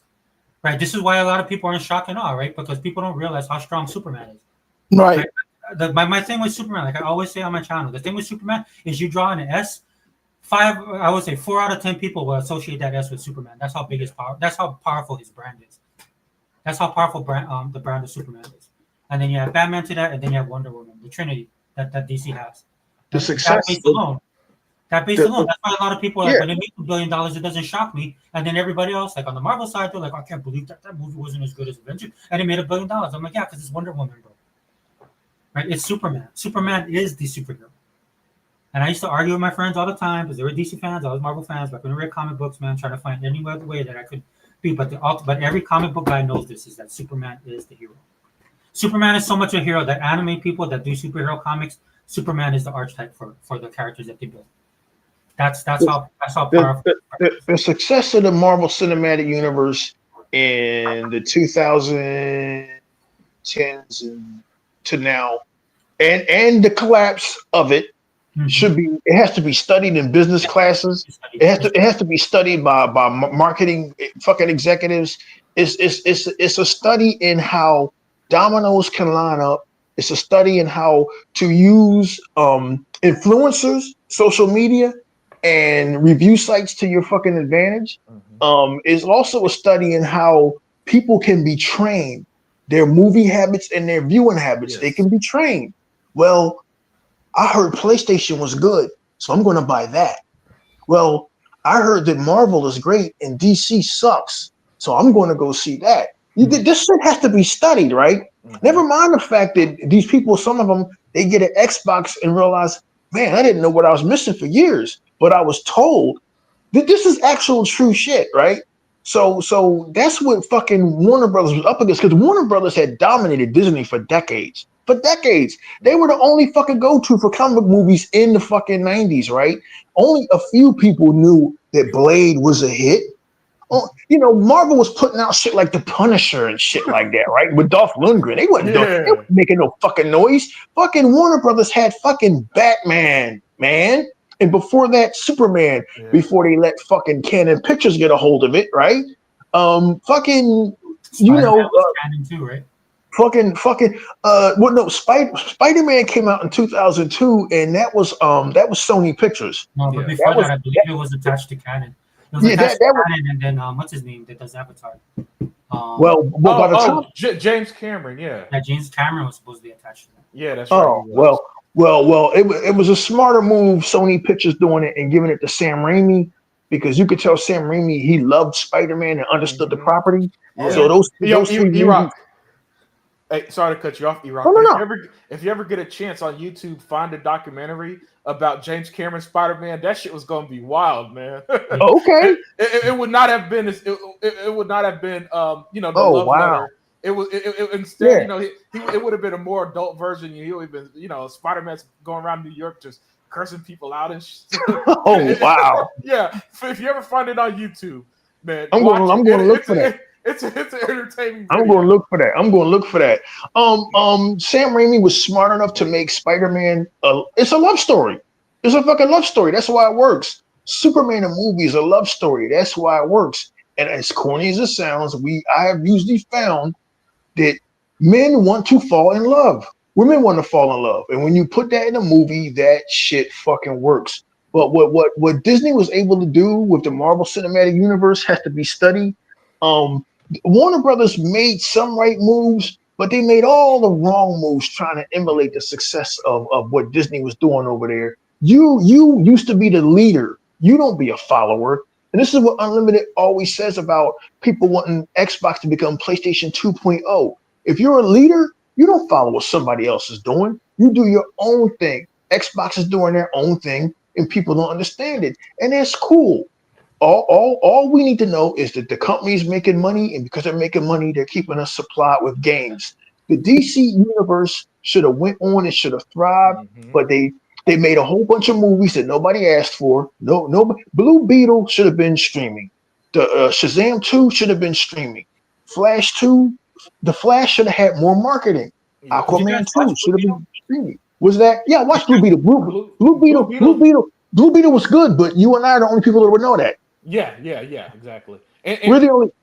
Yeah, the only other change I would have made is make it a little bit more comic based, in the sense that in the actual comic, like the Jaime Reyes, that the character that is based off, he interacts with Batman towards the end, right? And I thought that would have been a good tie-in, but I don't think they had Batman at the end of that. You're absolutely spot on. I didn't like that they tried to put that stupid comment about Batman and shit, calling him a fascist. That was a throwaway line he bought there. That was a throwaway line. I didn't really pay any attention to that. But like Marvel, I love the family theme of that movie though. Yeah, it was awesome. Yeah, Marvel, like the whole family ended up. Sorry to cut you off, but no. It's just that for those who didn't see it, man, I really love that. It was more like the family saved the day at the end instead of just Blue Beetle himself. It was really good. It was really good. They put an emphasis on the grandmother and the family. It was really good. And her background as a revolutionary, and that's how she knew how to shoot. Just little stuff like that. And they had one of the baddest female leads in the superhero movie. Homegirl. Oh my God. I forget her name. That bitch is murder. I was in love with that Brazilian babe. My Unlimited Protection, man. I don't mean to give you troubles this late at night, but look up her name. Find out who the cast is. Look up her name, right? On your spare time, look up her bikini pictures. Oh my fucking God, dude. It's ridiculous. Trust me. I know exactly who you're talking about, dude. I had to find out who she was immediately. Oh my, yeah. Blue Beetle was good, man. It's so I don't know, man. It's just if you look at what's happening to Marvel now, where every movie is tanking, and even Star Wars, every company maxes themselves out. This Disney has maxed themselves out, man. Like, who'd have ever thought that they would destroy Star Wars and Indiana Jones in the same decade? That's got to be some kind of fucking. I mean, there were definitely signs, but nobody wants to listen. So How the fuck I don't even think Warner Brothers could do dumb shit like that. Like, god damn. Star Wars might actually. My God, she's fun. But yeah, Star Wars. Bruna Marquette. Yeah, but Marquette. Marzine or some shit. Yeah, God. Marquezine or something. Yeah, later on, look up her bikini pictures, man. Them shit's out of order, dude. God damn. Yeah. But back to what. Yeah, I think she's Brazilian or some shit. Yeah, Brazilian. Yeah, she fine. Matter of fact, Jaime Reyes was out of his league, and that nigga still shot his shot. It was bad as shit, boy. I know. Look, she gave that movie 3 stars alone, man. Yeah, man. Yeah, so it's like everything they meant was like people always try to come off as the MCU was so much better than DC, and I'm like, I like Blue Beetle a lot better. I like a lot of the shit that came out over there. We're not trying to pick on Marvel, but they really did. They lost the plot after that goddamn Avengers Endgame. Yeah, I would have had the shit in there and said, "Look, man, we had a good run." But no, man, Kevin Feige, what is this, Marvel Phase 7 or some shit? Like, god damn, give it a fucking rest. And now Robert Downey Jr. is supposed to be Dr. Doom. Like, what kind of what kind of Halloween adventure bullshit is this? What the fuck are they doing over there? I don't know. I've lost interest in that. I've lost interest in fucking DC. I've lost interest in Star Trek. We just need somebody to come up with some new goddamn shit, man. Yeah. I've been watching Star Trek, man, and I fell in love with it again. Watching the classic shows and the classic. Oh, movies. The classic shows. Okay, God. Oh man, I fell in love with it. William Shatner.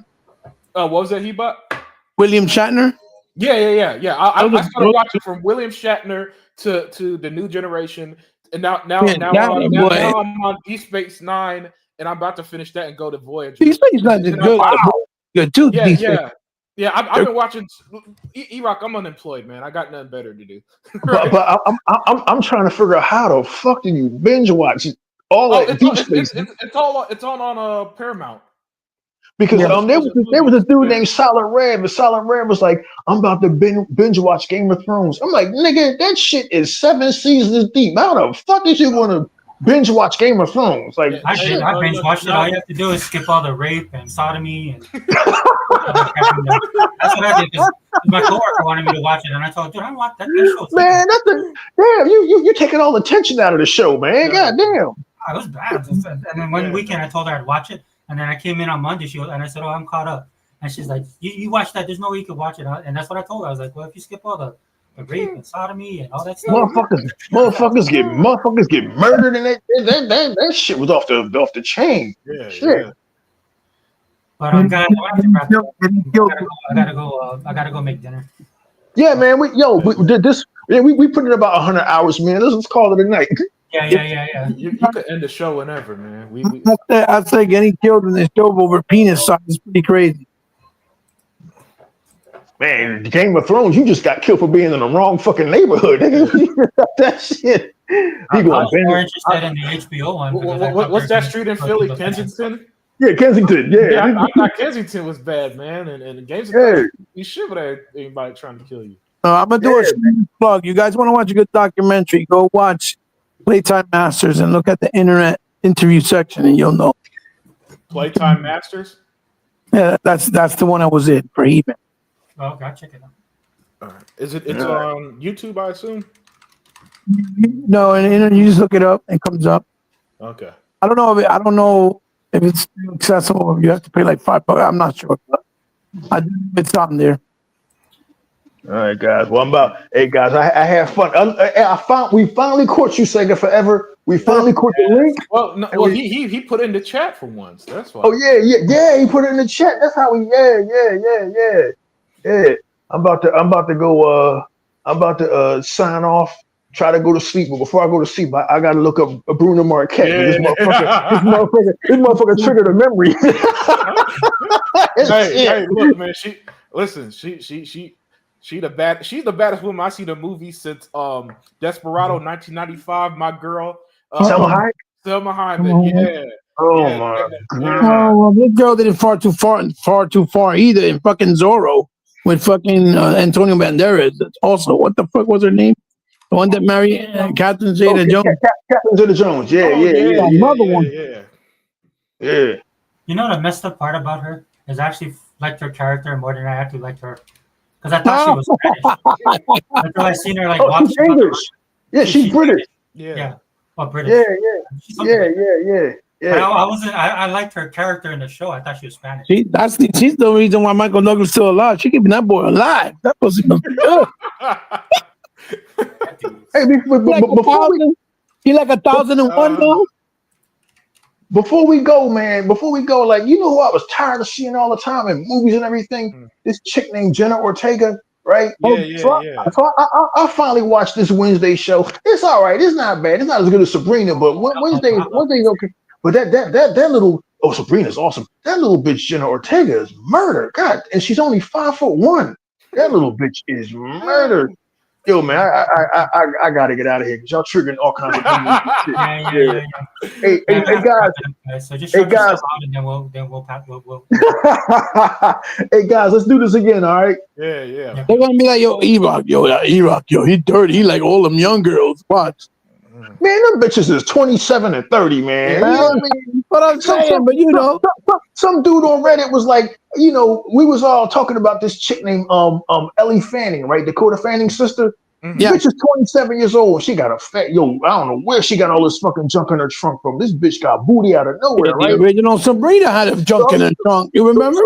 So I was like, God damn, where Ellie Fanning get that shit from? And this dude was like, oh man, she's young. I'm like, nigga, that bitch about to collect Social Security. Shut the fuck up, nigga. That bitch is like, that bitch is 30. Them bitches to be 30 years old, man. Them whores is old. Get out of here, man. But anyway, guys, man, y'all keep it real. I'll catch y'all next time, man. All right. Oh man, great stuff, E-Rock. Yes, sir. All right. Right. See you later. Shout out to the chat, man. Vontae, thanks for being here. Jay Long, appreciate it, man. Haven't seen you in a while. Thanks for coming in. Pepe, thanks for being here as well. Yeah. That's what else I got. Faded Blaze, can't forget Faded. Oh yeah, Faded. Daniel Berry Sports Highlights, probably enjoying the WNBA Finals. I think it might be over. I think the Aces swept. Yeah, I think they probably did, dude. Yeah. I told you, man. Aja is no joke. No. She's the real deal. That's what I be telling people. They get mad at me, but I'm like, dude, what do you want me to lie to you? No, man. I love Caitlin Clark too, man. She's my girl, but Yeah. there's Look, other man, ballers. they listen. The league needs more than one star. Yeah, they do. And What they need is better PR and a better commissioner and everything else. Dude, their commissioner is absolute. She said, I think she was to either Caitlin Clark or another star saying that they should feel lucky that she's in the WNBA. That's some crazy comment. I'm like, this latest generation, led by Caitlin Clark, is bringing you the most attention, the most money, the most revenue. Yeah, they should be paid accordingly. And if you don't, you're gonna screw over the league. The thing that irritates me about them is that they're like, oh, well, everybody needs to be like Caitlin Clark. I'm like, no, dude, not everybody was Michael Jordan. Yeah. Right. I'm like, dude, you guys need your Chris Mullins, man. You need your Tim Hardaways. Yep. You need your other players, dude. Oh, Fonte says my WNBA 3 of all time. Maya Moore, of course, respect. Aja, yep, and then CP. Yeah. I ain't gonna argue with you, Fonte. But sorry, guys, I'm gonna have to wrap it up. Unlimited, shout yourself out. He bought, and then I got it. Yeah, it's your boy Unlimited Production. You can find me doing the Unlimited Truth whenever the truth is deleted. Man, a great show. I had to come back. This show is so good. I knew you were gonna come back to the comic talk. Yeah, like he's coming back. He was blowing up the chat. I was like, bro, just get back. I was like, I can't respond to all your chats. Yeah. Especially when you start getting deep in those comments, you're like, oh boy, there's no way I can answer this man right away. All right, he bought. Yeah, it's your boy Hebot, you know, where you guys can find me, even though I've been MIA. But, you know, I try to peek up my face from time to time. Don't hesitate, because you're going to learn how to hate me real quick. I promise you. Well, this is an Xbox podcast, so that's perfect. Yeah. I'm, by default, I'm already at 0. I'm already at the back, you know, and the wrong side by default. Yeah, but thanks guys for being here. We're just gonna end the stream, guys, and then the Wrecking Crew will be back every Friday. We'll be doing that again because we need to represent for Xbox, man. Yeah. Shout out to the fucking chat, too, for sure. Thank you, guys. All right. Have a good day. And just play your video games, guys. Just play your games, and you guys will be good. I mean, it's a lot easier than fighting fools, for sure. Yeah, better spend time anyway. All right, guys, we out. Peace.